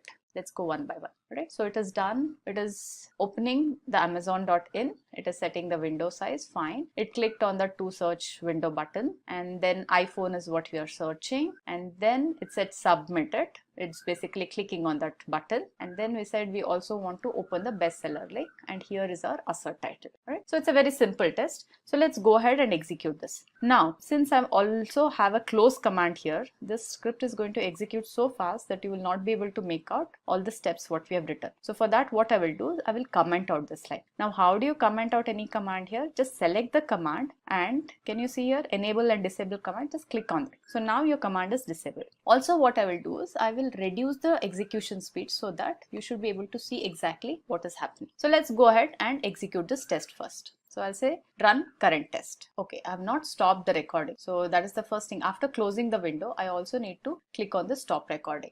Now your script is ready to be executed. So let's go and run the current script. Again, I'll just bring this side by side so that you can see each of these commands being executed here. Okay, it has searched for the iPhone. It's clicked on the bestsellers, and it has done the title assertion. Now, if you look at the log here, as I said, see every step, as in when it was executed, it has been logged here. Can you see here? And it puts an OK, and it color coded in green, which says that this particular command was executed successfully. Now let's go ahead. Now this is what we did by simply recording all the steps from the browser. Now one more thing what we will do is say I want to continue recording here, right? I've not completed my test case. So what you can still do here is you can come towards the end of the script and press on record button again, and then you can continue recording from here. Now say for example, after the bestsellers what we have got, say I want to click on say hot releases, hot new releases. So I do that. Okay, it says it has recorded the click, and then I want to stop the recording. Just the another step is what I wanted to add. Now it has stopped the recording. So can you see this new line which has got added? So that means you really need not restart recording all the steps again if you want to add something in the middle of your script. You can always go towards the end of the script or anywhere in between, and you can add more commands there, or you can record anywhere in between the script. And that is how this does. So let's go ahead and again execute this. Then I will show you another feature of this. Okay, it's done the title assertion now, and it has also clicked on hot new releases. Done. Now let's say for example, I need to add another command here. Now instead of going ahead and using this recording, what I will do is I'll manually add certain command here. Say for example, let's go to this Amazon website and say you want to click on this cart. So let me add a command manually here. So what is my command? My command is click. And then what is that I want to click? I need to identify that web element. For that, I can use this here which says select the target in the page. So I click on that and I simply select this target, which is my cart. And that is all I need to do. So my command is written there. So I'll just simply go ahead and execute this again. Let's see what happens. So let me close this window here. Okay, let's run this test cases. Bring this window to the side. So now you can see one by one the instructions being executed. Okay, the iPhone has been searched. The bestseller has been clicked, assert title. So it says your shopping cart is empty. So that means it is successfully able to click on the cart. So now with using ID, there are multiple things you can do. You can simply record your script while you are running your test case. You can add a command all by yourself. You can stop recording anywhere and again restart from the same point. Now we have our complete test script ready. Now let's go ahead and save this. So how do you save this? Simply go here and save your complete project. So all the projects from the ID are saved as .side file. So let's name this as Amazon project and I will save it. So if I show you in my Finder how it looks like, this is the project we created. So it always stores with the file extension .sid, right? That is Selenium ID. Now, also I said you can export test cases into multiple format. So search iPhone is my test case. So what I can do is I can just say right click and I can say export. Now right now you can see only 3 options. It says Java JUnit, JavaScripts and Python. However, the older IDE had multiple options of export which had even the WebDriver scripts and also the JavaScripts. This is still in works and they would be adding more support for other programming languages here. So but for now, the only options what is available to us is Java JUnit, JavaScript and the Python. So let's go ahead and export this into Java JUnit. So it's just going to simply save it as .java file. So let me go here. In the IDE test, I'll save this file. So if you go back to my Finder, you can find our search iPhone test.java. So you can open that Java file and you can see here. It's a simple JUnit test. It is exported into. So if you have an Eclipse IDE, you can use this test and execute it from your Eclipse IDE. Selenium commands. Selenium commands can be broadly classified into 3: action commands, accessors and assertions. What are action commands? Action commands are the commands which interact directly with the web elements on your application. So let's look at what these commands are. So if we go back to our previous example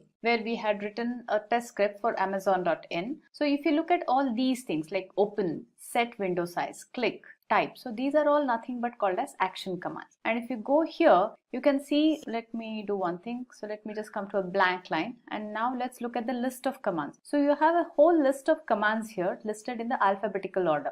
Like add selection, there are multiple assert commands which is made available to you, and then there are set of commands where you say click or click at a particular location, closing the browser, using a debugger command, double click, drag and drop, echo. I'll just explain how to use an echo command. So this is a command which is not used on your web element but something which you want to say display on your console. And then there are if-else statements which are used as commands here. Then you have something called as execute script for you to execute any say JavaScript or any different script which you want to execute from your test script here. And then you have few mouse commands here. Open, which is what we use for opening a URL, pause, and so on. So there are multiple commands which you can look at and try to use these commands in your script. So these are all called as the action commands. So let's go ahead and use this echo command and see what it does. So now in the same script, what I will do is towards the end of the script, I'll just add this command. I'll say echo and say I want to just display a message saying that this is the end of the script execution. That is all I want to do. Now I'll just go ahead and run this, and what we want to observe here is how this particular message what we have given here is displayed on the console in the log. So now if you observe here, so go to this last statement what we have. So it says after clicking on the card, it said echo, this is the end of the script. So this is what we displayed using the command echo. Okay, so this is how you can use the echo command. Another feature here what you can do here is, now say for example I just added a simple echo statement here. Now for me to execute that, what I did was I executed the complete script. You really need not do that always. Instead of that, what I can do is I can just come to this particular line. I can just say right click and I can say play from here. So what it does is from this point it is going to play the script for me and not right from the beginning of the script. So I'll show you how. Now with this command, if you look here, see it started running the script here. It says running search iPhone, and then it executed only one command which says echo, this is the end of the script. So this is also possible to do with the ID. Accessors. Accessors are the Selenium commands that examine the state of an application and store the results in a variable. So these are those commands which allow the user to store say certain values into your user defined variables. And these stored values can be later on used either to create assertions or you can have some verification points created. So let's see some of the store commands in action. So I have few store commands here which I'll be demoing. So first one is a store. So simply using a store command, you can store any kind of user defined messages in a variable, and then after that you can either use it for displaying it on your console or you can do some assertions with that. Similarly, store title. So you can store the title of any of the web page under test, then store text. So store text is basically used to capture the text attribute of any web element on your web page and store it in a variable, use it as an assertion point.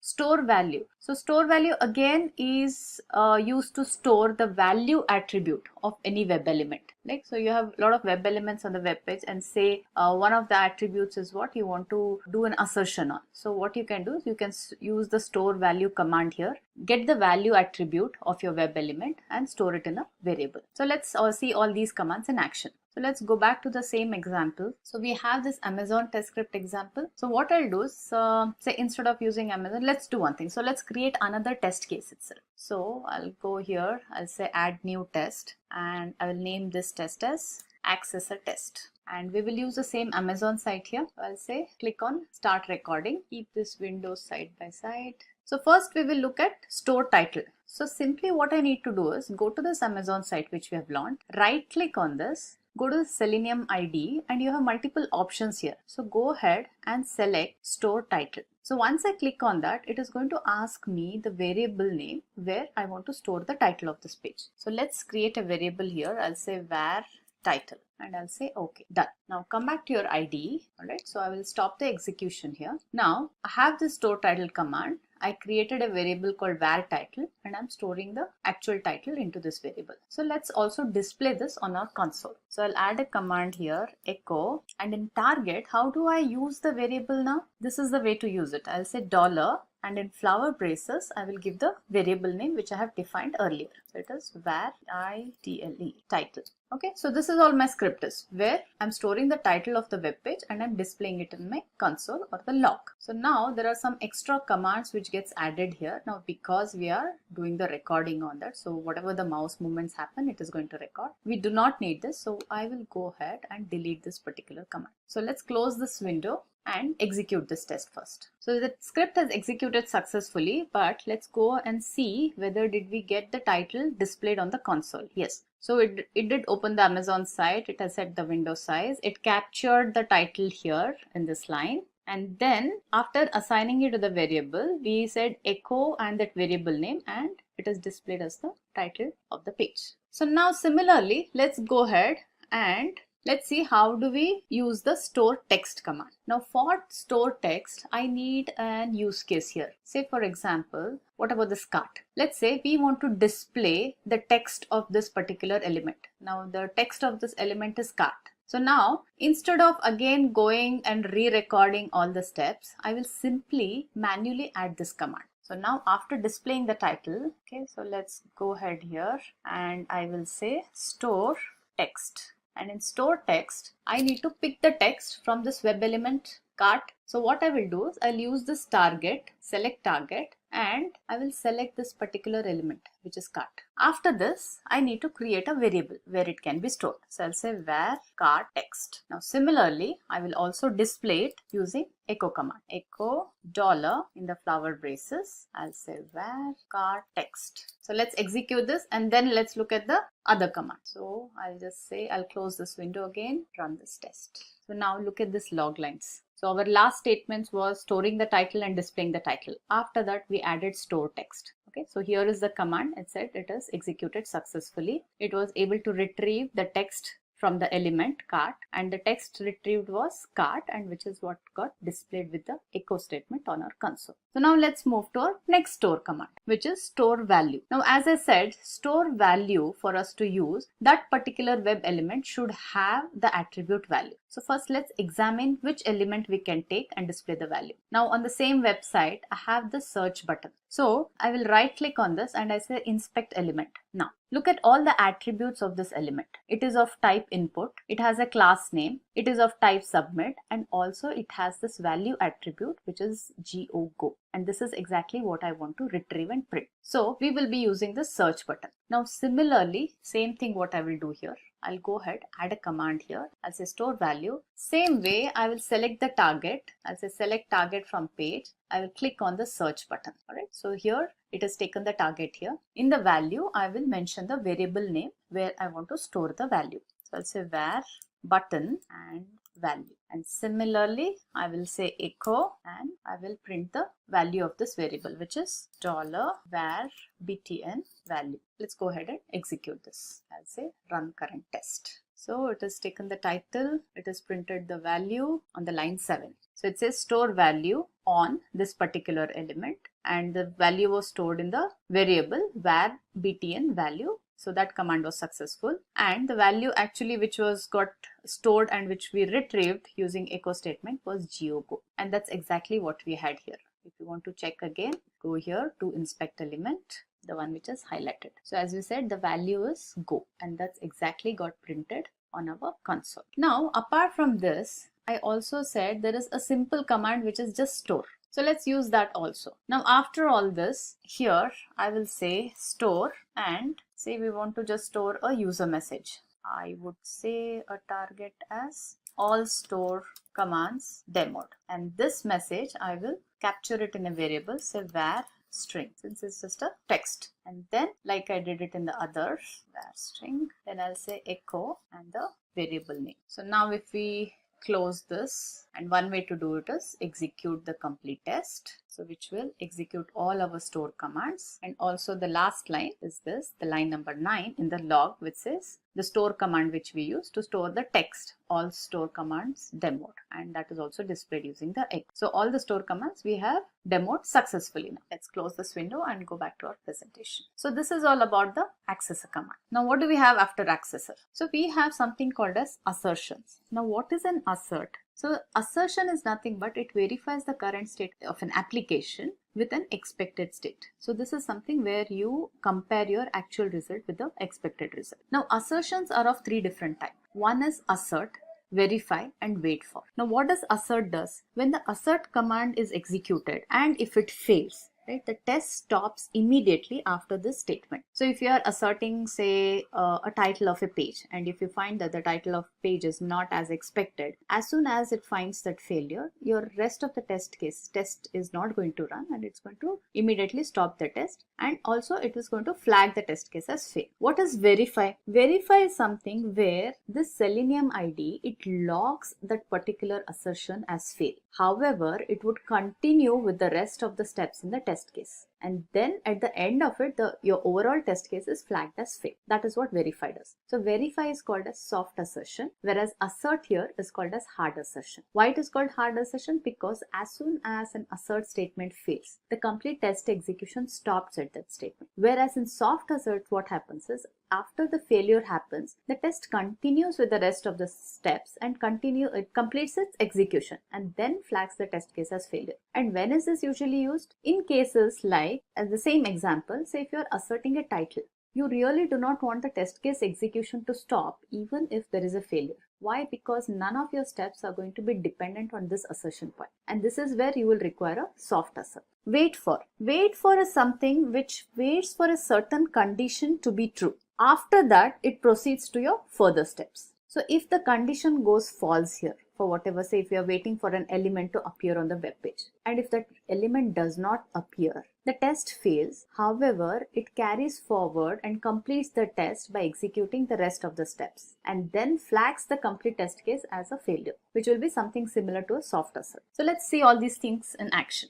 Let's go back to our IDE. We will create another test case here. So I'll say assert test. Now for this, what's the example we can take? So first for assert title, let's do the assert title on Amazon itself, and let's change the same test case to verify and see how this test case behaves. Now for this, I will launch the recorder with the same amazon.in. Okay, my recorder is launched. Now simply I will go to this website and I'll say right click, Selenium IDE, and I'll say assert title. Then I will stop the recording. Now here I will remove this command which has got added, which I don't need. So this is my assert title. Now we have already seen assert title passing in a couple of our other examples. Now I want to show you a failure on assert. So for that, what I will do, I will modify this actual title. So here in the last line, I'll just remove this amazon.in. So now ideally this test case is going to fail for us because the title which it is expecting and what it is comparing against are not the same. First, let's execute this.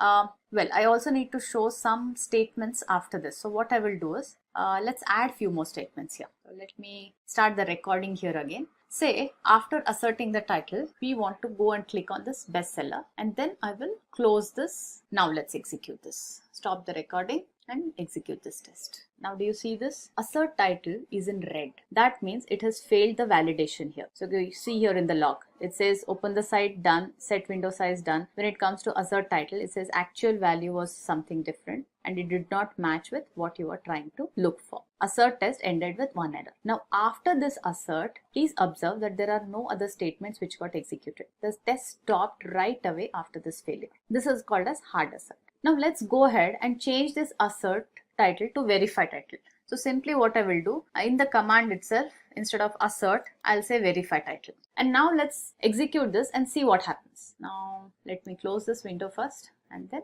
I'll say run test. Running assert test, amazon.in was opened, window size was set, verify title failed because the titles were different because we have modified that. However, do you see this fourth line being executed? Click on link test bestseller and click on close. Now since it was a very fast execution and I closed the browser, probably you were not able to see the bestsellers clicked here. That is fine, but in the log we can see here that the steps 4 and 5 got executed. even after the title, verify title step failed. And if you compare it with the previous example where assert title failed, the 2 lines after that, the line 4 where we are clicking on the bestseller and closing the browser, are not getting executed. So this is the main difference between the verify title and the assert title. So now let's look at wait for. How do we use wait for? Now for wait for, I want to look at some kind of website where it would load an element dynamically after a while. So for that, I have a website here. Let's create a new test again. Let's go to the tests pane. I will say assertion test. And now let's go to a browser. We open a new window and there is a demo site which I want to use. So let me search for that and then I will use that URL. So I'll say internet. I'm going to use the dynamic loading. Do we have here? Yes, dynamic loading page, element rendered. Now, see, if you look at this website, when I press on the start button, right, after a while, this hello world text is going to appear on this web page. So in our use case, what we will do, we will launch this website, we will click on the start button, and then we will put an assert on this text using wait for. Let's do that. So let's go here. Let me copy this. This is the one. Let me say Control C, and in my new test, I'll say Control V, and then I'll say start recording. So it's going to launch this. So let's close the previous windows. Now in this, I'm just going to click on start. So that is going to get recorded. Done. And now, while the recording is still on, I will add a command here for wait for. So I'll say wait for element visible. That is exactly what we are saying, right? So wait for is used until for a condition and until that condition is true. So I am saying here, please wait for this particular element, which I'm going to give it in target, until it is visible. Now the target is, I'm just going to select the target from this web page itself. So I'll say select target and I'm going to select this particular text. Come back here to your ID. So wait for the element to be visible. What is the element to be visible? Is this hello world text. And then you need to give a value here. Now what is this value? Since we are using wait for, we need to mention a timeout. So we have to tell basically to ID that, okay, wait for say 1 second, 2 seconds or 3 seconds, whatever it is required. And that timeout value needs to be mentioned here. So, and this is in milliseconds. So what I will say is, I'll say, so let's fail this test case first. So I'll use a little lesser timeout. So I'll say 3000. So that is 3000 milliseconds, which is 3 seconds. That is it. And then we can say, so what we'll do here is we'll add an assert. So I will say assert text. Now what is the assert text I'm going to do? I need to look for the same element. So I'll simply say select target, this one. And what is that I'm going to assert with? I'm going to assert with the same text. So I'll just copy this text and I'll put it in the value. There's another way of doing that, which we have done it previously. So I can just go here, do a right click, go to Selenium ID, and I can say assert text, which is basically going to give me the same command. So let me just go ahead and remove one of them. Either of them you can remove. Okay, so let's stop the recording. I will not close this browser because I want you to see how the dynamically loaded element behaves. And we'll go ahead and execute this. So I'll say stop recording and I'll say execute this test. Now it's here. All right. So it's waiting. Okay, it just failed. Now see this. So it says wait for element visible. After that, the value we have mentioned is 3000. There is wait for 3 seconds, which was not enough and it failed with saying that unable to locate the element within the timeout period. Now let's go ahead and change it to a passing value. So I will say 10,000 here, which is 10 seconds. So let's close this. And let's again execute this. Bring this to the side so that we can see, okay, it is waiting on that wait for element. Now look at the problem here. What we have done is we have closed the website and after that we have added the assert text. So this is a mistake what we have done. And hence, though it has found that element here for wait for, what did it do? It went ahead and closed the window and after that it's definitely not going to find the assert text, right? So that's the mistake what we have done. So let's go ahead and debug this. So what we will do, after this wait for element, we want this assert to be put after that. We don't need this click content because this was an additional step which got added. Delete it and then close. Okay, fine. So now let's go ahead and rerun this. So we'll say run current test. I'll move this to a side. Okay, it's waiting. All right, done. So now it is able to do an assert text on this. All right, so this is how you use the wait for. Key features of Selenium IDE. Let's look at the first feature, reusability of test scripts. So many of the test scripts have test steps that involves signing into an application or creating an account. Like for example, a login screen is a very key example in this case, where whenever you are testing your application, first you need to log in and then perform any other test. So now it's going to be a redundant or a waste of time to recreate the login steps again and again for each and every test case. So we do not want to definitely do that. So as we know, since a record and replay tool does not have enough capability of writing common test cases or a common functions and calling those common functions like our regular Selenium WebDriver has. However, what IDE has done is it has given us a provision to run one script from another script. So what basically what we do here is, especially for a login, we write one test case which is going to log into your application and call this test case in the other test cases. So let's take a look at how this works. So for that, let's go to our IDE. So in this IDE, we'll do one thing. Let's go ahead and create a new project. So let's say login project.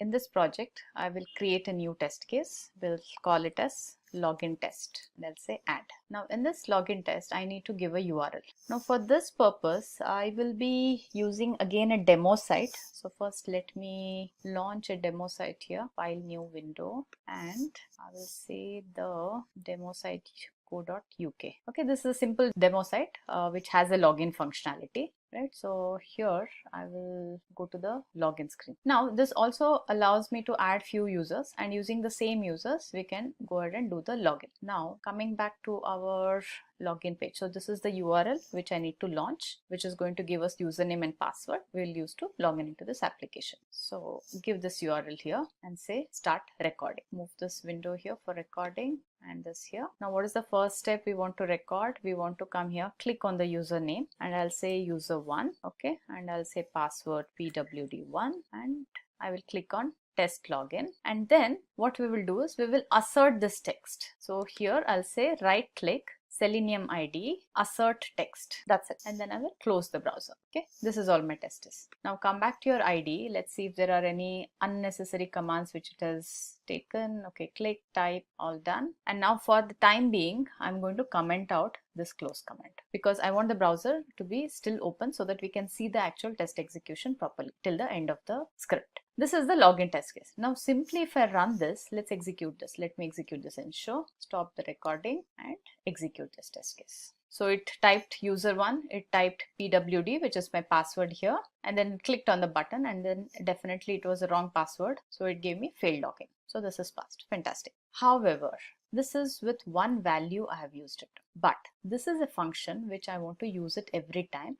And also a probable use case I might have is that I might need to log in with a different user ID and password. And apart from that, even just to test this login test page, I would want to test with multiple user ID and password, like valid credentials and invalid credentials. Now for that purpose, what we will do is we will parameterize this name, that is user ID, and the password. And how do I parameterize it? Simply go here, instead of giving a hard-coded value here, what you can do is just say use any variable name here and we'll define this variable somewhere else. So I'll say username. This is the variable. Similarly, for my password, in my value field, instead of a hard-coded value, I'll say $, and I will say password.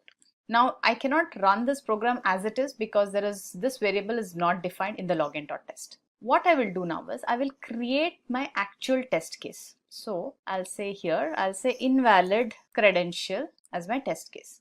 And I'll say add. Now here is where I will assign values for my variable. Now which are those variables I need to use? Username and password. So I need to assign some value here and then call this function login test. So let's do that. In this video, previously we also saw how do we use user variables and how do we assign value by using the store command. So I'm going to say store, and then my target is going to be the actual value. So user1, and where is that I'm going to pass this? To my variable username. So let's just check once if the variable name is username. Yes. All right, done. Now I have done the username. Now I need to pass the password. So I'll say store, the actual password, which is pwd1 in my case. And what is the variable I need to use here?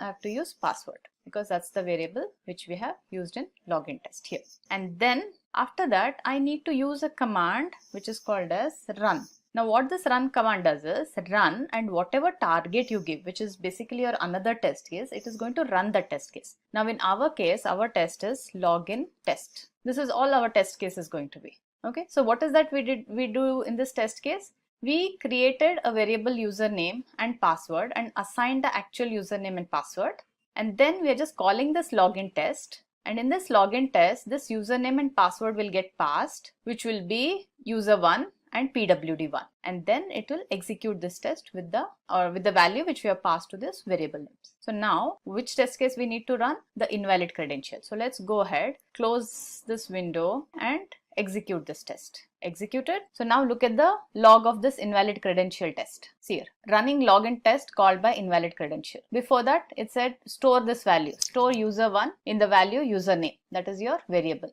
This is this line, and then the password. Then it says run login test. So it called the login test functionality, and in the login test we have all this clicking on the password field, clicking on the username, and then asserting the text, and that's exactly what is done here. This is how you use it. So now let's write one more test here for the same login test. So let me add another test. I'll say valid credentials and I'll say add. Now same thing I will do here. I'll say command store, my target will be, now I'll say user3, value will be username, right? Okay, now second command will be again storing. This time it is for the password. My password is pwd3 and the variable name is password.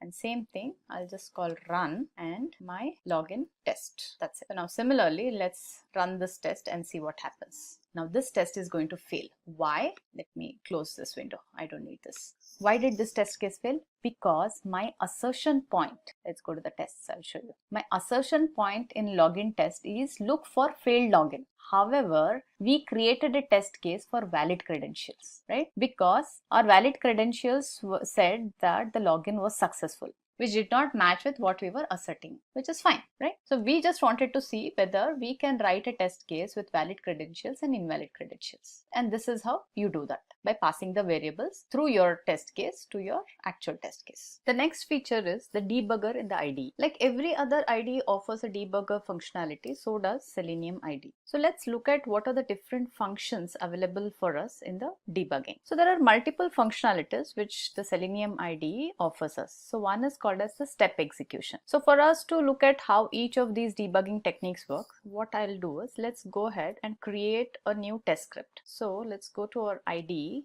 and I will create a new test case. So I'll say new test case. Let's use Facebook login this time. So I'll say FB login test, or we'll just say FB test. So now for this FB test, I would go ahead and use the Facebook login page. So I'll just copy this URL, paste it here, and then I will minimize this other Firefox window and I will launch the recorder now. So I'll click on start recording. Now let's keep this side by side. And what is that we are going to do here is, let's do a simple login functionality. So I'll just use some email ID here. So I'll say myuser@gmail.com. This is just a dummy user ID and password I'll use, and I'll say password as password1. Then I'll click on login button. Let's stop the recording here. So let's read the script once, whether it has got everything whatever we need. Okay, it has launched Facebook. It clicked on email ID. There's a double clicks here because I happen to click twice on the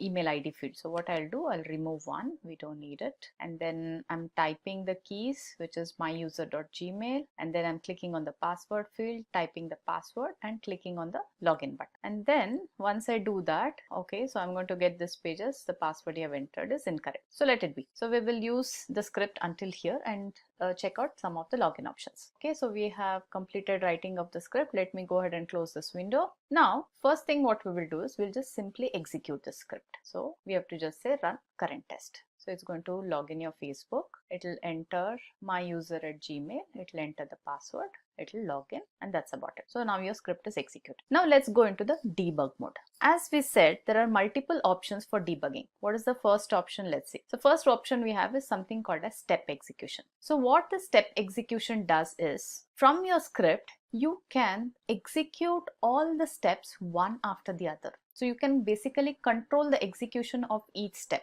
And how you do that, what you have to do is just go and click anywhere. So let's start from the beginning. Let's close this window of our previous run, and there is an option here which says step over current command. So when you click on this, what it does is it basically executes your first line where your cursor was, and it stops immediately after that. So if you look here, it has launched the Facebook page which says open the URL Facebook, and then let's go ahead and just do the simple step execution. Again, I will click on that. It is going to execute this command where it set the window size to certain value. Again, I will do a step execution. Now observe what happens here. It clicked on this email field. Do you see the cursor there? Now let's do the next step again. Again, I will do step over current command. Now the current command was it entered my user at Gmail. You can see it on the left side here. Now it will be more visible. Again, I will do a step execution. It is going to click on the password field. Now it is going to enter the password. And now the last step is it's going to click on the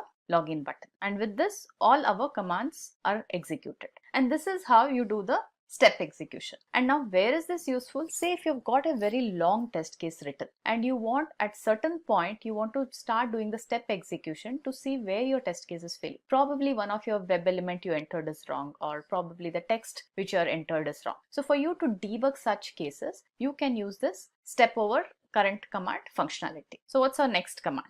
Breakpoints. So there are breakpoints which you can insert in your script. Okay, so let's close this execution and let's come back to our script. So what I will do is first let's add a breakpoint. How do you add a breakpoint? Say for example, we want to add a breakpoint after we type in our email ID. So here what I do is I simply go and click here. So once you click here, this is where your breakpoint is added. Other way of adding breakpoint is you can right click on any command and you can use this toggle breakpoint. So if there is no breakpoint, it adds the breakpoint, and for you to remove it, you can simply go and select the toggle breakpoint again. So now I've added a single breakpoint. Now what you need to do is once you execute this, once you say run test, what it will do is it will come till here, till your breakpoint. It will execute all the commands before that, and it stops or pauses your execution at this point. Okay, let's go ahead and see how it does. So what I'll do is I've added a breakpoint at the click on password field, and I will say execute this test. Do you see here? It says paused in the debugger.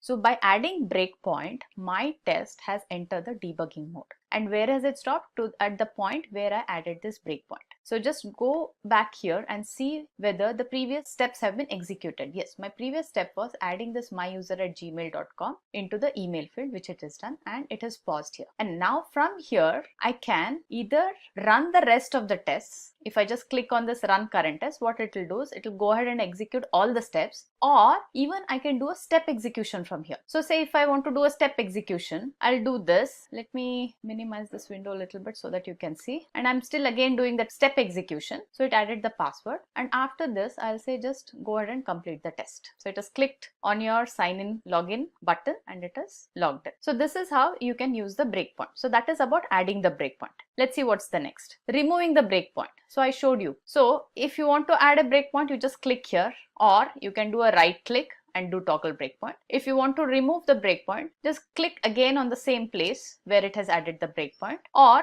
you can always do this toggle breakpoint. So this is the way of adding and removing the breakpoints. What is the third option? Disabling. Now say for example, my test case is a pretty long one. Okay, so I might have a multiple breakpoints. So say let's add one breakpoint here at the email, and then before clicking on login, let's add another breakpoint. Now when I execute this, it is going to stop here, and then again if I say continue execution, it is going to come and stop here. So let's do that first, and then I'll show you how the disable works. So let's close this window again, execute this, bring this window here. Can you see this? It's paused here. Okay, and here now you should be able to see it. Now I'll say just run after this breakpoint. Do you see here? It is paused after entering the password. It has not clicked on the login button. It's paused at the click. And now I'll say again, complete the test. So your click on the login button is done and it is logged in. So it's a little bit slow. Yeah, now you got that logged in page. At some point of time while I'm debugging my test case, I would want to just disable all the breakpoints and not remove everything. For that, I have an option here which says disable breakpoint. So if this button is highlighted here, that means I have selected disable breakpoint. So what this does is when I execute this test, it ignores all these breakpoints for this run.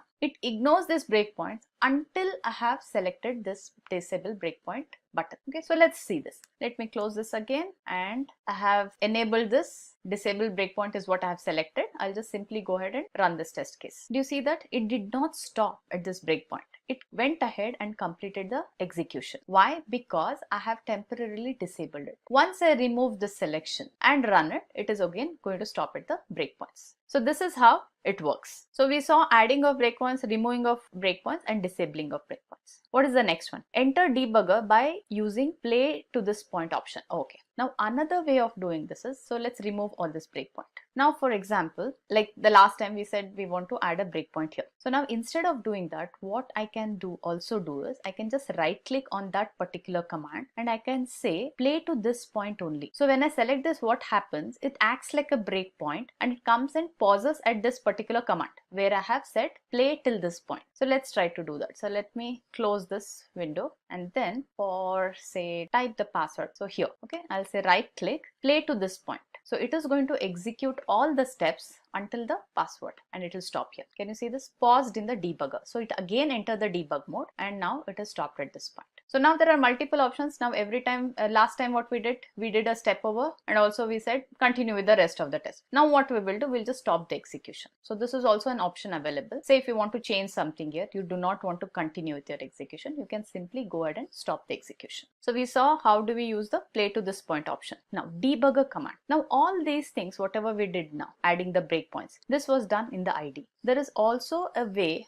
of adding a debugger programmatically. And how do we do that? Let's see. Now at the same place, say after entering the password. So here I will insert a command. In this command, I'll just say debugger. This is all the command is. Now what happens when I execute this test cases? At this point, wherever it finds this debugger command, this program enters into a debug mode and it comes and pauses the script here. Let's see this in action. So simply I'll just play the script. Let's type the email ID. Let's type the password. Okay, it is going a little slower here. Okay, and there you go. Now it is paused in debugger. So this debugger did the same job as what we did earlier with the breakpoints. Now let's go ahead and just stop the execution because let's not keep logging into Facebook with invalid username and ID. Okay, so this is how you can use the debugger command. So I will stop the execution here, close this window, and then now let's see the next one. Let's close this window. So we saw the debug, pause on exception. Okay, this is a very brilliant feature of this ID. I'll show you how it works. Now let's say, let me remove this command now. I do not want the debugger.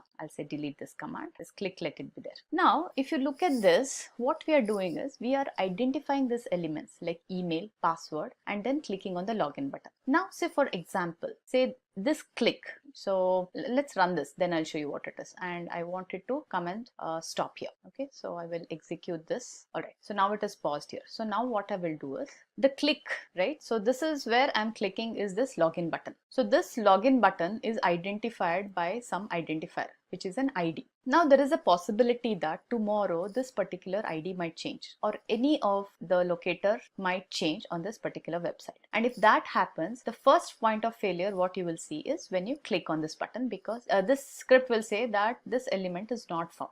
In such cases, if you are using pause on exception, that is here, pause on exception, what happens is whenever this script finds an exception, it goes and pauses at that and enters into a debug mode. Otherwise, what happens whenever you find an exception, your complete test script will stop executing because there is an error and your test case fails. Instead, since we are in a debugging mode, if you choose this option, what happens is if there is an exception, it is going to get into the debugger mode and it is going to pause the execution at that point. And once it pauses, what you can do is you can go and correct it and then continue your execution. So let's see that in action. So now, for example, the click button. So here the ID is u_0_a. So say I try to change this. Let me add 1 here. And then if I execute this, this script should fail for me basically because it is not going to find this. So can you see us trying to find this ID? And since this particular element with this ID does not exist, this whole test case should fail for me. Now, as I said earlier in this video, so if by any chance, if one of the element ID is not found, so if that is not found, it always falls back into the other locator techniques. And that is what it did in this case. case, it tried to locate the login button using some other ID, and that's what it says. So element found with the secondary locator.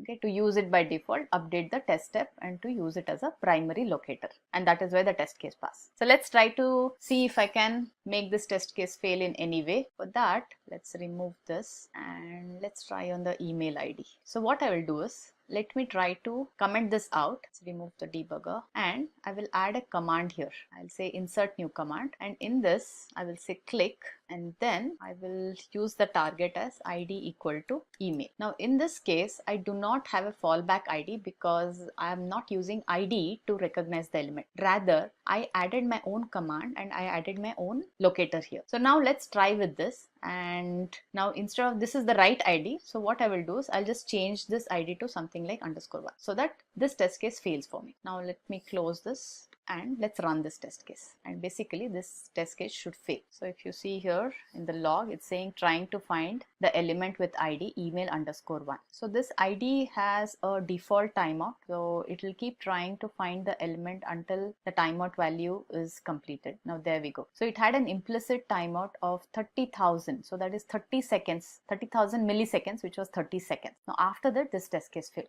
So this is the scenario we wanted. What happens here is it simply started executing. The moment it found an exception, it completely stopped. So as a tester, what you need to do is you need to go back, look for this red lines where it has failed, correct it, and then rerun the whole test. Now instead of that, what this pause on exception does is, let me click on that. So this is what is selected now. What it does is when I execute this, this is going to come and stop here. Let's see that. So let me close this and run this program again. So run current test. I'll bring this to the side. Now see, it's trying to find the ID. Since the timeout is almost 30 seconds, we need to wait until it pauses at this. So now do you see this? Now it is not exited from the test. It is just at the same step where it is unable to find this email field. Okay, and it's saying, okay, it failed with an implicit timeout of 30 seconds. But now since I'm in the debugging mode, and how did I get into the debug mode? By selecting this option, pause on exception. Now what I can do is I can go ahead and change this back to the actual one. And then from here,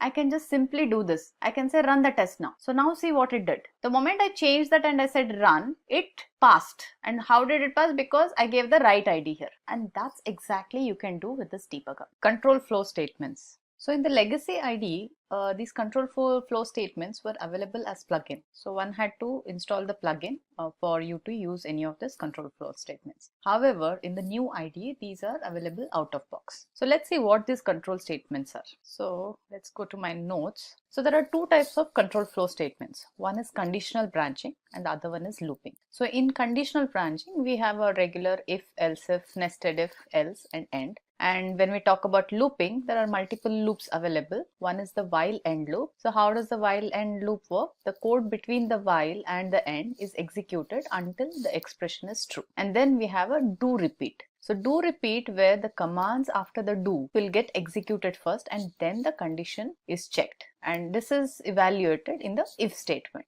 Times end. So you can specify a number of iterations you would like a piece of code to be executed using this loop. And then there's another loop which is a for each loop. So this provides the ability to iterate over collection objects. Like say if you have an array object with you and you want to say traverse through the array and perform certain operations on each of the array element. So that is possible using the for each loop. So let's go and write a test script and see how this works. So what I will do is I will demonstrate a use case for the if else, and then for the looping I have a few test scripts which I've already written, which I will show you and I will walk you through them. It's a simple counter which we can use where we'll be incrementing the counter using one of these loops. So we'll just see how the loops are to be used, what is the syntax to be used, and how they execute in the IDE. So let's go to our IDE now. Let's minimize this. So this was our previous test case. So what I will do is I will close this project and open another project. So I have another project here which is called as control flows. So as I said, I have few scripts written for some of the loops. However, for the demo use case, we will go ahead and write a new script. So I'll say add new test. And we are going to be working with a demo site called calculator. Okay, so let me name the test case itself as calorie calculator test. So let's look at what is our use case. Now in this use case, this is my use case. I'm saying go to this calorie counter website. Okay, so let's see what that website is. I have this website open here. So this is a calorie calculator website. In this website, we are saying if the gender is male, then click on the male radio button. So you have multiple fields here where you're accepting the age of a person, the gender of a person, the height, the weight, and then the activity level of the person. And when you click on calculate, this is going to give you the number of calories. So for our purpose, for our demo use case, what we will do is we will store the gender to be selected in a variable. Say for example, I want a gender female to be selected. And then I'm going to write an if condition here that if the gender is male, right? So if the gender is male, then click on the male radio button here. And then I'm saying click active from the activity drop down. So there's a drop down called activity here. In this, I'm going to go and select active is daily exercise or intense exercise 3 to 4 times a week. This is what I'm going to be selecting. And if the gender is female, so if the value passed from the gender is female, then what is that I want to do? I want to click on this radio button female and select very active intense exercise from this activity drop down. A very simple use case. So this is what we are going to write in our test script. So let's minimize this window, or we can just close this window for now. We don't need this. And here, so how do we start this test case? I need to enter the URL. So for me to enter the URL, let me go to that, copy this URL, Control C, minimize this and Control V. Done. So now here I will start my recording by clicking on the start recording button. So now this URL is open. Now the first thing what I need to do is in my test script, I need to write a open command. So I'll say open and my target is what? This URL. Done. The next command is as per our use case, I want to store the gender to be selected in a variable. So we will use the store command, and when we use the store command, we need to specify the target. So let's say the target is F, and where is that I want to store? I'll create a var gender. That's my variable. So I have stored this now. What is the next thing I want to do? So once I have stored this, first is I need to put an if statement, because my use case is if the gender is male and if the gender is female. Now since by default the male is already selected here, so let's put an if condition for this condition, if the gender is female. Okay, so that is exactly what I'm going to do. So here I will say if in the command. Once I say if, in the target you need to specify the condition. Now condition is I want to check for $, that's my variable, var gender. I want to check if this is equal to F. And how is that I can check? I need to use 3 equal to here. In double quotes, I'm going to mention F. Now this is what I've stored in the variable var gender. This is what I'm going to check. So if this is the condition, in the next line, now all the next lines, whatever I'm going to mention, are the ones which will be executed if this condition is true. Now in the next line, what I want is, I want to select this radio button, correct? So now what I will do, instead of writing all the commands manually, I will now use a recorder to do that. Since I'm already in the recording mode, I'll just go to the URL or the website here and I'll go click on this female. So on the right, if you see, these steps are getting recorded. And then our use case also said that from the activity drop down, we want to select very active. So now if you look here, all our steps have been recorded. So I clicked on the female radio button and then we selected the ID activity here, which is our activity drop down. And then we clicked on the desired value, which is very active. And then you end the if statement here. So, but we also want to add an else statement. So instead of saying end here, I will say else. So that means if the gender selected is male, okay, what is that we want to do? I want to go and select in the activity field as active, because the male is already selected. So I'm not going to select it again. And then I will end the if loop by end statement.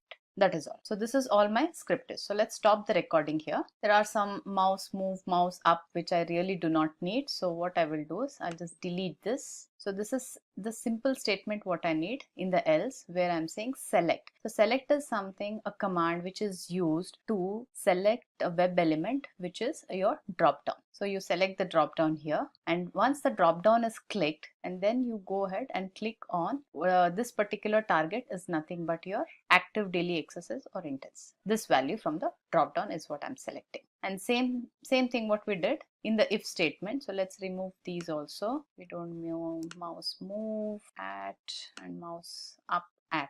So all these statements we don't need. So same thing, if I'm saying the if statement says if the gender is F, that is female, click on the radio button, then go to the select activity, select the activity by clicking on very active and then end the loop. So this is all our script is. Now let's go ahead and execute this and see whether it works. So let's minimize this window and I will simply say execute the current test. Let's slow down the execution speed a little bit so that you can observe what exactly is happening. Now I'll say run the current test. So the calorie calculator is open. So we are passing the value F for the gender. Correct? So that means it entered this loop. You can see here in the log. So if the gender is F, which is female, yes, it found the condition to be true. And then it clicked on this radio button. It went to the select field, which is your activity drop down. It selected the very active option from here and then it ended. Now in the same program, what I will do, instead of F,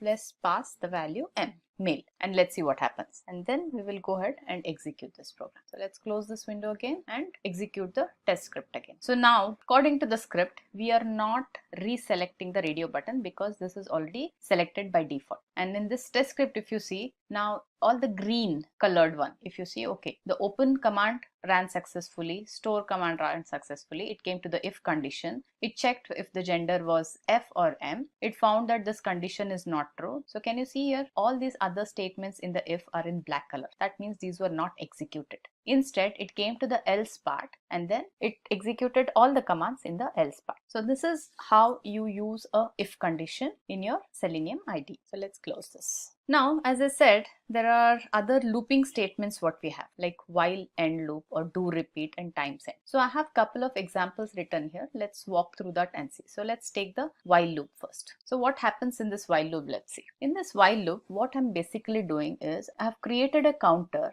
and I am counting it from 1 to 5 and then displaying the value of the counter. And I'm using a while loop for that.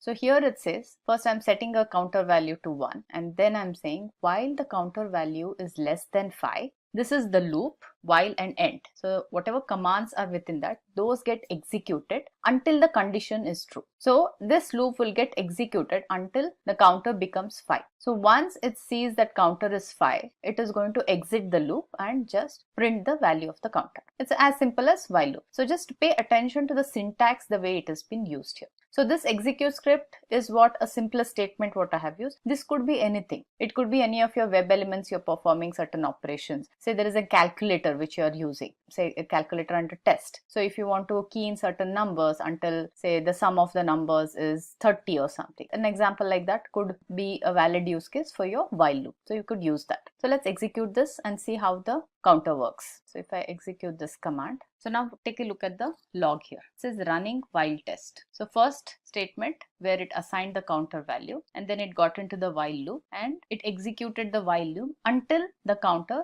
was assigned the value 5. And once the counter became 5, the while loop got exited and we are printing the counter value. So this is how a while loop is used. Now similarly, the same function of using a counter, I have tried to use a do loop here. So let's look at it. Now in the do loop, what happens is the script is executed because it's the first command after the do statement. So whatever is between the do and repeat if is executed and then the condition is checked here. So here what I'm doing is I'm just first assigning a counter with value 0 and I'm incrementing the counter every time by 10. And then I have a condition that once the counter becomes 50, please exit the loop. That's all I'm doing here. And another statement what I have written here is every time the counter gets incremented, I'm printing the value of the counter. So let's execute the script. Can you see that the way it is executing it? All right. Now let's see the log. Running do loop test. Okay, the counter has been initialized to 0 and then it executes the script. In this script is doing what? It is just incrementing the counter by 10. The counter becomes 10 and then 20, 30, 40 and 50. So as soon as it becomes 50, it's going to exit the loop and print the value of the counter. So one thing to notice is there is no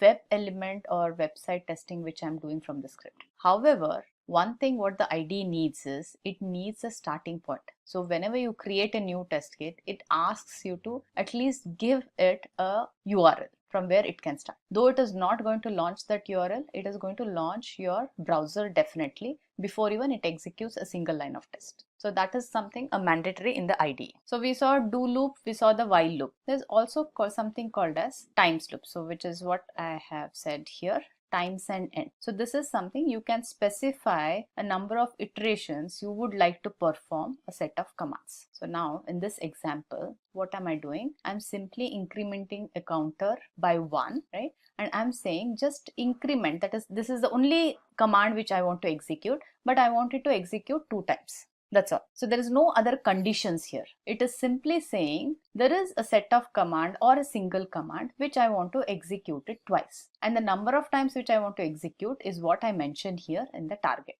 So first initially I am assigning a counter with value 100, and then I'm saying increment this counter by 1 2 times and then print the value of the counter. So let's execute this and then change the number of times. So if I say run test here, so can you see this? The number of times it got iterated, and now the value is 102. Why? Because initial value was 100. In the loop, which is the times loop, I'm saying the iterations is 2 times, execute the command which increments the counter by 1. So that is why your counter value becomes 102. Now say I increase this to say 10, so that we get a feel of how the loop executes here, and same thing I will execute it. Now see it, you can visually see the number of times the loop is getting executed. Alright, and in the log you can see the values also here. Okay, can you see here? So this loop executed 10 times and hence the counter value becomes 110. So these are a simple ways of using these loops in the IDE. So you can implement these loops for any kind of functionality you may want to perform on your web elements or any logic which you want to build for your test cases.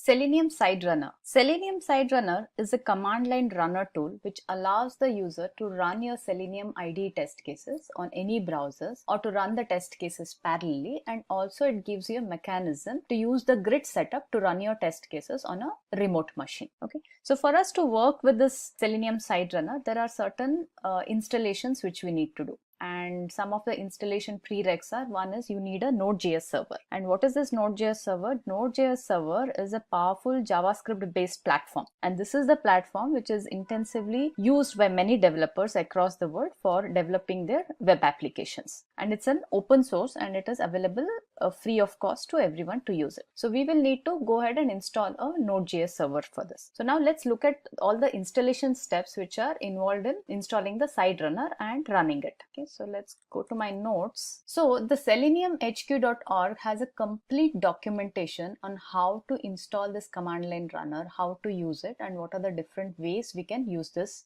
runner. I'll just show you where it is, and you can use this as a reference for any of the tests which you're creating and using the side runner to run it. So let me open a new window here. Let's go to this website. So if you see here, it has a complete guide on how to use this command line runner, right? Including the setups, what is the prereqs, installing the browser drivers, and how do you do the different configurations which are available with the side runner. So you can configure various browsers with that. You can set different capabilities for the browser. If you want to use the Selenium grid to run your test cases on remote servers, it also gives you complete details on how to do that. And also using the parameters, changing your base URL. So this is a complete guide which you can refer to when you're working with the side runner. Okay, so let's go back to our installation. So coming back to our installation here. So the first prereq what we need for the Selenium side runner to run is your Node.js. Okay, so if you go to this website nodejs.org, let me open the same browser. Okay, all right. So here you will see that the Node.js is available as an installable for all the platforms. Like, do you have a Windows installer, you have Mac OS installer, you have Linux installers also. So if you're working with the Windows machine, there are two options for you. Either you can go ahead and download the MSI installer, or you can just download the zip and unzip it into any folder on your system. Okay, and since I'm using Mac machine, what I have done is I have downloaded this version, PKG version, and have installed it on my machine. Okay, so once you download, say if you're working on the Windows machine, so say if 64-bit is what you require, and you click here and download the zip package, I'll show you how the folder structure looks like. So this is where I have downloaded the Node.js installable. Now if you look at the Windows one, so this is what happens when you download the zip file and unzip it. This is the folder structure it creates, and this is what we would need, right? So npm is something which we would be using to install all the packages which are required on this Node.js server, and I'll explain to you what those packages are. Okay, so once you do this installation, you need to go and check if your installation is gone properly or not. So for that, what you do is go to your terminal window, or in your case, if you're using a Windows machine, just open a command prompt, right? And then you have to just give this command here. You say npm -v, which is basically saying what is the version of the Node.js which we have installed, which is 6.9. Okay, now what is this npm? Npm is nothing but it's a Node.js package manager, and it gets installed with your node, and this is used to install all your other packages, or what it is called as modules, on your system. Okay, so now with this we know that our npm has been installed properly. So let's move to the next step of installation. So now we have our Node.js installed. Now next thing is to install the Selenium side runner. Now the Selenium side runner is a library which is available to us, and we need to install this library using the npm. So let me go back to my terminal again. So I'll just show you the command what we use for installing this package or the library. And since I've already installed on my machine, I will not be doing the installation here. So what you need to do is, so if you are a Windows user, you can directly give the command as npm install -g Selenium side runner. Okay, so this is the command which you need to give. However, if you're a Mac user or a Unix user, since you need to use a root user here, what you need to do is just say sudo. Once you press enter here, it will go ahead and install this complete library on your system. Now since I've already installed, I'm not going to do that. Okay, so I'll just exit from this. Now once the installation is done, how do you check whether your installation has gone correctly or not? You have to just simply give a command like Selenium side runner -version. Okay, and now this will give you the version number if the installation has been successful. So right now the version installed, which is the latest version, is 3.11. Okay, so far we have done the installation of the Node.js server. We have done the installation of the Selenium. Now while you also do this installation, you need to know that where is the Selenium IDE side runner has been installed, right? As I said, it's a library, or what you popularly call as module, in your npm, right? So for you to check where it has got installed, you simply need to go to the directory. I'll say ls-user local library. So if you see here, you'll see something called as node modules. So whatever packages you're going to install using npm would get installed in this directory, the node modules directory. So let's go ahead and see whether I have my Selenium side runner there or not. So I'll just use the same ls/node modules. Okay, do you see this? Selenium side runner is what has got installed. And previously to that, when we installed the Node.js server, it also installed this npm, right? So that is also available under the same folder. So far so good. So we have our Selenium IDE installed now. Now what else is required? So we installed the Node.js, we installed the Selenium side runner. Now we need this browser drivers. Now what are these browser drivers? Now what you did using your IDE was, we said, right in the IDE itself, I said run the current test. And since I'm using Firefox browser here, any test case using the IDE plugin on your Firefox you execute is going to execute on the Firefox browser. Correct? Same way, if you are using the Selenium IDE on Chrome, which is an extension on Chrome, and you run the test cases there, it is going to use the Chrome browser to run the test case. However, any test cases or any automation scripts you're going to write, you want your scripts to run on all the browsers because you want to do a cross-browser testing, right? So for that purpose, what we do through command line is we install this browser drivers, right? So say if you want to run your test cases on Edge browser, so that means you first need to install your Edge browse driver on your systems before you run your test case on Edge browser. If you want to do it for Chrome, similarly you need to download the Chrome web driver and install it. For Firefox, the same. And once you install that, then you should be able to run it on any browser. Now where are these Chrome browsers available? So if you go to the seleniumhq.org, let me show you that. Okay, in the Selenium HQ website, if you go to this download tab, right, and if you go down here, you will see something called as third-party drivers, bindings and plugins. And here you have a list of all the browsers and its corresponding driver files which are available. And this is what which you need to go and download. For example, say I want to run all my tests on Chrome browser, right? So what I do is I click here Okay, in the download section, go to the latest Chrome driver available, click on that, and then depending on which OS you're working on, if you're working on Mac, just download this. If you're working on Windows, you download this. And once you download the driver, what you need to do is you keep that drivers, like for example, can you see this driver file? So this is my driver file. This is my executable driver file. So what I did was I just downloaded this file for Mac and I copied it to the location where my tests are present. Okay, now, so once I have this available, what I need to do is I need to install this driver using again the npm command. Okay, and to install this driver, what you need to do is you need to be in the same directory where your driver file is present. Okay, in the same directory, you just issue this command. You say npm install -g and your Chrome driver. This is it. So once you install this driver, you should be able to work with your Chrome driver. Got it? Very simple. So similarly, if you're working with different browsers, say if you also want to run your test cases with Edge or Internet Explorer or the Firefox browser, same way you need to download all the drivers from this location. So from here, like you have Edge browser here, Opera browser, you have a Mozilla Firefox browser. So any of the browser which you want to work with, you have to just download your driver from here, place it in this location and install it using npm command. Okay, so since I will not be executing this command again because I've already installed it. So once your drivers are installed, what's the next step? We are ready to execute our test cases. Okay, so these are all the installation steps which are required to get your command line runner, which is called as Selenium side runner, ready for you to execute your test from the command line. All right. Okay, now let's go ahead and see how do we execute the test cases. So let's go back to our previous example in this video where we wrote some of the test cases for testing our control flows. Okay, so these are all the test cases. Now, if you observe here, I have not created any test suite here. We just had a default suite which was created when we created the project, and we just went ahead and created all the tests here. For the side runner to run, we need to have a test suite there. So if I just try to run the test suite, let's try to run this. What is the name of this project? Control flows. So I'll show you what happens if there is no test suite defined for this. So let me clear the screen, and which is our project here, this one. Okay, so what I will do is let me simply go ahead and execute this project. So to execute any test, this is the command which you use. You simply call Selenium side runner and the project name. Okay, and also once you have installed the Selenium side runner, you can also check the version of it. Okay, so let's execute this. Selenium side runner and the project name. Project name is this. Done. So now if I press enter, now see what happens. Okay, it's saying running the default suite. Can you see here?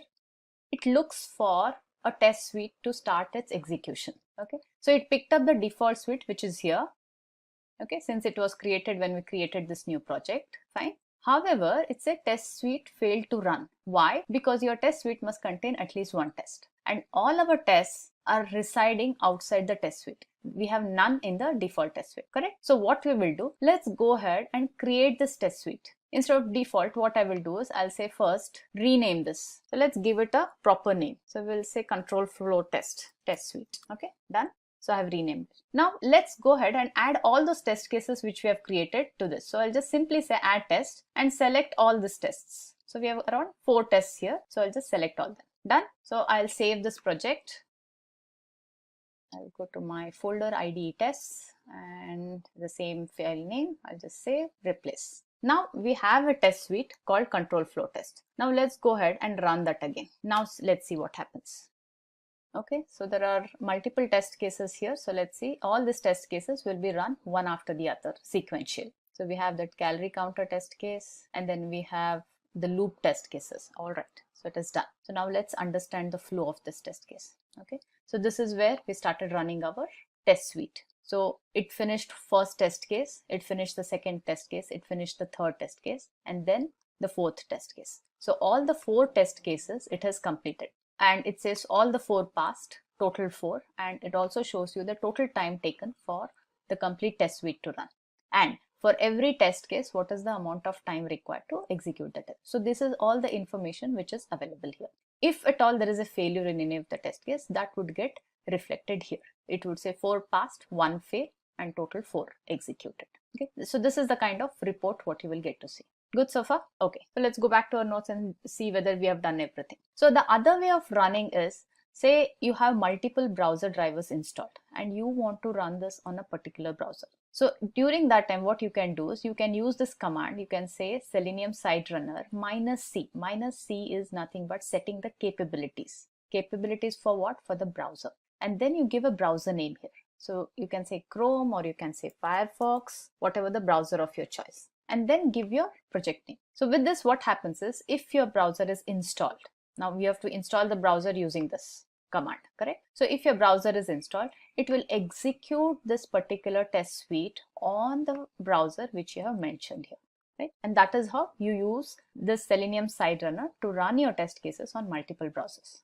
Now simply what you can do is you can create a shell script or a batch script. You can add this line into your batch script for the multiple browsers and you can execute this. So that way all your test cases would execute it on all the browsers. So that way you can achieve your cross-browser testing. So other thing, if you remember, I also said that command line runner, like if you go back to our presentation, it says we can run it for parallel testing. Now let's see how do we achieve this parallel testing. Now to achieve this parallel testing, there are certain steps which you need to do in the IDE. So let's go back to our test suite. So we have this test suite. So if you go here and go to the settings, can you see this run in parallel? So you need to check this checkbox to run all these test cases in parallel. So right now what happened when we executed it, all the test cases ran sequentially one after the other, correct? So for every test case, there was a Chrome browser launched and the Chrome browser was closed before the next test was launched. Now let's try to do this. I'm going to check this checkbox where it says run in parallel and I'll say submit.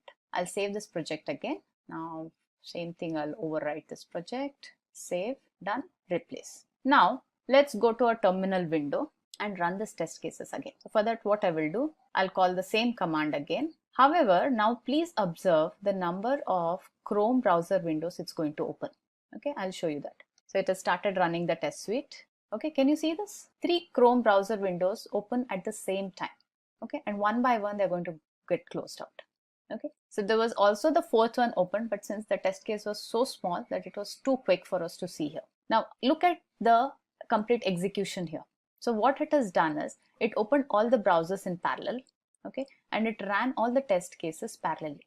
You will see a big difference, and since these are very small test cases, you might not be able to see a big difference in the execution time. However, if you have got a bigger test cases which you are running, you will see a remarkable difference in the time taken by the suite to run the test cases. Still here you can see, okay, it's almost 11 seconds it took, whereas in the previous example it took 13 seconds. As I said, the difference is very small because our test cases are very, very minute test cases, right? If you have a bigger test cases where it launches the browser, launches your application under test, then you're doing multiple operations, you'll be able to see a remarkable difference when you run the test sequentially and when you run it parallelly. Okay? So this is how you work with the IDE and this is how you achieve the parallel execution.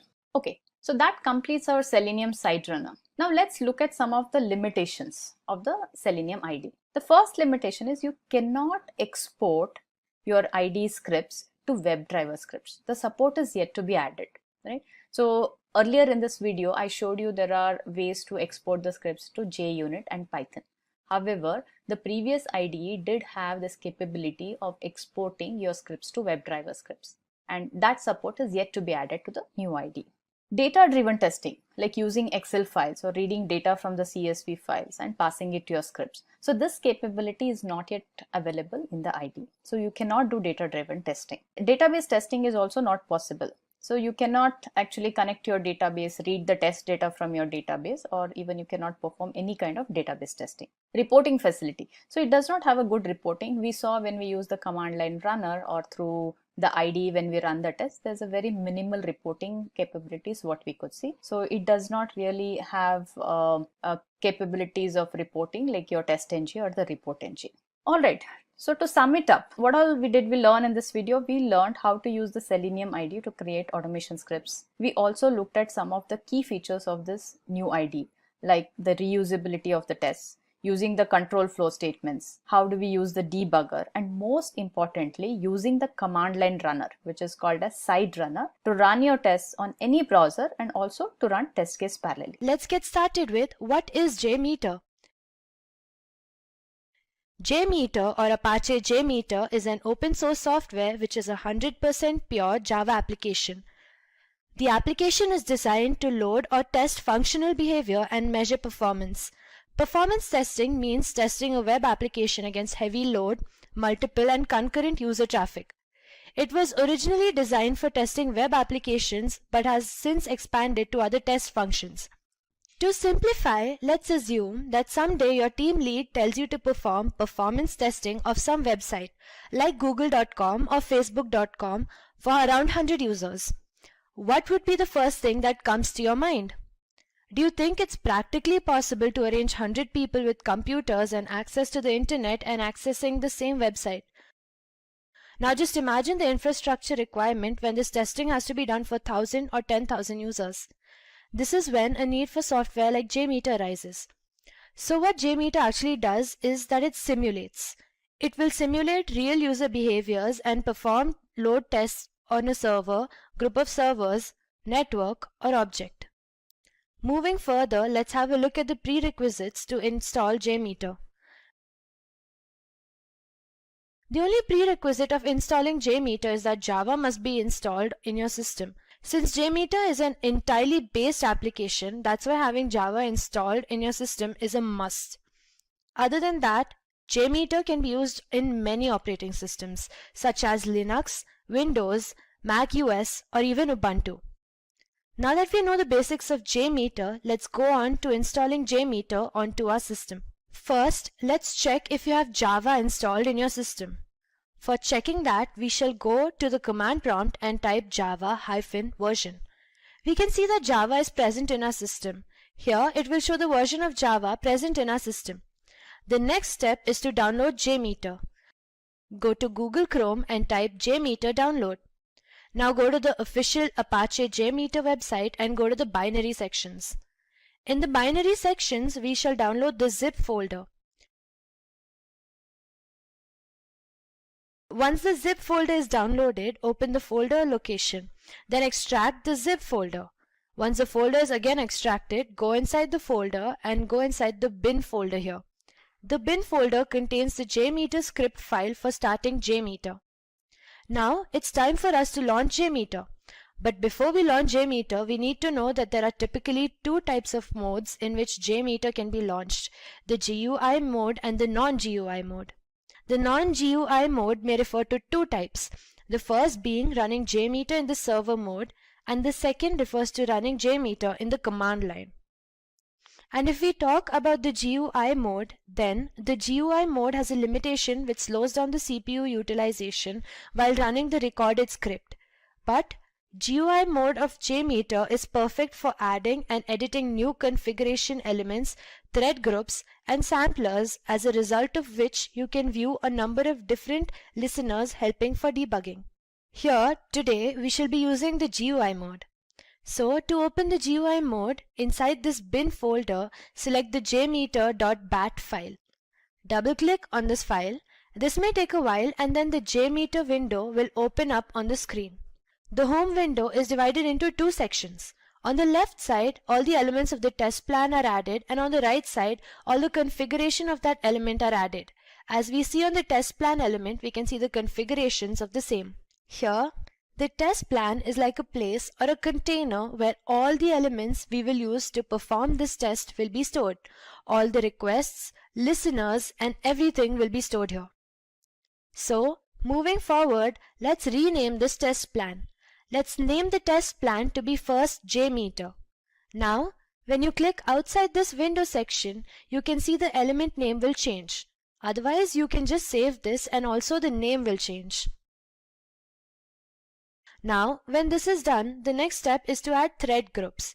Right-click on first JMeter here and select the Add option. Then, in this option, select the Threads option and then Threads group. The thread group refers to the users that are used or created or needed to run this test. So let's name this thread group to be JMeter. It has several different options, like the action to be taken after there is an error. You can choose it in the way you want. Then there is this number of threads where you can choose the number of users you want. Then there is a ramp up period in seconds option that states the time gap between the user's hits. Third, there is also a loop count where you can choose how many times the test will run for the number of users. You can choose the test to run infinite number of times. There is also a scheduler here that will help you schedule the start time and the test's end time. For now, let's leave everything to be one only. The next step is to go to first JMeter and again to go to add. In the box that appears, select samplers. You can see all types of requests that JMeter can work on. For now, we will choose the simplest of them all. Let's choose the HTTP request. Here, you will have to give the address to some home pages or websites. So let's make it a little easy. Let's rename it to be home pages. Here in the server name or IP box, we have to give the server name or the IP. Let's pick a website. Let's go to the Simplilearn website. Copy the URL from here. Come back to the JMeter window and paste it in the server name box. Keep in mind we don't need to give HTTP or HTTPS since these are protocols which will come in the other box and they will be automatically taken in the HTTP request case.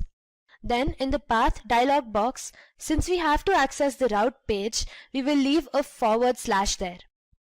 Now when our HTTP test is ready, we will perform the test on it. To determine what the result of the test will be, we need to add some more test elements. We shall again right-click on first JMeter, go to the listener options. Then in the box we can check the different type of reports that JMeter provides us. For now we shall select two of these. Let's choose View Results in Table and the View Results tree. Now save the test and run it. For running the test, there are three simple ways. First, you can simply click the green button here to run. Second, you can go to this Run option and choose Run the test. And the third way is you can right-click on first JMeter and choose to run. Let's simply choose the green button and run the test. After we run the test, we shall go to check the results of the test. Since we had put the number of threads and loop to be 1, there's just one entry in both the results. Now let's try one more thing. We shall go to JMeter and change the number of threads and the loop count.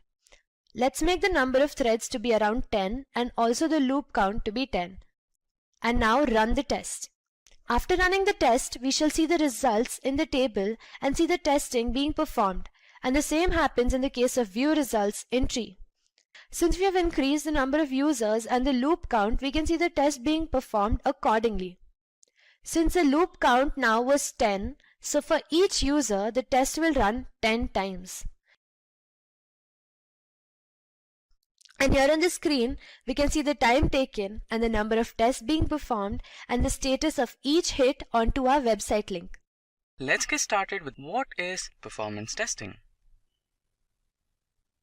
So, performance testing is one of the most important phases of any product launch as it verifies and validates the overall product performance.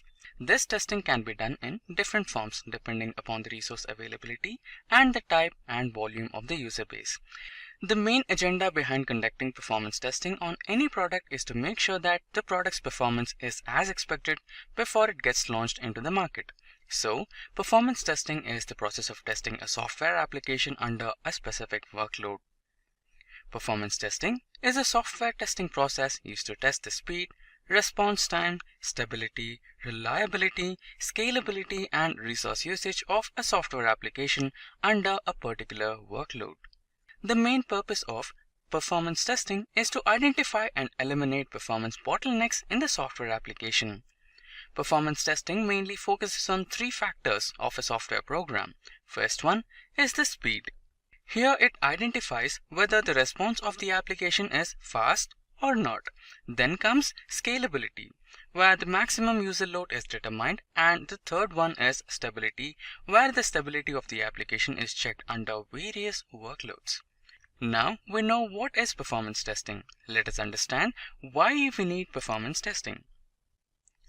The only concern of a software system is not features and functionality.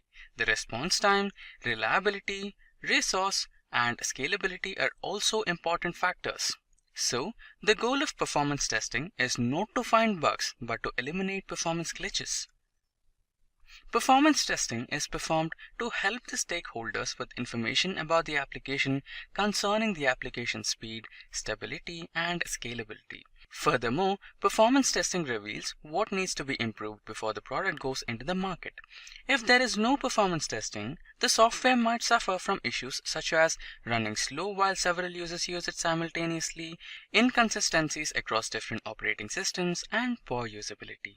Performance testing determines if the software or application meets speed, scalability, and stability requirements under expected workloads.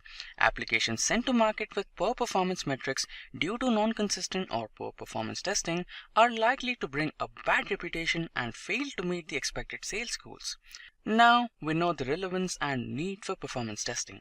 Let's look at the types of performance testing. So there are 6 types of performance testing, namely load testing, stress testing, volume testing, capacity testing, reliability testing, and scalability testing. Let's have a look at all the 6 types of testing one after the other. So the first type is load testing.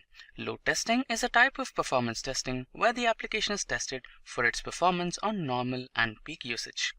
An application's performance is checked concerning its response to the user request and its availability to respond consistently within accepted endurance on different user loads. Here, the main consideration is the maximum load the application can hold before the application starts behaving abruptly. Then, another consideration is regarding how much data the database can handle before the system crashes. The second type of performance testing is stress testing. Stress testing is a type in which different ways to break the system are found, that is, how much load a system can sustain. Stress testing has an incremental approach where the load is increased gradually. The test is started with a load for which the application has already been tested. Then, more load is added slowly to stress the system. The point at which we start seeing servers not responding to the request is considered the breaking point. Here, the major considerations are the maximum load to a system can sustain before it breaks down. Then, how is the system broken down? And how will the system be able to recover once it has crashed? We also see in how many ways a system can break and which are the weak nodes that are to be kept in mind while handling the unexpected load. Moving forth, the next type is volume testing. Volume testing is the type where the performance of the system is checked with respect to the volume of the data. To execute a volume test, a huge volume of data is entered into the database. This test can be incremental or steady test. In the incremental test, the volume of the data is increased gradually. Generally, with the application usage, the database size grows, and it is necessary to test the application against a heavy database. If we consider an example, let's say there is a website of college having small amounts of data to store initially, but after 5 to 10 years, the data stored in the database of the website is much more and has become huge. Now comes the fourth type of performance testing, the capacity testing. So capacity testing is a type of testing where the application is checked for its capability to meet the business volumes. Capacity testing is generally done for future prospects. Here, the main concerns are if the application would be able to support the future load, if the environment is capable of standing the upcoming increased load, and what are the additional resources required to make the environment capable enough. Capacity testing helps in determining how many users or transactions of a given web application is capable of supporting and will perform well. During this testing, resources such as processor capacity, network bandwidth, memory usage, disk capacity, etc. are considered and altered to meet the goal. To consider an excellent example of capacity testing, we can see the case of online banking. Moving forward, the next type of testing is the reliability testing. Reliability testing is a type in which the application is verified if the application would be normal again after an abnormal state. It estimates the time that the system would take to return to its normal state to understand the concept. Let's say there is an online trading site that experiences some failure, and because of which the users are not able to buy or sell shares at a certain point of the day. But After a couple of hours, they were able to operate their shares and the application became normal. This is when it can be said that the application is reliable and can recover from its abnormal state. The last type of testing is scalability testing. Scalability testing is a type where the application is determined if it would be able to scale up whenever needed. The need for scaling up comes when there is an increase in user load. Now when we have learned the types of performance testing, we must learn the process of performance testing. So the process of performance testing is divided into 8 parts. That is, requirement gathering, selection of tools, performance test plan, performance test development, performance test modeling, execution of test, test result analysis, report. Now let's have a look at all of these processes one after the other. The first step in the process is requirement gathering. The requirements are identified and gathered from the clients by the performance team. This includes getting information on the application's architecture, technologies, database used, intended users, functionality, application usage, test requirement, hardware and software requirements, etc. The second step in the process is selection of tools. After the previous step, POC or proof of concept is done with the available tools. The proof of concept is a sort of demonstration of real-time activity, but in a limited sense. The list of available tools depends on the tool's cost, the protocol that the application is using, the technologies used to build the application, the number of users we were simulating for the test, etc. Now, the third step. The third step is the performance test plan. In reference to the above two steps, test planning and designing are conducted. The process of test planning involves information on how the performance test is going to take place, like the test environment, workload, hardware, etc. Moving forth, the fourth step is performance test development. In this step, the use cases for the identified functionalities are created. These use cases are shared with the client for their approval. Once the clients approve the use case, the script development begins. These scripts are validated against several different users and parallel to script creation. The performance team sets up the test environment. The performance team also takes care of metadata through scripts if the client does not take up that activity. So the next step is performance test modeling. Performance load model is created for the test execution. This step aims to validate whether the given performance metrics are achieved during the test or not. Then, the sixth step is execution of tests. The scenario is designed according to the load model in controller or performance center. Initially, the tests are not executed with maximum users that are in the load model. The test execution is done in incremental order. Let's say there are 1000 users. Then the scenario will begin testing from 100, then go to 250, then 350, and so on. It will gradually increase and go up to 1000 users. The next step is the seventh step in our process. That is the test result analysis. The test results are the most important deliverable for the performance tester. This is where we can prove the return on investment and productivity that a performance testing effort can provide. What makes the result analysis process more effective is that we must have a unique and meaningful name for every test result, which will help us understand the test purpose. In the test summary, certain things must be included, like the reason for failure, how the performance of the application changes regarding the previous runs. It is also a good practice to make a result summary after each test run so that the analysis results are not compiled every single time the results are referred. Then the final and the last step in performance testing process is the report. The test results should be simplified so that conclusion is clearer and should not create any derivation.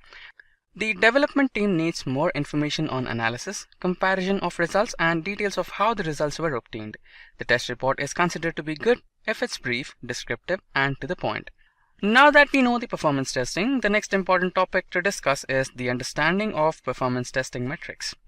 The first is processor usage, which refers to the amount of time the processor spends executing the non-idle threads. Second metric is memory usage. Memory use is the amount of physical memory available to the processor on a computer system. The third metric is disk time, which is the amount of time the disk is busy in executing read or write request. The fourth metric is the bandwidth, that shows the bits per second used by a network interface. Moving forth, the next metric is the private bytes. It is the number of bytes a process has allocated that can be shared amongst the other processes. These are used to measure memory leaks and usage. Then comes the committed memory. This is the amount of virtual memory used. Then the next metric we have is the response time. It is the time between when the user enters a request to time to the first character of the response is received. Next metric is the throughput. It is the rate at which a computer or a network receives requests per second. Moving forth, the next metric is the hit ratios. The hit ratios are concerned with the number of SQL statements that are handled by cached data instead of expensive input-output operations. And the last metric in our list is the top waits.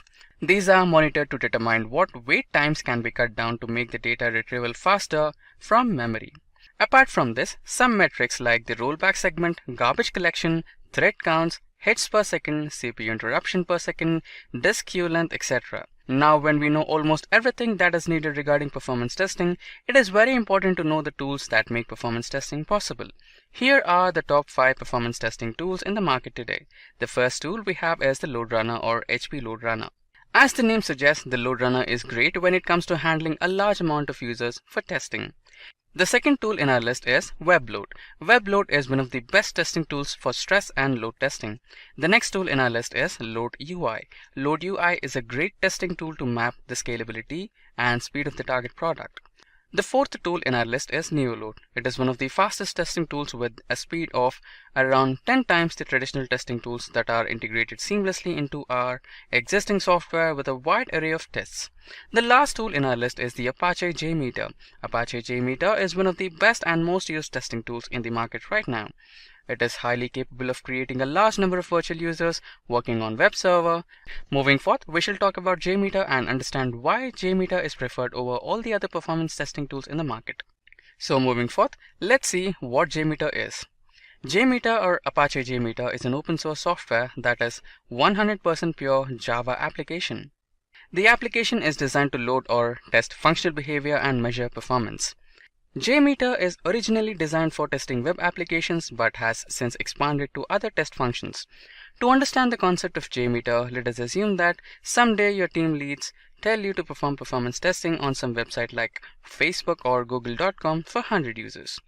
What would be the first thing comes to your mind? Do you think it's practically possible to arrange 100 people with computers and access to internet and accessing the same website? Now, just imagine the infrastructure requirement when this testing has to be done for 10,000 users. This is when a need for software like JMeter arises. So what JMeter does is, it actually simulates. It will simulate the real user's behavior and perform load tests on server, group of servers, network, or object. Now, let's have a look at some reasons why JMeter is used for load testing.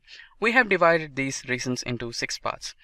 The first one is it's free of cost. Second one is performance testing of applications. Next one, platform independent. The fourth one is customizable. Fifth is recording and playback. And finally, sixth is the community support. Let's see all of these one after the other. The first reason we have is free of cost. One of the main deciding factors in any software is its cost. Normally, a software can range from high as 6 to 7 figures per license. Here, JMeter is free of cost, very intuitive, and has all the possibilities you need to automate your work. Then the second reason is performance testing of applications. The application is used to perform performance testing on different types of applications like web applications, web services, LDAP, database, and shell scripts. JMeter can conduct load and performance tests for many different servers and server types. Web, HTTP and HTTPS, database via JDBC, LDAP, and JMS. The third reason is platform independence. JMeter is written and developed using Java to run on any environment or workstation that accepts Java Virtual Machine, for example, Windows, Linux, Mac, etc. The next reason we have is that JMeter is customizable. Since JMeter is an open source application, it enables developers to customize whenever needed. JMeter has a comprehensive and user-friendly graphical user interface. Parameters are easy to define and understand. Scripting is simpler and clearer, and adding and defining elements is more intuitive. Also, one screen shows everything you need: the script, the scenario, and the analysis.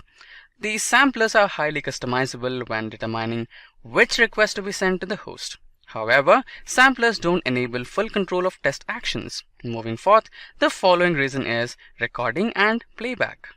The application provides record and playback options enabled with the drag and drop feature, making the application faster and easier. The next and the last reason on our list is incredible community support. JMeter is an open source tool with a brilliant community that keeps adding features and supports users who run into issues and problems. This ensures new users always have someone to answer their questions, and long-time users can improve their abilities on JMeter. Also, having an open source tool ensures that it keeps getting better and is always in line with users' needs and requirements. Finally, let's have a look into the demo that shows the working of JMeter. So the first step is we shall go to the Apache JMeter folder. In that folder, go inside the bin folder and select the jmeter.bat file.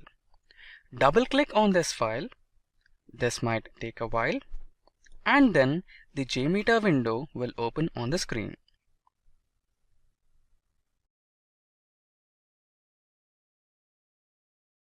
The home window is divided into two sections. On the left side, all the test plan elements are added, and on the right side, all the configurations of that element are added. As we are on the test plan element, we can see the configurations of the same. Here, the test plan is like a place or a container where all the elements we will be using to perform this test will be stored. All the requests, listeners, and everything will be stored here. I have renamed this test plan as Performance Testing.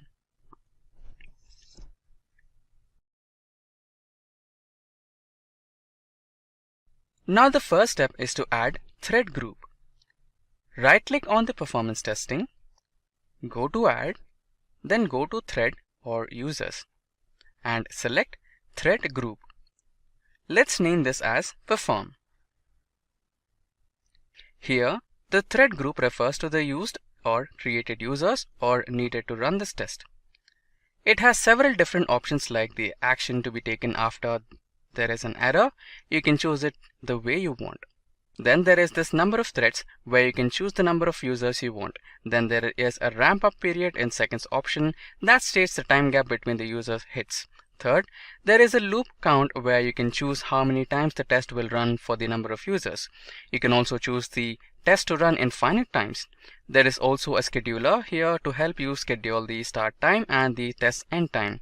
Let's make the number of threads to be 2 and let's make the loop count to be 100. The next step is to add an HTTP request. For that, right-click on the thread group, go to Add option and go to the Sampler option. In the menu that appears, select the HTTP request option. Here on the screen, there is a server name or IP box. We have to give the server name or the IP in that. Let's pick up a website and place the link in the box. We shall use the Simplilearn's website here. Go to Simplilearn's website and copy the URL from here. Then come back to the JMeter window and paste it onto the server name box. Keep in mind, we don't need to give the HTTP or HTTPS since these are protocols which will come in the other box, and they will be automatically taken in the HTTP request case. Then in the path dialog box, we will leave the / there since we have to access the root page. And let's rename this HTTP request as simple. Now, to get results, we shall add listeners. Listeners are something that are used to provide the outputs of a load test. There are different types of listeners present in JMeter, and many may be added using plugins. We will use 3 different listeners here to have an idea about the representation that the JMeter provides. For that, right-click on the thread group, then go to the Add, select Listener option, and go to the View Results in Tree option.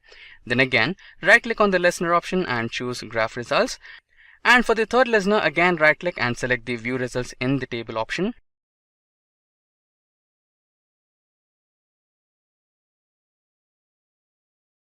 Now it's time to run the test. For running the test, there are 3 simple ways. First, you can simply click on the green button here to run. Second is you can go to the Run option and choose the Run the test. And the third way, you can right-click on the first JMeter and choose to run. Let's simply choose the green button and run the test. First, we will have to save this JMeter test, and then we shall go on to check the results of the test. Here in the View Results tree, we can see the test being run. The same in the case of graph results. We can see the throughput option, then we can also see the time the test has been executing. Since we had put the threads to 2 and the loop count to 100, so the test will run for a while. We can check the view results in the table. We can see different performance testing metrics on the screen. You can see the thread name, label, sample time per second, bytes, sort bytes, and the latency. And in the tree option, when we click on the test, we can see a lot of information appearing on the screen. These are again several performance testing metrics. And in the graph results, we can see the graph coming up on the screen now, which represents the test taking place with respect to the IP address, thread, and loop counts. So what JMeter exactly does is creates a request and sends it to the server. Once it receives the server's response, it collects them and visualizes those details in a chart or graph. After that, it processes the server's response, and finally it generates the test results in several formats such as text, XML, JSON, so that the tester can analyze the data. Let's get started with what is load testing. Load testing is a type of performance testing that determines an application's behavior when a large number of users access the application together. Here, performance testing is a software testing process used to test the speed, response time, stability, and reliability of the software application under a particular workload. The testing determines a system's performance according to real-life conditions. To give you a better idea, let's say you have a printer. So you want to test a printer by transferring large number of documents for printing, or test a mail server with thousands of concurrent users, or to test a word processor by making a change in a large volume of data. This helps to know whether the existing infrastructure is capable of running the application or not. Load testing checks how much load can a system handle. The testing identifies the limitations due to hardware like CPU maximization, network bottleneck, memory limitation, etc. And it also identifies the issues in software configuration such as web server, application server, database server, etc. It helps to identify the maximum operating capability of an application and checks the performance of the application under different load conditions of system components and database components. Load testing is conducted to determine the number of concurrent users that an application can support without performance deterioration. The response time of each transaction of an application and the network delay between the client request and server response are also checked. Load testing proves itself very significant when it comes to determining user demands and satisfaction. Several tools make load testing possible, such as Apache JMeter, WebLoad, LoadUI, LoadRunner, NeoLoad, LoadNinja, etc.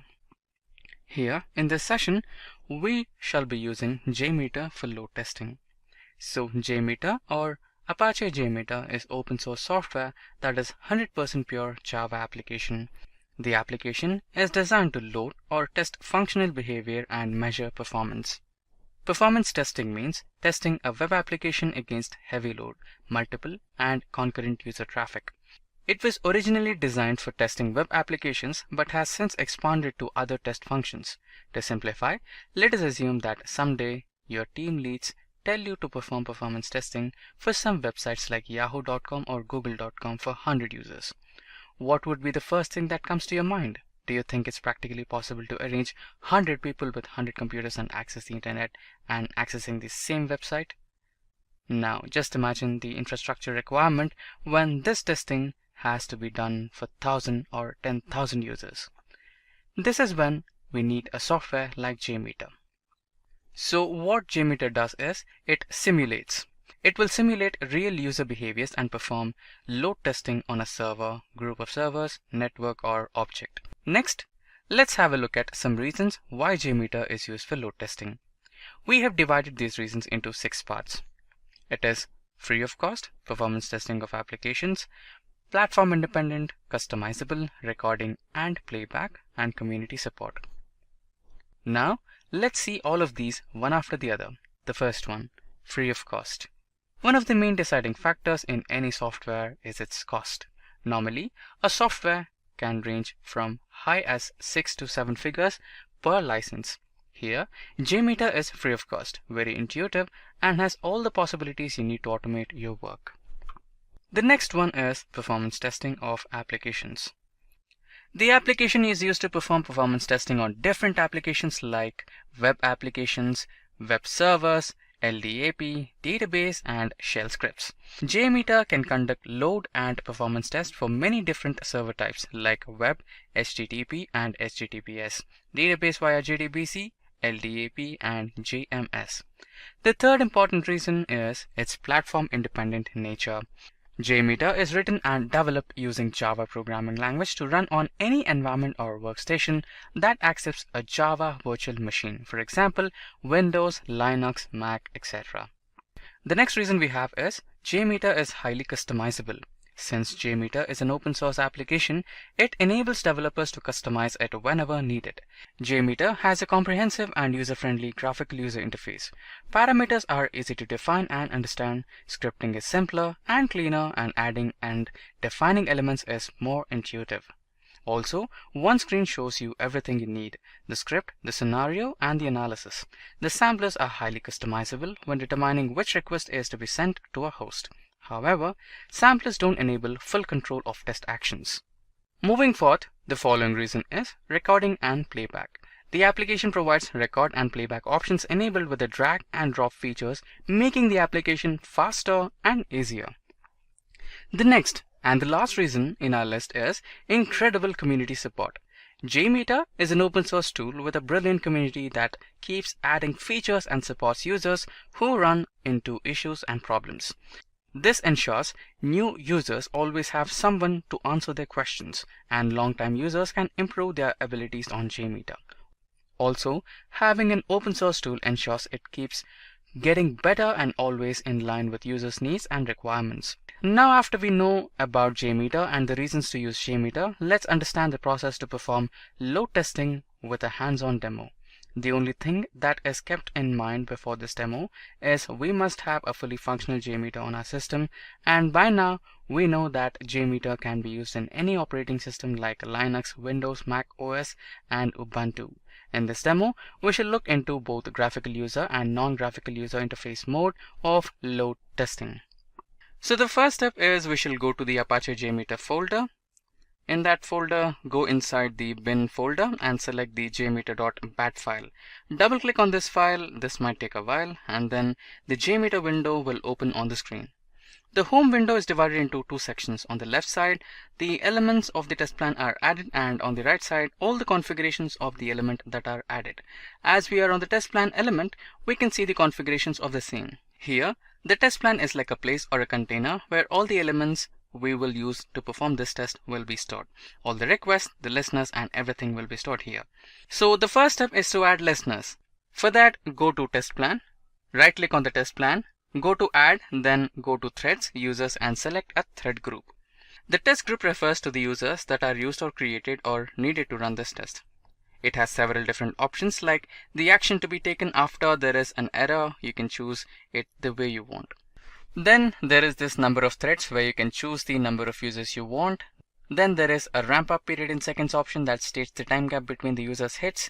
Then the third one, there is a loop count where you can choose how many times the test will run for the number of users. You can also choose the test to run infinite times. There is also a scheduler here to help you schedule the start time and the test end time. For now, let's leave everything to be only one. The next step is to add the HTTP request. For that, right click on the thread group and go to the option and go to the sampler option and go to the HTTP request option. Here on the screen, there is a server name or IP box. We have to give the server name or the IP in that. Let's pick a website and place the link in that box. We shall use the Simplilearn's website here. Go to Simplilearn's website and copy the URL from there. Now we have copied the Simplilearn's URL. Now let's come back to the JMeter window and paste it in the server name box.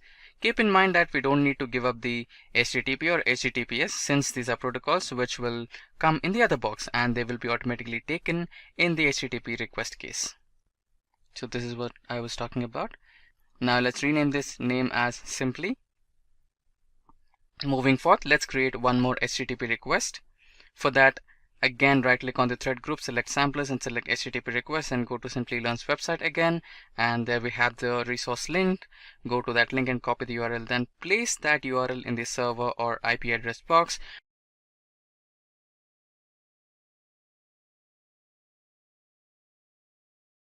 We shall remove the HTTP from that link and add from the end, cut the resource part and paste it in the path box there.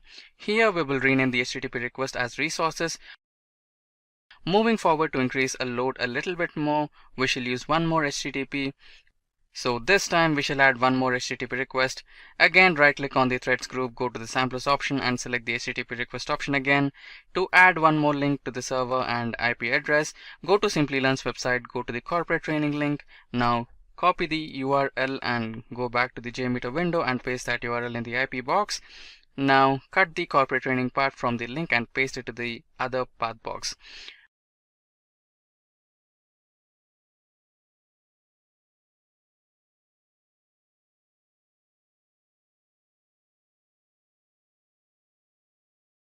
We shall again rename this HTTP request box as corporate. Now let's save this file. In the save dialog box, let's name it as loadtesting.jmx.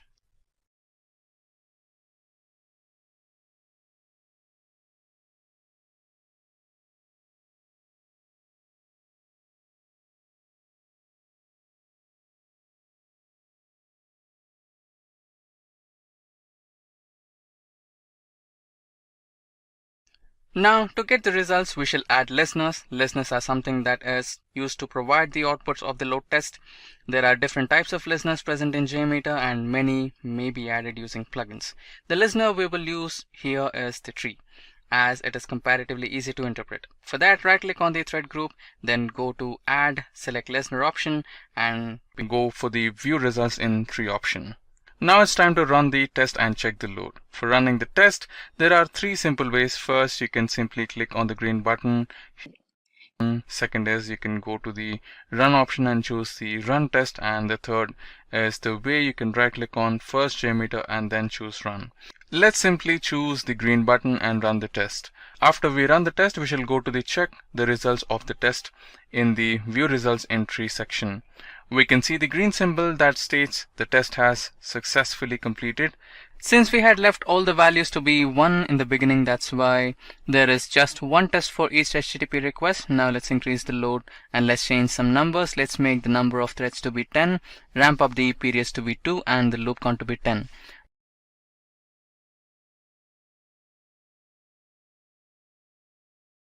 Now let's run the test again with the green button. After running the test, we shall see the results in the tree and see the testing being performed. Since we have increased the number of users and ramped up the periods and the loop count, we can see the test being performed accordingly. Since the loop count now was 10 for each user, the test will run 10 times.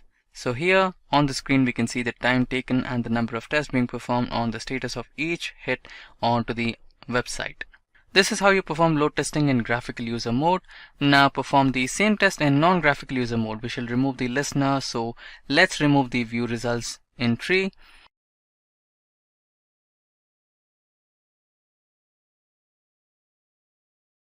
After this, we will go to the command prompt. Then in the command prompt, we shall put the bin folder path in the Apache JMeter folder.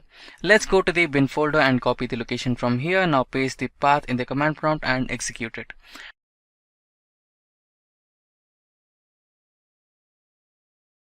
Once that is done, the next step is to put the command prompt for JMeter load testing. This command has got three parts. The first part is the -n, -t and -l. Here the -n represents the non-graphical user interface mode. -t is used to specify the location of the test script. -l is used to specify the location of our output result. Now go to the location where our JMX file is stored. Let's search for the load testing.jmx file. Copy the path and paste it in the command prompt -t.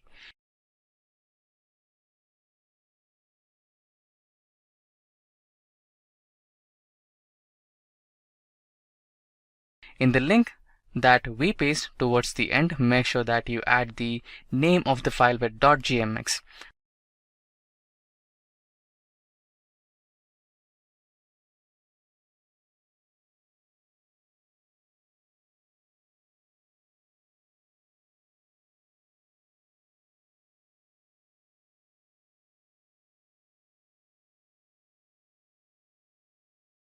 Now go back to the folder and make a .csv file, make an Excel spreadsheet and rename it with .csv extension. Now copy this path and go back to the command prompt and paste it after the -l. In the path, don't forget to add the name of the CSV file towards the end. Then execute the command and wait for the command to end.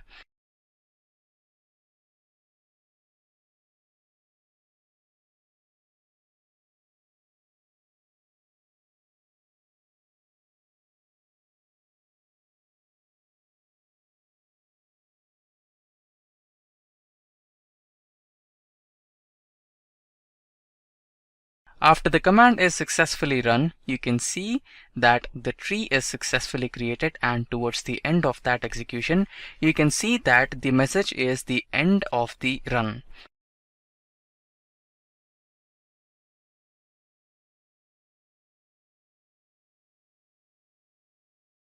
Now you can go back to the folder and open the loadtesting.csv file. In that file, you can see the entire test result has been generated. This shows that the command has been successfully executed and the load testing is successful in the non-graphical mode without any errors. This is what we had in this demo. We saw the load testing in graphical user interface and non-graphical user interface mode. To have a better picture, we use dashboards. Dashboards include several graphs that explain the working of the website link we use in the HTTP request. The dashboard generator is a modular extension of JMeter. Its default behavior is to read and process samples from a CSV file to generate HTML files. It generates the report and at the end of the load test or on demand. The dashboard reports provide metrics like the APDEX or Application Performance Index. The dashboard also provides a statistics table, response time over time, response times percentiles over time, active threads over time, and response times in percentiles. We shall learn about dashboards and more in the forthcoming videos. In this video, we learned how critical is load testing in the software testing process and how it ensures high user satisfaction. A successful load testing will help to release high quality software. If getting your learning started is half the battle, what if you could do that for free? Visit SkillUp by Simplilearn. Click on the link in the description to know more. Let's get started with what an API is. We often come across this term while reading any technical blog or magazine. An API, or Application Programming Interface, is a programming code that enables data transmission between one software product and another. It is an intermediary software allowing two applications to communicate with each other. To understand API even better, let's take an example. For example, you're booking a flight. For that, you will begin with searching flights online concerning your destination, departure, return dates, and many more filters. To make all these choices, you interact with the airline's website and access their database and see if there are any seats available on those dates and what the costs might be. While you're doing all this, from the time to begin to the time you finish booking your tickets, you're doing that with the help of an API. To simplify it even more, it can be said that whenever we use an application on our mobile phone, the application connects to the internet and sends data to the server. The server then retrieves the data, interprets it, performs necessary actions, and sends it back to our phone. The application then interprets the data and presents the information we wanted in a readable way. This is what an API is. So that means each time we use an application like Facebook, send an instant image, check weather on our phone, or make some specific choices while online shopping, we use an API. Now when we have a good idea about what an API is, let's look at another major thing before going on to the hands-on demo. That is why we use JMeter for API testing. Apache JMeter is an open source software and it is used to simulate loads of various scenarios and output performance data in several ways, including CSV and XML files and graphs. We know that the Apache JMeter is 100% pure Java application, so it is available on every OS that supports Java 6 or later. Some of these specific reasons what makes JMeter a perfect fit for API testing are: JMeter enables fast API testing. It performs quick scope tests and enables load and stress testing. Then, as we know, it is an open source tool and supports load testing and stress testing. It has a lot of plugins and extensions. JMeter can be used across several platforms and can use various programming languages. Now we know about API basics and why we use JMeter for its testing. It is the right time to see the process of API testing in JMeter.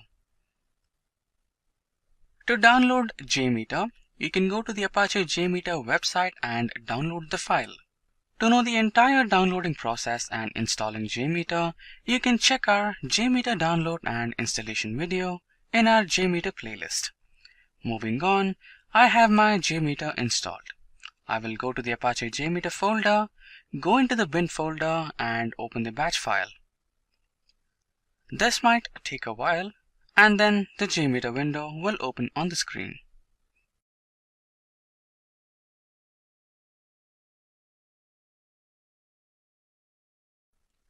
The home window is divided into two sections. On the left side, all the elements of the test plan are added, and on the right side, all the configurations of that element are added. As we are on the test plan element, we can see the configurations of the same. Here, the test plan is like a place or a container where all the elements we will use to perform this test will be stored. All the requests, listeners, and everything will be stored here. So moving forward, right click on the first JMeter here and select the Add option. Then in this option, select the Threads option and then Threads group. The thread group refers to the users that are used or created or needed to run this test. It has several different options, like the action to be taken after there is an error, or you can choose it the way you want. Then there is this number of threads where you can choose the number of users you want. Then there is a ramp up period in seconds option that states the time gap between the user hits. Third, there is a loop count where you can choose how many times the test will run for the number of users. You can also choose the test to run in finite times. There is also a scheduler here to help you schedule the time for starting the test and the time for ending the test. For now, let's leave everything to be one only. Now, for some sample APIs, go to your browser and search for some sample REST API for testing.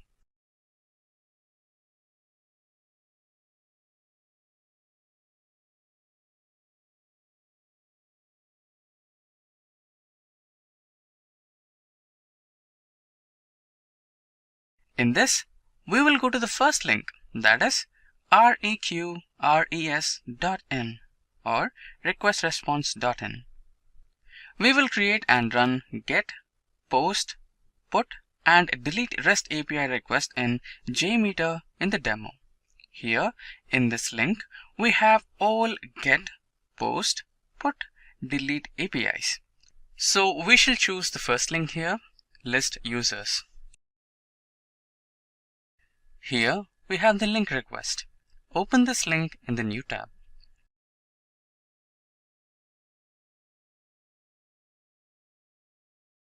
Then we have got the URL for this API. Copy this URL and go to the JMeter window. Then in the JMeter window, right click thread group and go to add. In the box that appears, select samplers. You can see all types of requests that JMeter can work on. We shall choose the HTTP request. Here, you will have to give the address to some home pages or websites. Here, in the server name or IP box, we have to give the server name or the IP.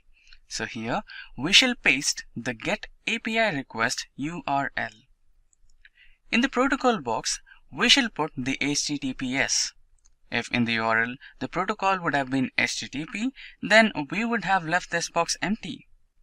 In the URL, we shall put the URL link. Remember that we do not put any slashes here and that anything after the URL would be put in the path.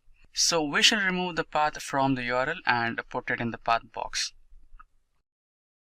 Then we shall take part from the question mark and use it to give parameters.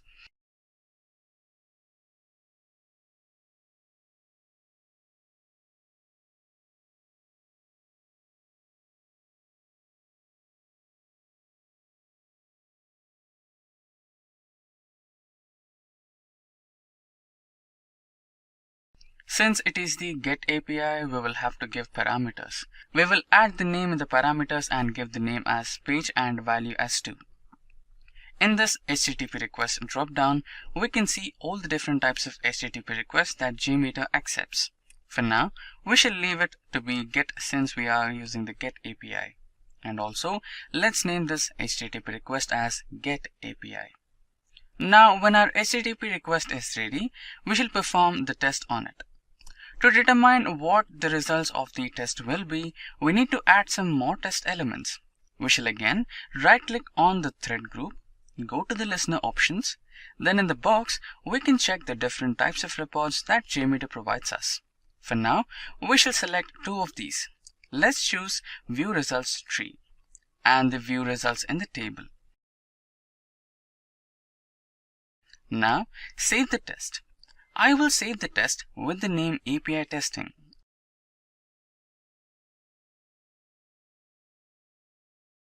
And finally, let's run it.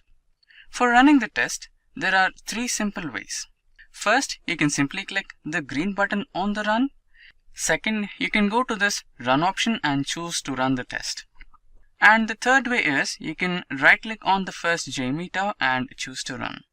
Let's simply choose the green button and run the test. After we run the test, we shall go to check the result of the test. Let's go to the View Results tree. Here, we can see the green status that shows the test was successful. And the view results in a table. We can see again the status is green. Since we had put the number of threads and loop to be 1, there is just 1 entry in both the results. Now, let's try one more thing. We shall go to the thread group and change the number of threads to be 10 and run the test again. After running the test, we shall see the results in the table and see the testing being performed. And same happens in the case of view results in table. Now in the view results tree, we can click on a request and see different information. Here, we can see the sample start, load time, latency error, etc.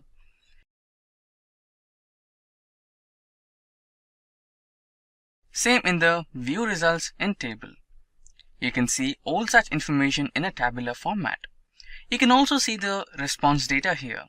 This is the same data as it was there when we copied the URL from the browser. You can furthermore check the response headers and the request that was placed. Now, we are done with the GET API request. Let's add the second request, that is the POST request. Again, add a HTTP request by going to the sampler in the thread group. Then, come back to the browser window and click on the POST API option. Then, open the request URL in the new window. Then, go to this window, copy the URL, and come back to the JMeter window. First, let's rename this HTTP request as POST API.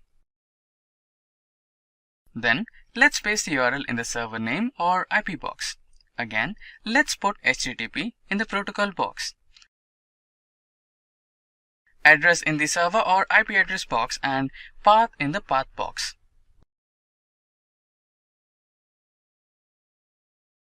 And in this HTTP request drop-down, select the POST option this time.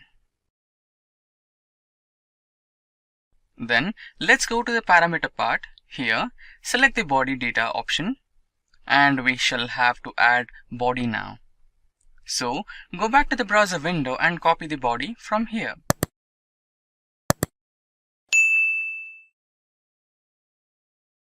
Come back to the JMeter window and paste the body here. Here you can check some advanced settings also in case you need them. For now, since this is just a demo, we shall keep it really simple.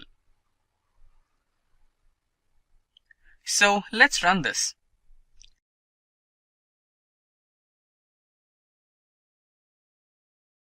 We shall go to our 2 listeners and clear the previous output. Then we shall save the test and run it.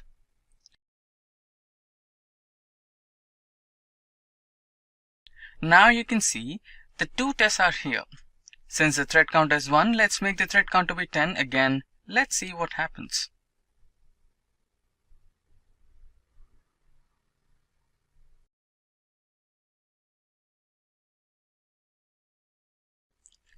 Now when I run the test, I can see the test running a required number of times, that is 20 times. Again, I can see information about different requests that include different parameters like latency, errors, etc.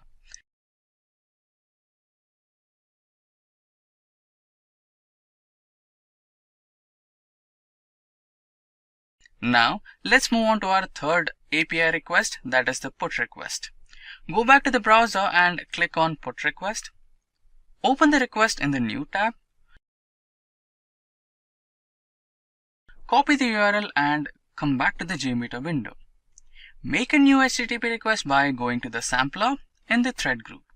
First, let's rename this HTTP request as put API.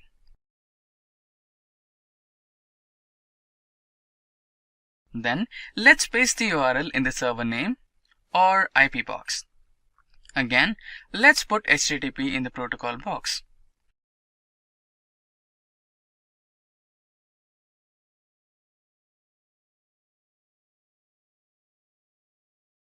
Address the server or IP address box and path in the path box. And in the HTTP request dropdown, select the put option this time. Here also we shall have to add body data. So go back to the browser window and copy the body from here. Coming back to JMeter window, select the body data option and we shall have to add body now and paste the body here. We shall go to our two listeners and clear the previous output, make the thread count to be 1 and then we shall save the test and run it.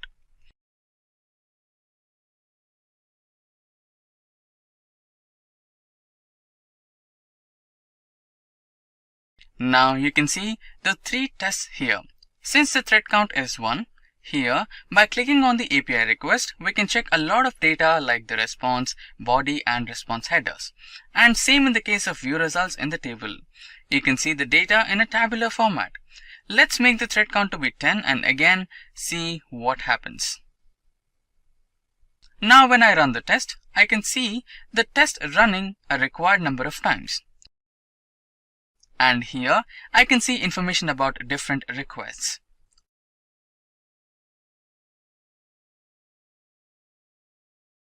Now let us add our last API request, that is the delete request. Go back to the browser and click on the delete request.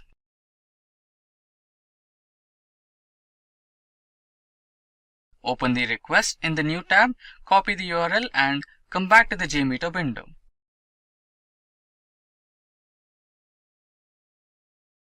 Make a new HTTP request by going to the sampler in the thread group. First, let's rename this HTTP request as delete API.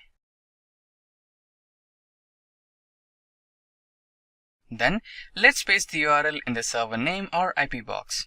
Again, let's put HTTP in the protocol box, address in the server or IP address box, and path in the path box.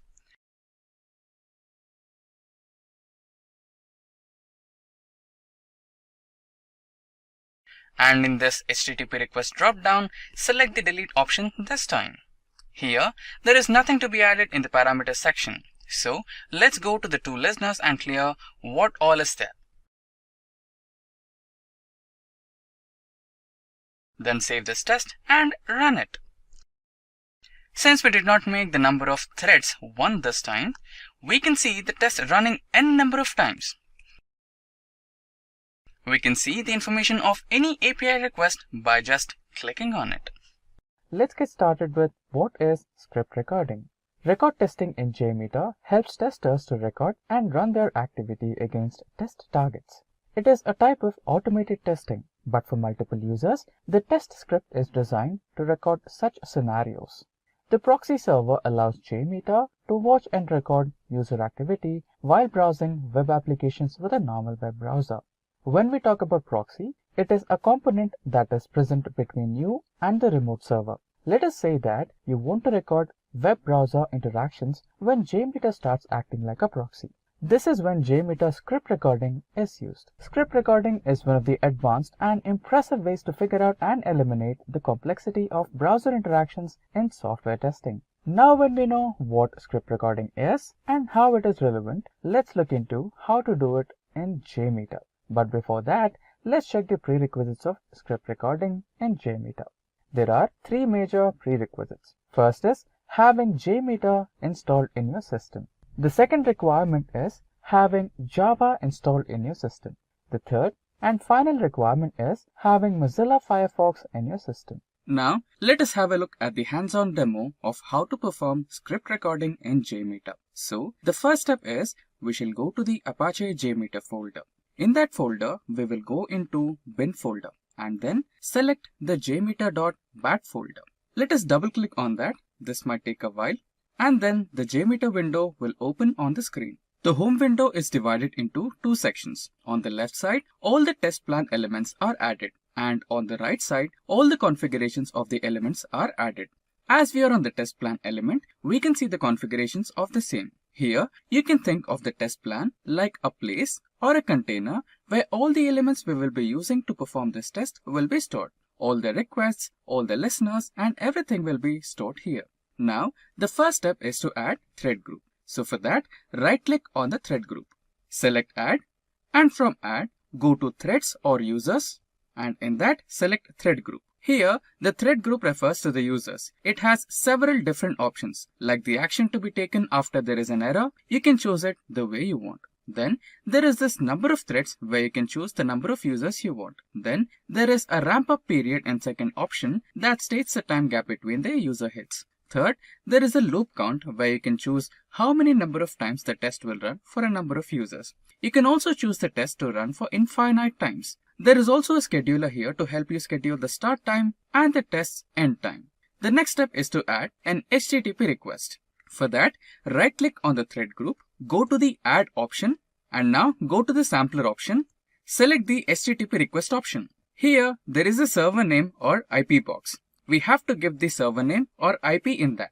Let us pick a website and place the link in the box. We shall use the Simplilearn's website here.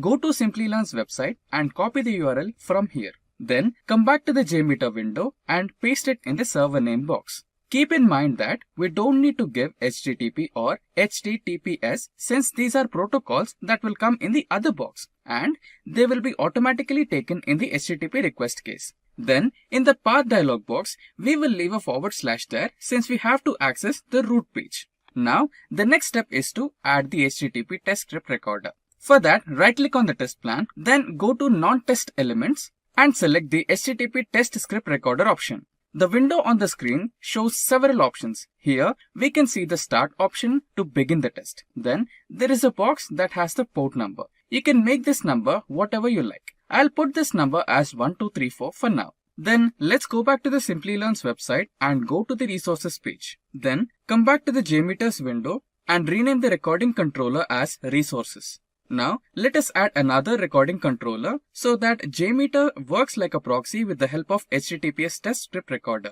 Then again, go back to the resources page that we just opened and scroll down a little bit. Here, we can see several technologies and several other links. In those links, you can select any one of the links. I will select digital marketing here. Then go back to the JMeter window and rename the recording controller as digital marketing. Then finally, let's add a recording controller for the home page and rename it as Simplilearn's home page. So now we can see that we have a thread group here. Then there is a HTTP request where we have Simplilearn website in the server name. Then there are 3 recording controllers, one for the resources, the second for digital marketing, and a third one for home page. And last we have a HTTP test script recorder. Here, I will rearrange the recording controllers in sequence, putting the Simplilearn's homepage controller on the top and then placing the resources, finally digital marketing recording controller. Now, let us open Mozilla Firefox in our system. Go to the general option here and scroll down to the network settings. In the network settings option, select settings. In the window that appears, select the manual proxy configuration. Here, we shall put the port number. For now, I will put the port number as 1234 in this box. Here in the HTTP proxy, we have localhost and we have selected to use this proxy for FTP and HTTPS and then click on OK. Now go back to the Apache JMeter folder and now we shall use this Apache JMeter temporary root CA file, which is a security certificate file. So coming back to the Mozilla Firefox window, go to the Options tab and in this tab, I will type certificates, and here we shall select View Certificates. In the window that opens, let us import the security certificate from JMeter folder. Here, we shall select these two boxes so that the proxy server can access the website that we shall enter here in the browser and then select OK. Coming back to the JMeter window, let us add some listeners to get the results.